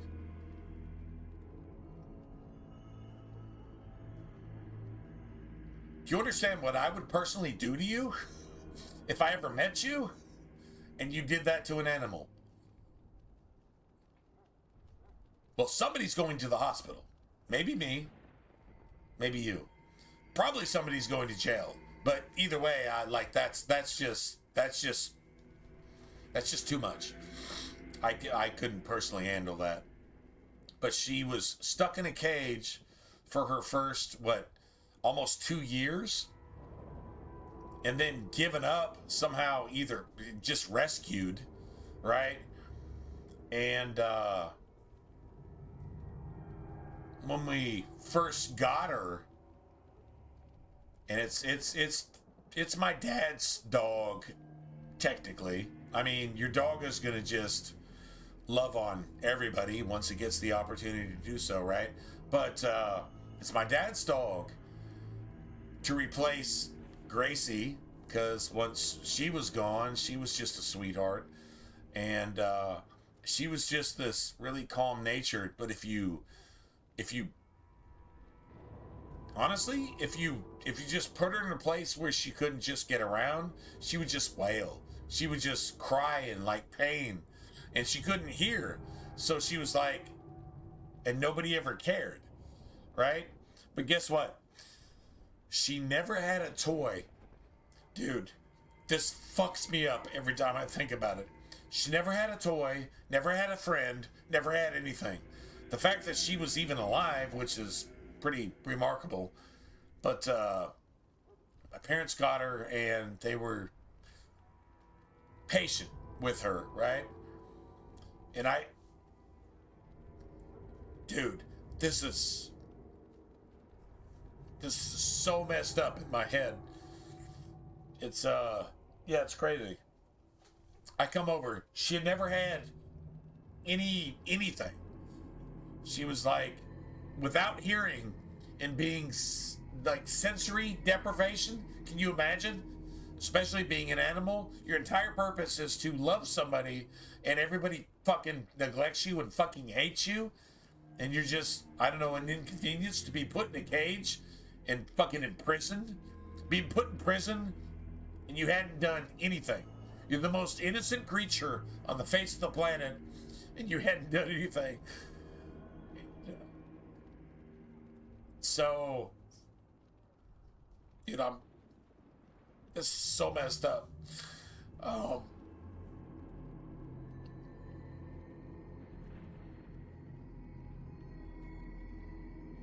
Wow. This is beautiful, though. For me. Yeah. I guess at her expense, right? Yeah. Anyway, I go over to, they tell me they got this dog, but to be gentle, right? So this dog has been like super abused, super neglected, and whatever. And I go over. Ooh, shit. Give me a second. So I go over to meet this dog, and I'm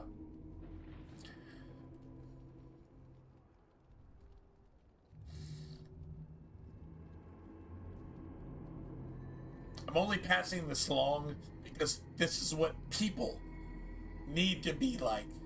They need to be half as good as this, and then the world is twice as good, a better place. I go over here to meet this animal who's deaf, can't hear anything, right? And dude, this is so crazy.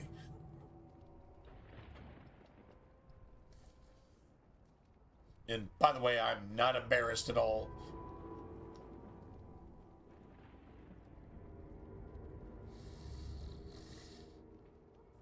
Oh, man. Blubbering like a baby. True story. I gotta meet this dog for the first time. And you know what this dog does? It's never had a toy in its life. It can't even hear me. But it sees me, and the first thing it does is it goes and it runs over and grabs a toy. And it...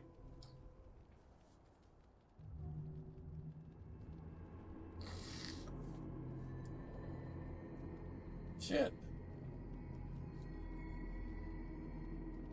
If you guys can appreciate how amazing this shit is. She goes and she grabs a toy. She brings it over and she says, "This is the coolest thing I've ever had in my life. So I want to share it with you."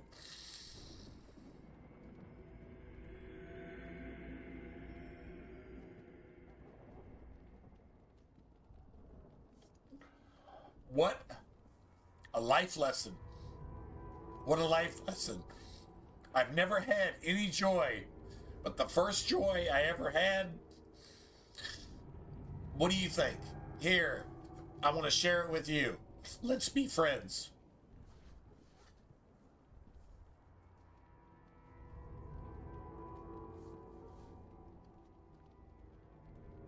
Damn, bro. Like, learn a life lesson from a dog. You know what that means for us as people? That means there's a bag of kindness. And kindness is free. And the bag of kindness never runs out. The bag of actual goodwill, it never runs out. It's free. The only reason you don't exercise it is because you're a fucking asshole. And that is a lesson I try to teach myself every single day. And I learned it, well, I mean, the Bible's always been there, but that was, yeah, that was in my face.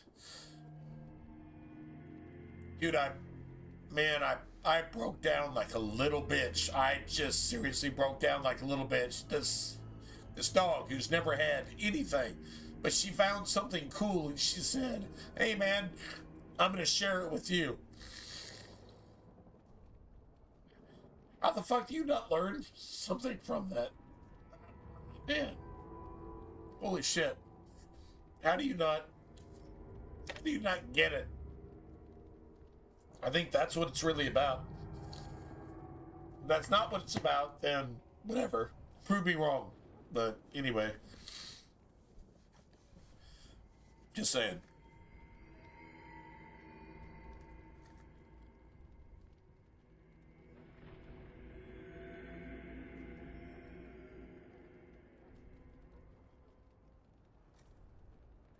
Yeah, maybe. Maybe.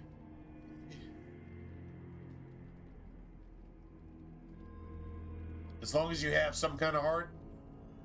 Yeah, maybe. It's definitely something to think about. And I promise you that's a better thing to think about than pretty much anything else these days. So, yeah, lesson learned, right? True story. And that just messes me up. And anyway. All right. Yeah. That is not your choice. If King Kalen wishes Grey Wardens to ensure Definitely the beacon intense. is lit, then Grey Wardens will be there. I'm just do whatever it blessed. takes to destroy I'm blessed to be able to acknowledge it, and see it, and say, I get wow. it, I get it. Dude, it... Just so you know, if the king ever Obviously, asks me to put on a dress and dance the Remigold, I'm drawing the line. That was center Dark point Spawn right there, man. That was center point. It was like, wow, this, yeah, that busted me up. I was like, oh my God, this innocent little abused creature just wants to be friends and wants to do the right thing. They're innocent. This is what it's supposed to be for everybody. And if things aren't that way, it's the way they're supposed to be. So that's an easy way to discern the way things are supposed to be as opposed to the way they are.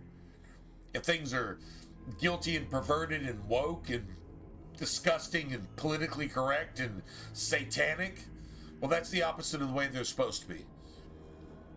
Well, it's the way they are. It's still not the way they're supposed to be. Which tells me one thing. When God judges, he's right in doing so. Because whatever did that to that poor dog and whatever's doing that to our world are the same thing. The same people, the same thing. Satan and his fucking children doing what they do. If you want to see where they're at, look at your churches, look at your schools, look at your government, and look at your bankers. That's where it's coming from. That's the four horsemen. Politics, economy, education, religion. Those are your four horsemen. Go look it up for yourself. It's like, well, it's just a little dog. No, it's not just a little dog. You're saying that dog is less important or more important than this or that or blah, blah, blah? No. A lesson can be learned anywhere if you're willing to look at it. True story. A biblical lesson from a deaf, abused puppy. A biblical, life-altering lesson learned from an abused, innocent, beautiful, gentle fucking puppy. God's given examples through things like that. Maybe it's something to look at, man. Maybe it's something to learn from. You know, and if you're on the bad side of that, well, just stop doing that. Richard does that. Don't be a dick. And if you can't not be a dick, then maybe repent and ask for help to stop being a dick. Then maybe you don't have to be a dick. And don't have to be responsible for something innocent like that that you never gave a fuck about before, but maybe you realize, maybe I should give a fuck about the stuff that I was told to not give a fuck about, and stop giving a fuck about the things that you're brainwashed to actually give a fuck about, which don't actually matter. Like your likes and your social status and your fucking street cred and all that satanic ass pimping bullshit. Life lesson learned from a dog who can't even hear you, but just looked at you with her eyes and said, "You want to be my friend?" Maybe that's what you need to know. And everything else is bullshit. Maybe it's just that simple. The Bible has always been just that simple.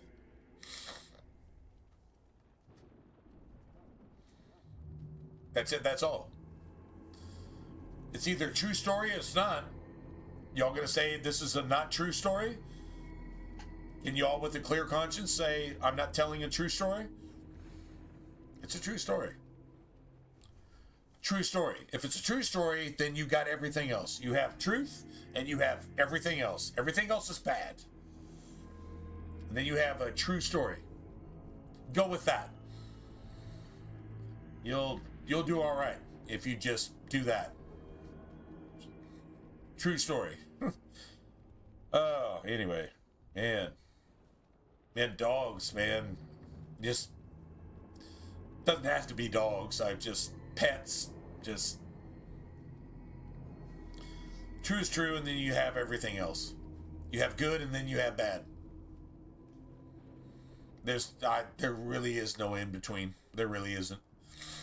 You say there's gray areas. Not really. No, actually there's not. I mean, there is, but there's not. Take that for what it's worth. Let's see, dance the Remy Gold to distract the Darkspawn? Oh, I mean, maybe that's not the worst idea.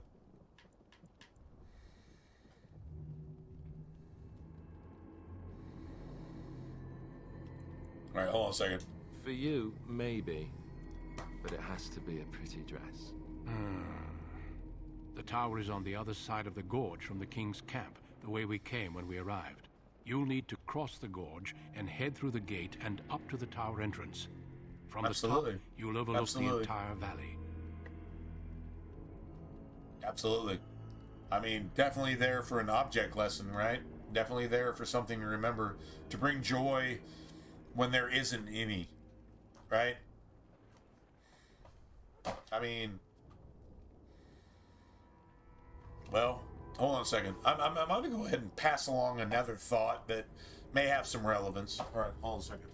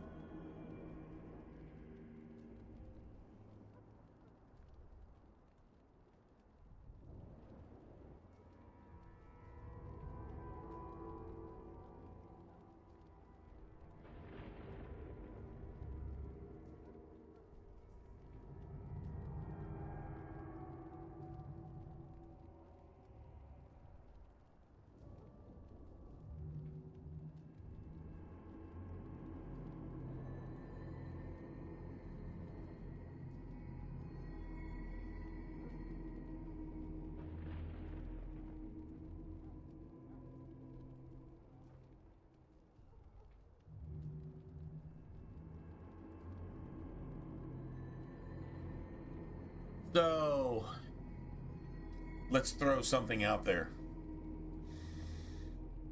I'm not even sure who's still here. It actually matters, but maybe it doesn't.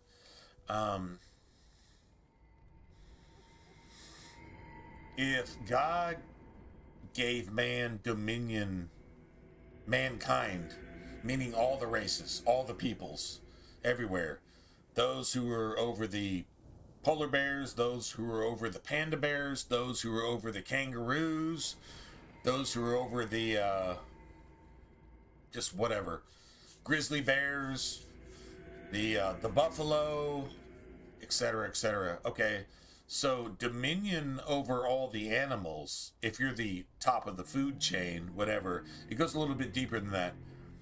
If those animals are subject to you, mankind automatically might want to think control and slavery. But what if those animals are subject to you in terms of like friendship and not just servitude, like the ox, the bull, the cow, the dog, the seal, the whale, so on and so forth. Although the oceans are pretty much kind of a neutral territory. It's kind of hard to tame the ocean. Although, like I say, there's YouTube videos of a dude who goes and meets a great white shark every year at the same place, and they just love on each other. They rub and just love on each other until the dude's air tanks run out. She knows she's not a human. He knows he's not a shark, but they're best buds. And they just do that. That's an exception, but it just shows you if nature was made subject to you, maybe you shouldn't abuse it. Certain animals willingly give themselves up for food and things like that. Then you have other animals like pigs and vultures and shrimp and whatever else that willingly clean up the environment for you. And if you make one of them your pet, I'm not saying you can't make best friends with a buzzard, with a vulture. Maybe you can, and they might just hang out with you. They're still going to do their job, but they might be your best friend. That's fine. Like dominion over something doesn't mean enslaving it, torturing it, and killing it. Maybe dominion over something means that even if you're the top of the food chain, you can have an understanding and even a relationship with the world around you. We're not getting into some Wiccan witchcraft bullshit. We're just getting into the fact that God's created creatures were made subject to you. At the very worst, you have a gun, they don't. You can shoot them, and there's nothing they can do about it. Yeah, they're made subject to you. But why does it have to be that? Sometimes it does. Sometimes it doesn't. Bottom line is, that's the way the world was created. Those dynamics for free will and personal relationships with the entire world that you live in. And it doesn't have to have animosity, murder, hate, disrespect, irrelevance in your heart. If you disrespect God, you're going to disrespect the world around you. That's a fact, because you won't understand that he created the world around you to serve you on some level, whether it's in friendship or servitude or as a food source. You're never going to understand that. True story? True story. I think that makes it very, very natural. We will signal you when the time is right. Alistair will know what to look for.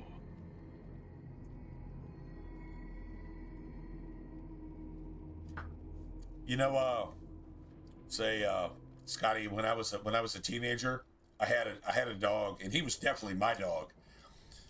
I mean, he kind of tolerated my mom, sort of, but no, he was like a complete asshole. No, this dude was such an asshole.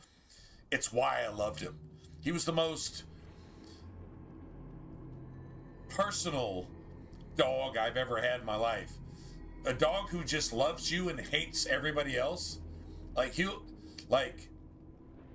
If my mom tried to deal with this dog, he would go take a shit on her pillow, on her bed, while she wasn't looking. The dude was he was intelligent, and he was an asshole, but he loved me. So it's hard not to be biased, because this is the most gangster-ass dog you could ever possibly have. He loved you and hated everybody else, almost like he was insane. And his hobby was, at a certain time of the day, he knew the schedule because he had a clock in his head.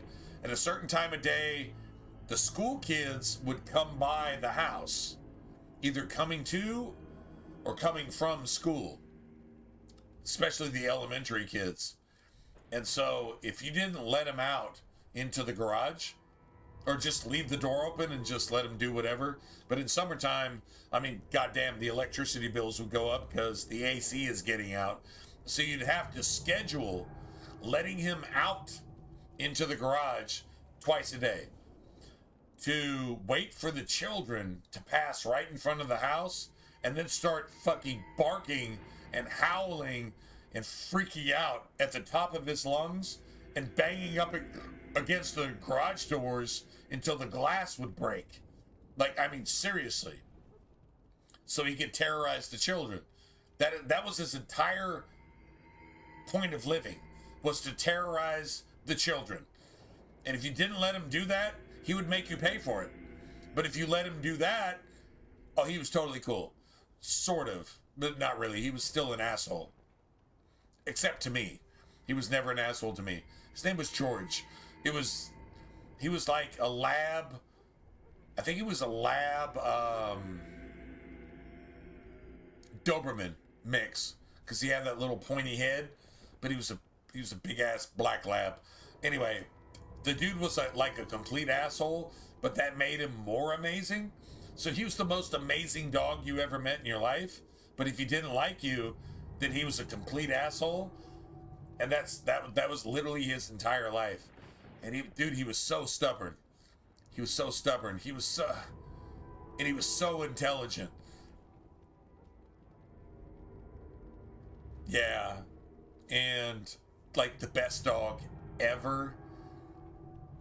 Like that best friend you have that gets you into trouble all the time, that was this dude. Like literally, but he was the dog. But so what? He was like literally that best friend that gets you into trouble all the time. But loves you to death. Would die for you. But still gets you into trouble all the time. That was this dog. I'll never have another dog like that. I mean, I've had other dogs. So like my heart, if my heart is this big, I've got places set aside for these animals. And it's cool because, well, Jesus gave me a heart that doesn't have any limits. So I can create more spaces until I die for more animals. But I'm never going to replace those spots. Just like people, I'm never going to replace those spots for people. The cool thing about a heart is it's limitless. You can create as many spaces as you want. If you're a parent that has lost a child, if you're a sibling that has lost a brother or sister, if you're a child that has lost a parent, you don't need to replace that spot. You leave it alone. That spot is sacred. That's a sacred spot for that person, for that animal, for that person, for that whoever. Bottom line. But your heart doesn't have any limits. You can keep that space sacred and make room for others, because you got a life to live. I've got a life to live. I can't just say, oh my God, I'm setting aside this space for this person. This is my whole heart, and I just don't have any room for anybody else. I'm not trying to hear it. You got a life to live. Let that be that spot for that individual, whether it's an animal, a person, both, whatever. You got spots. If you've had 10 animals and 20 people that have died in the last year, your heart is bigger than that. It's still bigger than that every single time. That's a fact. Have to pass that along. Have to pass that along for peace of mind. For peace of mind, so that you can be that person that's able to bear that. Because guess what? You can do it. There's nothing that has challenged you personally, love, relationships, marriage, family, death, life, whatever, that isn't common to everybody else. Everybody's experienced some part of that. So just be comforted to know that you're not being singled out, and the devil doesn't just hate you. Although, if you're a good person, the devil does hate you. If you're a Christian, you shouldn't give a fuck about that. So let's just set that aside. But all the stuff that happens, you got room for all that. You're bigger than that. You can always take another hill. You can always handle that. If they had to go on, you were lucky to have met them. Whether they were family, friend, spouse, children, whatever. I know it's hard, but you were lucky to have experienced life with them, and God entrusted you with that, and your heart is bigger than that. It's always bigger than that. You can always take another hill. You can always handle that. And if you don't feel like you can handle that, you can. You absolutely can. Stand on that. Be a can-do type person. Be an overcomer. Understand that these things happen because God will never stress you above what you are able to handle. And if you don't feel like you're able to handle it, it doesn't mean you're not able to handle it. It's just you don't feel like it. That's your body, that's your flesh getting in the way. That's Satan talking to your head. Go tell that motherfucker to go fuck himself and ask God what else you need to do. because you can handle it. Because you're that big of a person. See, that's being a human being. That's Christianity. That's being real. I'm kind of talking to myself right now, but hopefully somebody heard that. Thank God for it. Don't say a single thing to me, because I'm worse than you are, I promise. 100%. I'm twice as weak as you are. 100%. But it's like, dude, I came for a video game. I get it. Who cares? This video game doesn't mean shit. Talking about real shit, that means shit. And when it comes up, that needs to be talked about. And those facts need to be spoken. That's a fact. So let's just do that, right? Anyway.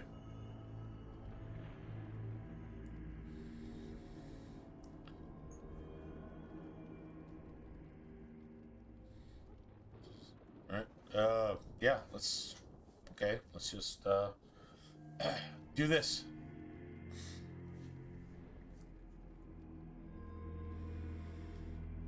Awesome. I'm definitely keeping this stream. Oh, man. Unless YouTube deletes it, I'm definitely keeping this stream. Thanks, guys, for... Thanks. I'll just say that. No shit. Beautiful. Especially on Thanksgiving.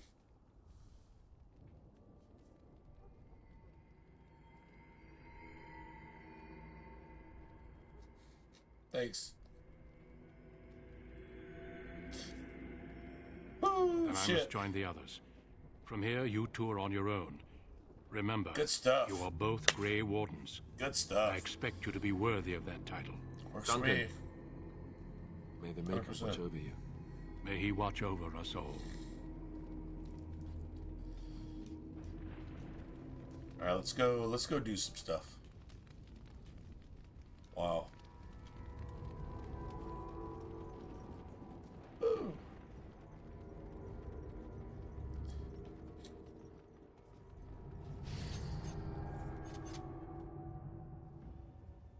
Wow. Good stuff.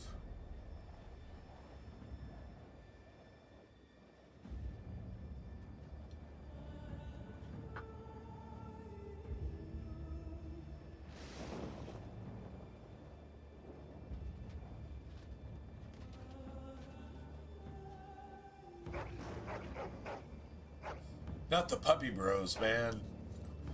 Dude, the most disturbing thing about this entire fight is the puppy bros getting... The plan will work, Your Majesty. Of course it will. The blight ends here.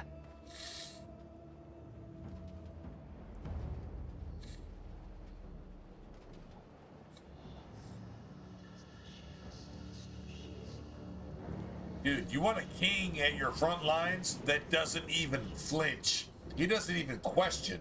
He's like, kill everything. That's what you want at your front lines.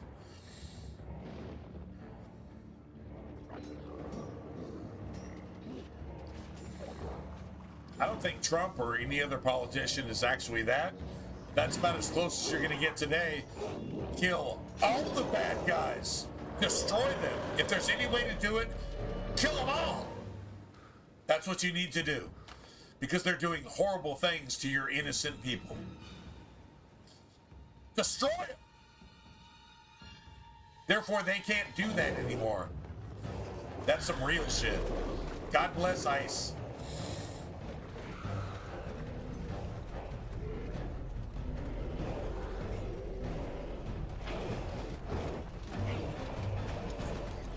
That's a horde. That's a horde. That's... Archers! Damn, bro. Like, that would suck.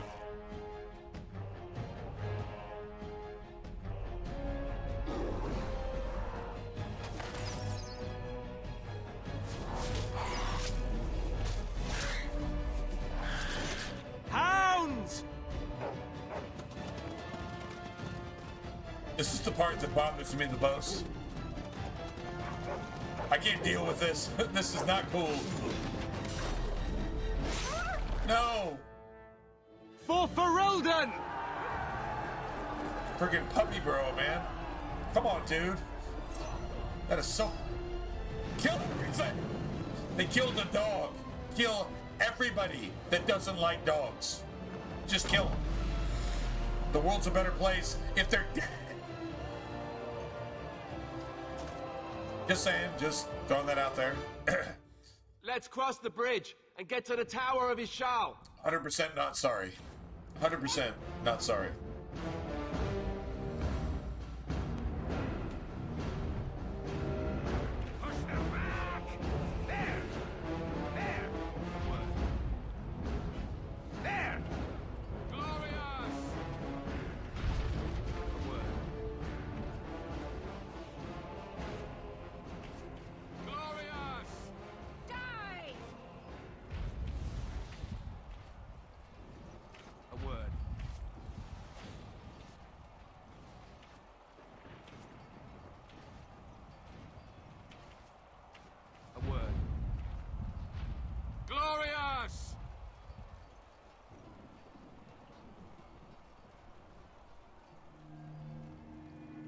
Help me. They're everywhere. Right. It's going down. Grey Wardens, it is aren't you? going The down. town. It's been taken. What are you talking about, man? Taken how? The Darkspawn came up through the lower chambers. They're everywhere. Most of our men are dead. Then we have to get to the beacon and light it ourselves. You know what? Loghain actually knew this when he agreed to let the Wardens go to the tower. Loghain thought you would die here. Loghain had a guard here protecting the tower from the knowledge that there was a lower tunnel already discovered and that the entire tower was full of Darkspawn. Now, I don't know that Dumont being in control of Loghain was also in control of the Darkspawn here, but, like, it's an orchestrated event, so the Darkspawn don't flood Ostagar until everything's put in motion. So, seriously,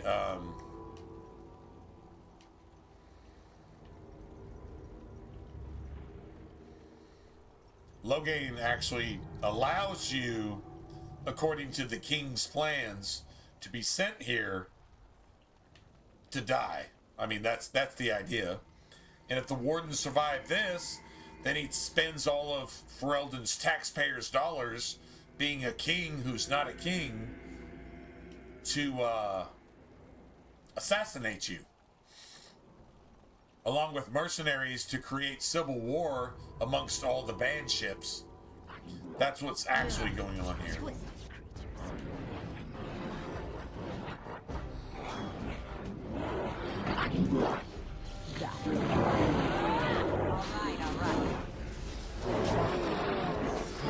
Get off my back.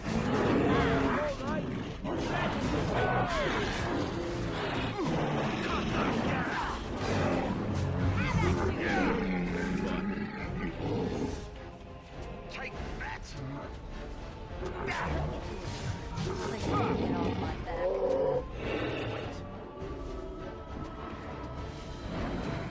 right.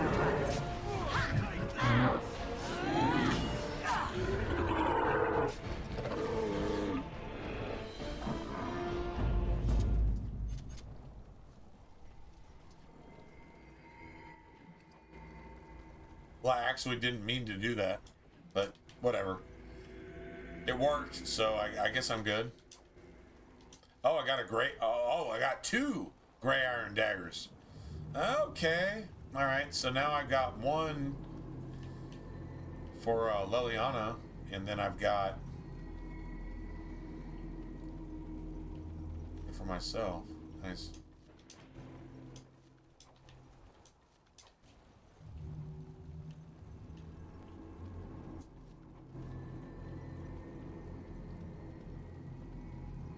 Beautiful. This is probably the smoothest run I've had early on with a rogue, though.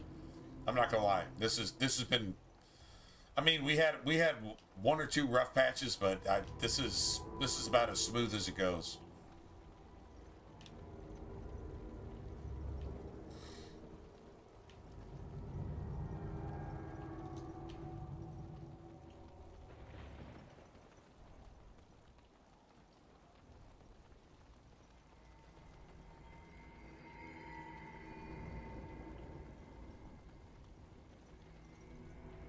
Nice. All right, so let's see.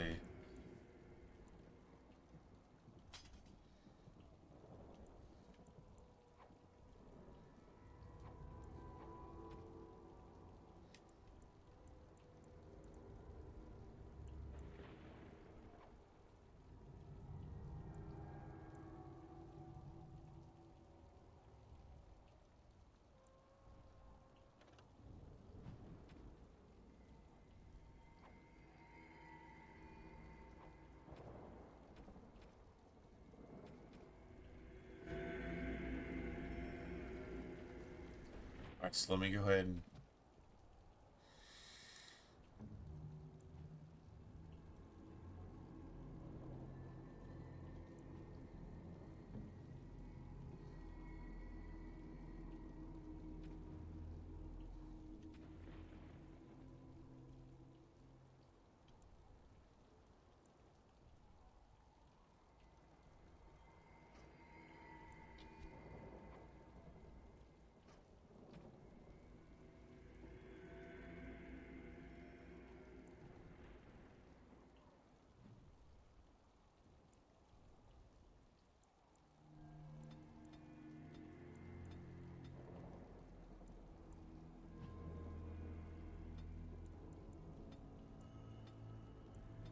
Yes,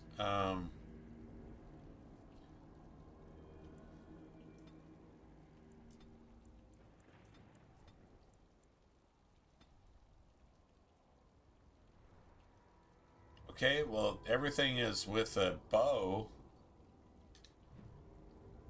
Alright, hold on a second.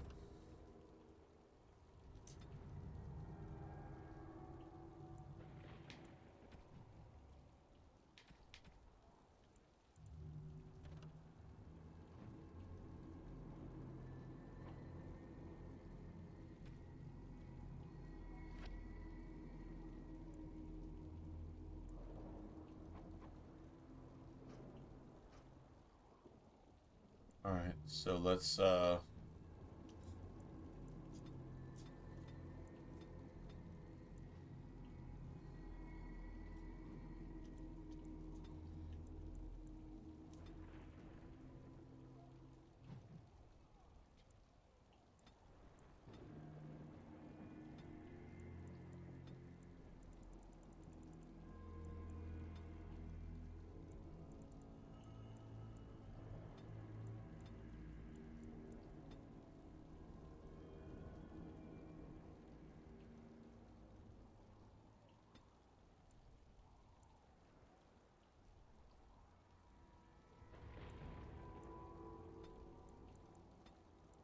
nice.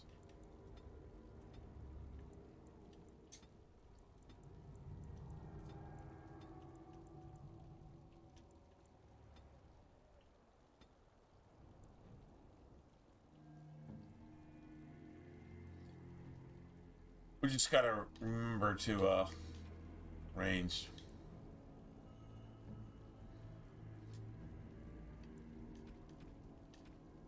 Alright, so we got 2 ranged and 2 melee, right?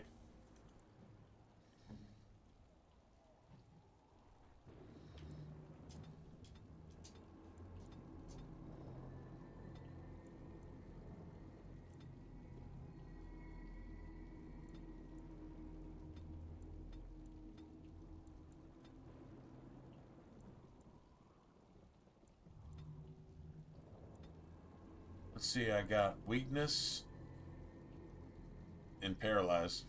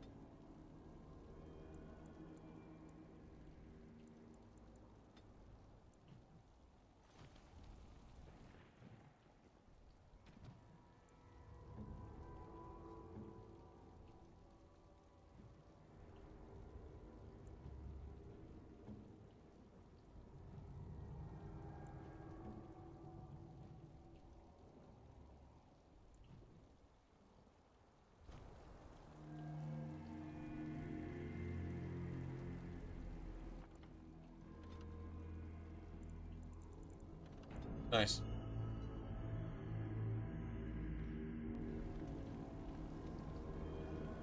Alright, let me go refill. Let's see, so I guess this is our day after,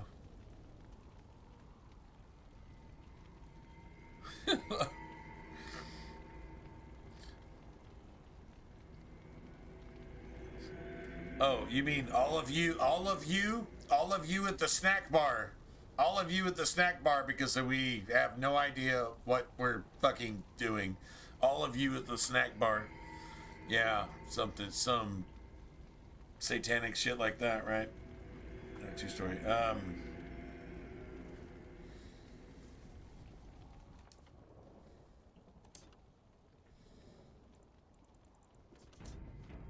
Dude, I guess holiday weekends are like this, right? It's like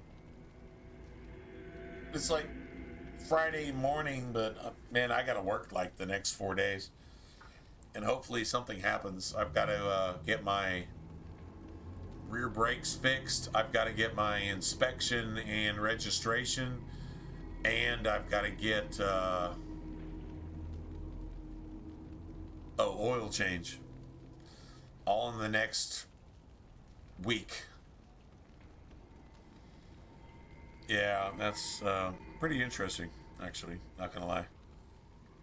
Everything at once, right, man? When it rains, it pours, I guess.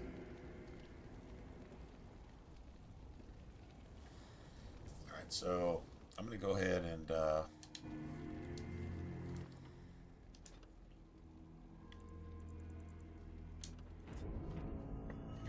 I'm back.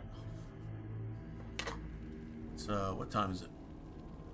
It's not even 3 in the morning. We'll be good.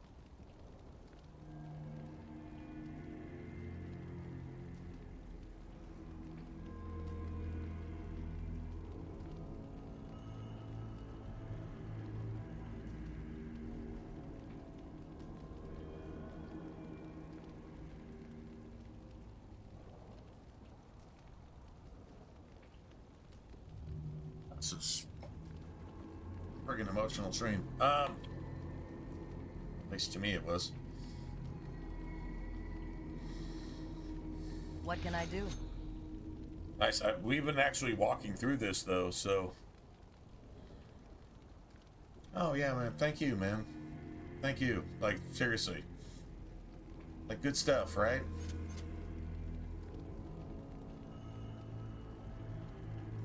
Being thankful for stuff. I mean... Let's say your life was laid out like this. And the things you get to experience. And it's not always going to be good, right? Obviously, the devil exists, so things are going to be bad. Things are going to be really, really bad, and then you overcome them, and the good things are appreciated more, and then, you know, et cetera, et cetera, et cetera. So, I mean, it's almost like, ironically,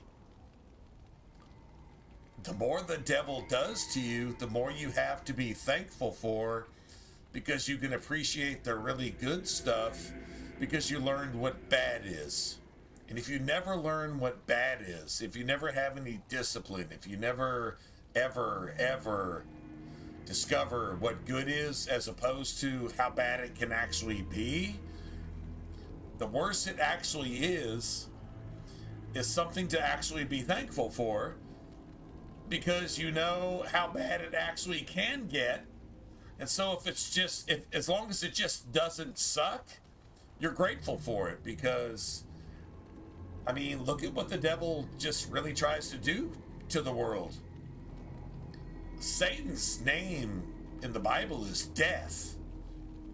So we've all lost somebody or something. If you've lost a lot of somebody's, and I don't know, I'm not even going to call it something, because if you've lost material items, okay, that's stuff, and what does it really matter? You can't take it with you. If you think you can, that's just some stupid shit. But someone, and you can include those someone's pets, people, and this and that, and blah, blah, blah. By losing them, you understand what actually really matters. And if you don't understand what actually really matters, then that's kind of on you.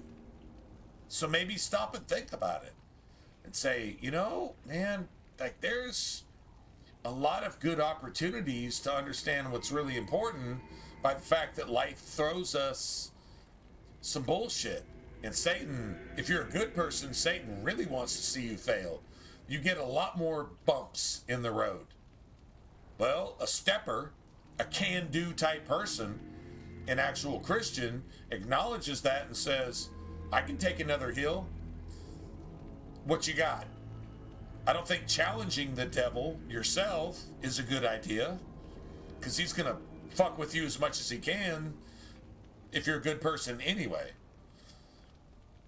Don't ever argue with him. Just take the power that you have to tell him to get the fuck on. I'm pretty sure that's not how Jesus would tell you to say it, but get behind me. I'm pretty sure that's how Jesus would say it. Get behind me, Satan, right now. This is exactly what Jesus did for you ahead of time, which gives you the power to do so anytime you choose. No, there's not a devil behind every bush, but it might be the 90%. Just keep it safe, do the right thing, acknowledge the lessons you learned from lost loved ones, and take the next hill. For good. Always take the next hill. I think that's a huge lesson. Dog spawn. Kill them all. All right. Now's better than that. So you can get out like that. Now's better than that. All right. I'll get on it. Can I get you a ladder so you can get on like that?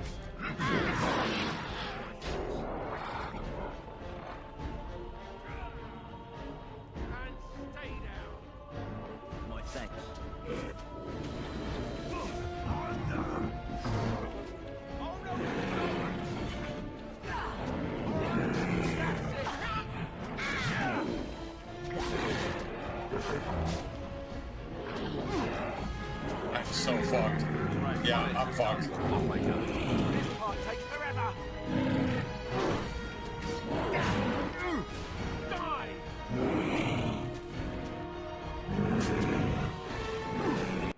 I'm fucked. I'm literally actually fucked. I'm not even gonna try. Anyway. Cha-cha.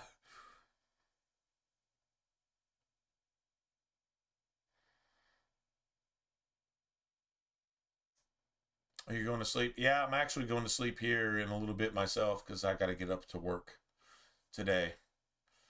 Yeah, I've got a long work week ahead of me.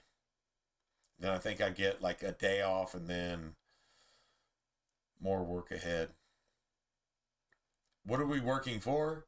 Well, it's cool. In my job, I can deliver joy. I'm a pizza delivery driver when I'm not streaming. So if I'm delivering misery on stream, at least I'm trying to deliver joy in my daytime job. Whatever. You know what? Actually, you know what? Fuck that. Never mind. Forget I said anything. Yeah, I hope you had a great Thanksgiving. Hope you got to hang out with family and make some good times. You can always make some good times, or you can tear them up, I guess. But it's better to make good times than tear them up.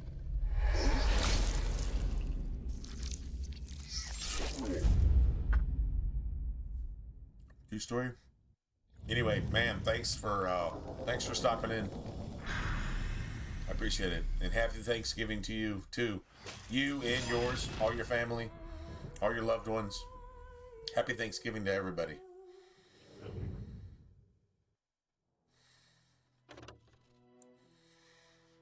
Always a good thing.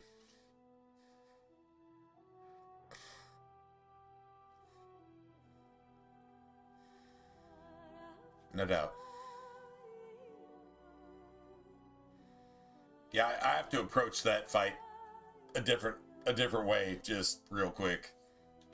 That was my fault. That was 100% my fault. I am not blaming the game. Next time, I'm going to blame the game. That time, no, that was 100% my fault.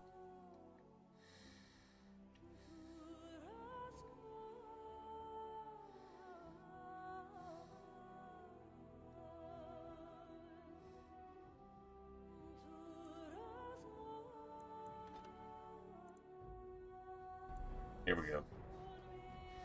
I think we'll do all right. Yeah, that was 100% my bad.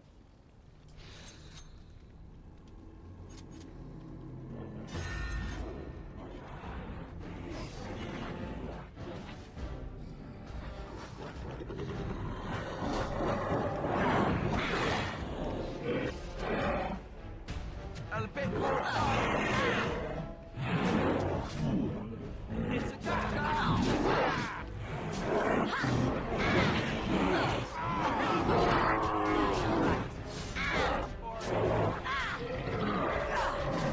Let's see some blood. Yeah, that's right. What did I tell you? I'll get on it. Oh, we're so fucked. All right. Let's see what you're made of.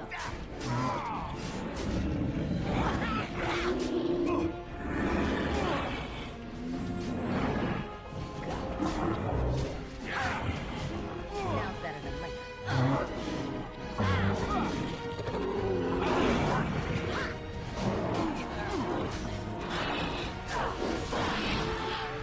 Cut them down.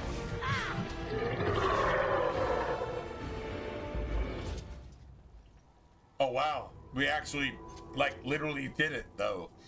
So, yeah. Happy Thanksgiving, guys. Kill all the bad guys. Make the world a better place because they're not in it. True story.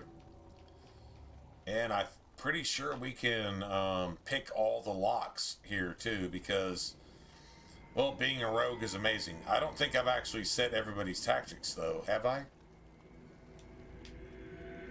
Well, mainly the mage.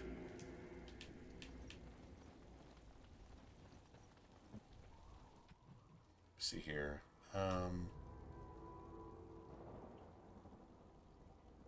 Yep, I certainly did. Flaming weapons. Yep, yep.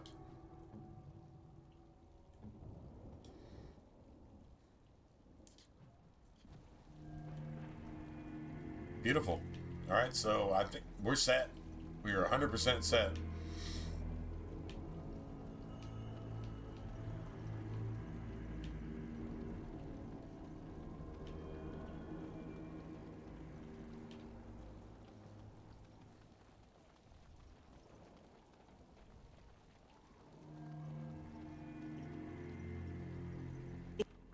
It is done.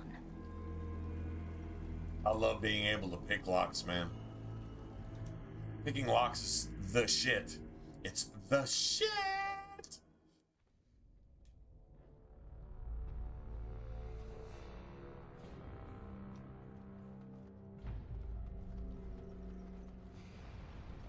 Into these blasted things.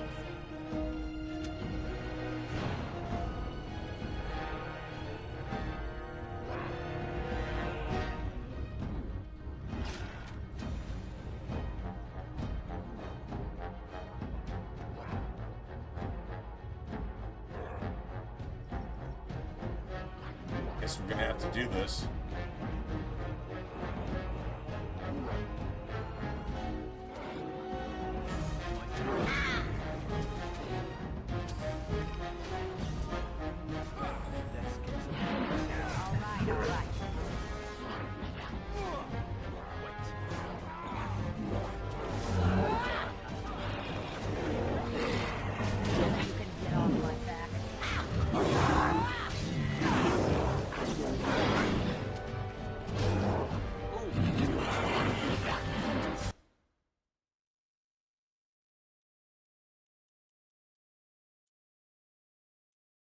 Let's try that again. I am not happy with that. Because nobody actually did their job. Nobody did their job. That's kind of sucks. Alright, let's try it one more time. Honestly, let's see, what time is it? It's almost 3 in the morning.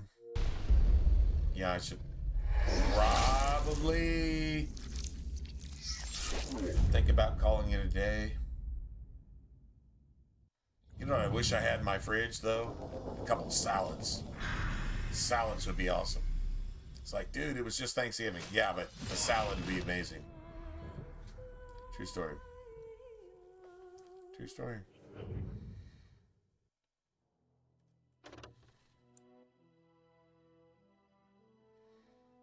Wonder if it's going to say it this time. Dragon Age servers are no longer available, period.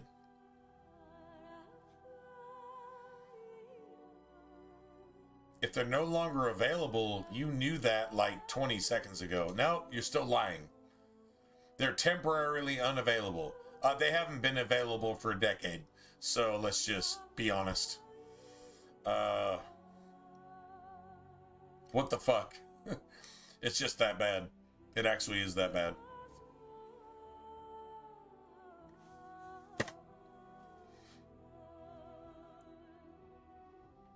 Okay. Well, maybe I don't have to do that again. That'd be awesome.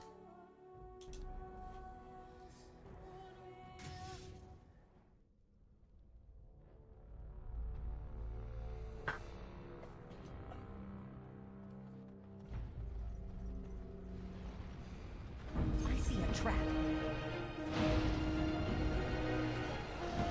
Oh wow, somebody actually got hit with that? Are you fucking kidding me? Let's get on with it. Goodbye. Yeah, well, y'all go deal with that shit. I'm gonna go deal with this.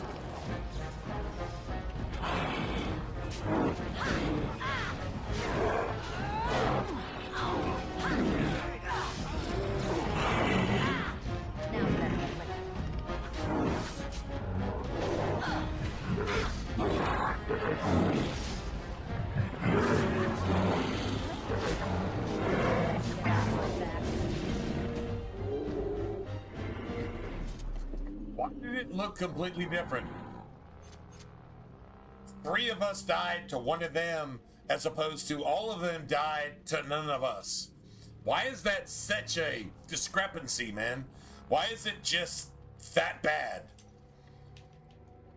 Motherfucker, I mean, like, seriously, think about it. Like, why is it that conflicted? Whatever, man. Just whatever. Just whatever. Whatever! That's just so bad.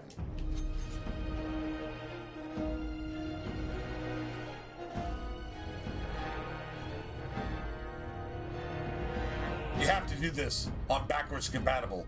You have to.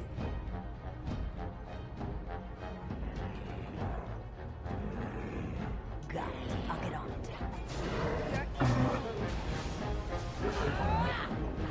Cut them down!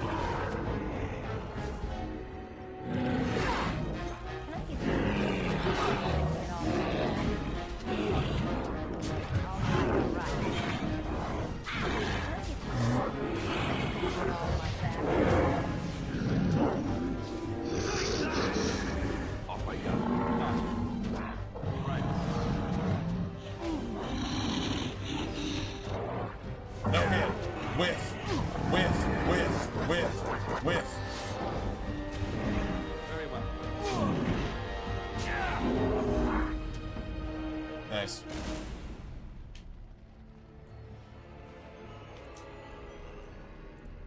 Of course.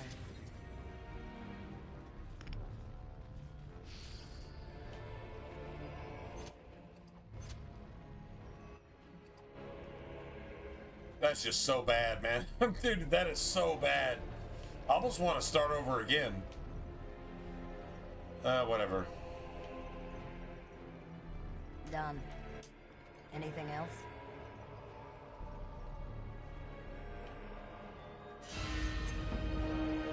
Now then, got it. Let's have at it!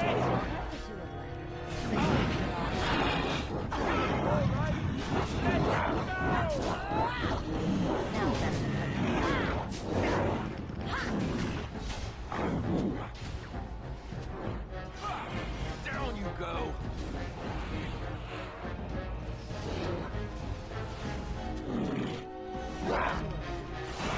Get off my back.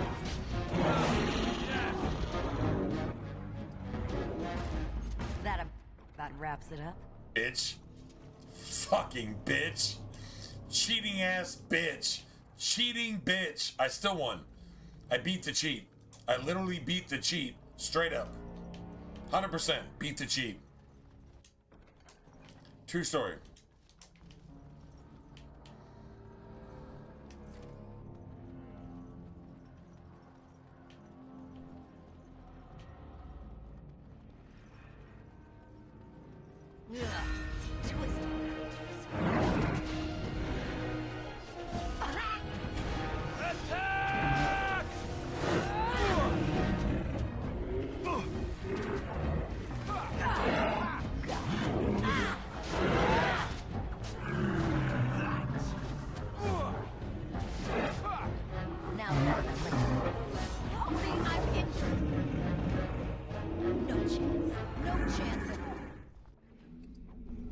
Beautiful.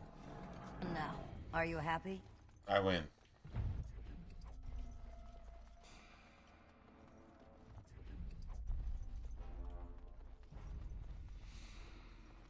Nice.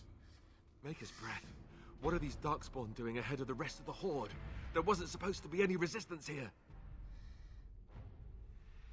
You could tell them they're all in the wrong place and maybe they'll leave? It'd be amazing if they left. Right, because clearly this is all just a misunderstanding. 100%. We'll laugh about this later. Yeah. At any rate, we need to hurry. We need to get up to the top of the tower and light the signal fire in time. Tyron Loghain will be waiting for the signal. Right.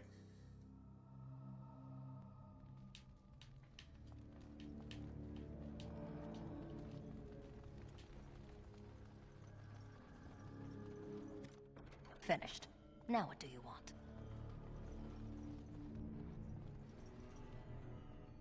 Alright, guys. You know what? not really sorry about the rant, because that was completely unnecessary. I don't have time to finish the entire rest of the tower, so that's definitely not going to be a thing. All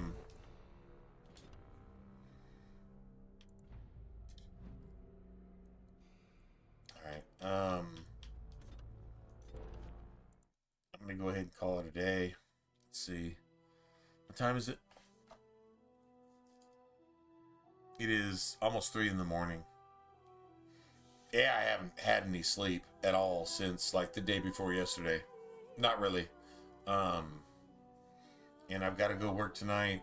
It's going to be me and one of the other drivers that I actually like. And she's not a complete fucking psycho piece of shit bitch. So, yeah, we should actually get something done. So tonight, after work, I'll stream. At least for a little bit. Unless I can't. And I mean, maybe if I get home at like 3 o'clock in the morning, I'm not doing that. But if I do get home at 3 o'clock in the morning, guess what? Then tonight is successful, because that would be amazing. It'd actually get me some hours and hopefully get me some work.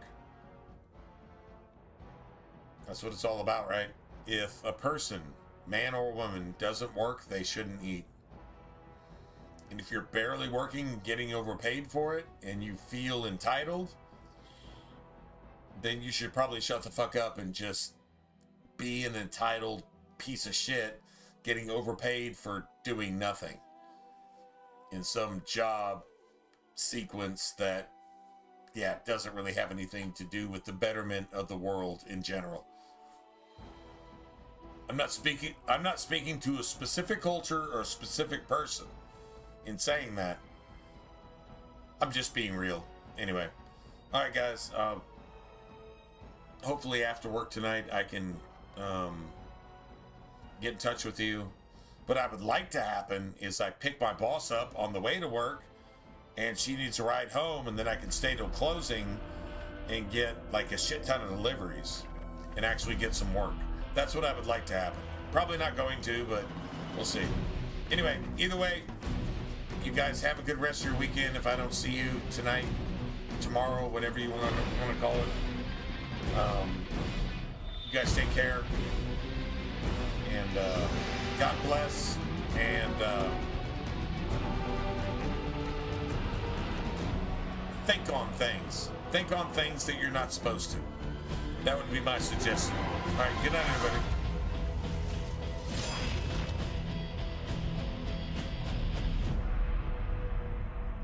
And thanks for the happy Thanksgivings, man. And happy Thanksgiving to all of you guys. And if you're not celebrating a holiday, then happy Thanksgiving from America. All right, good night, everybody.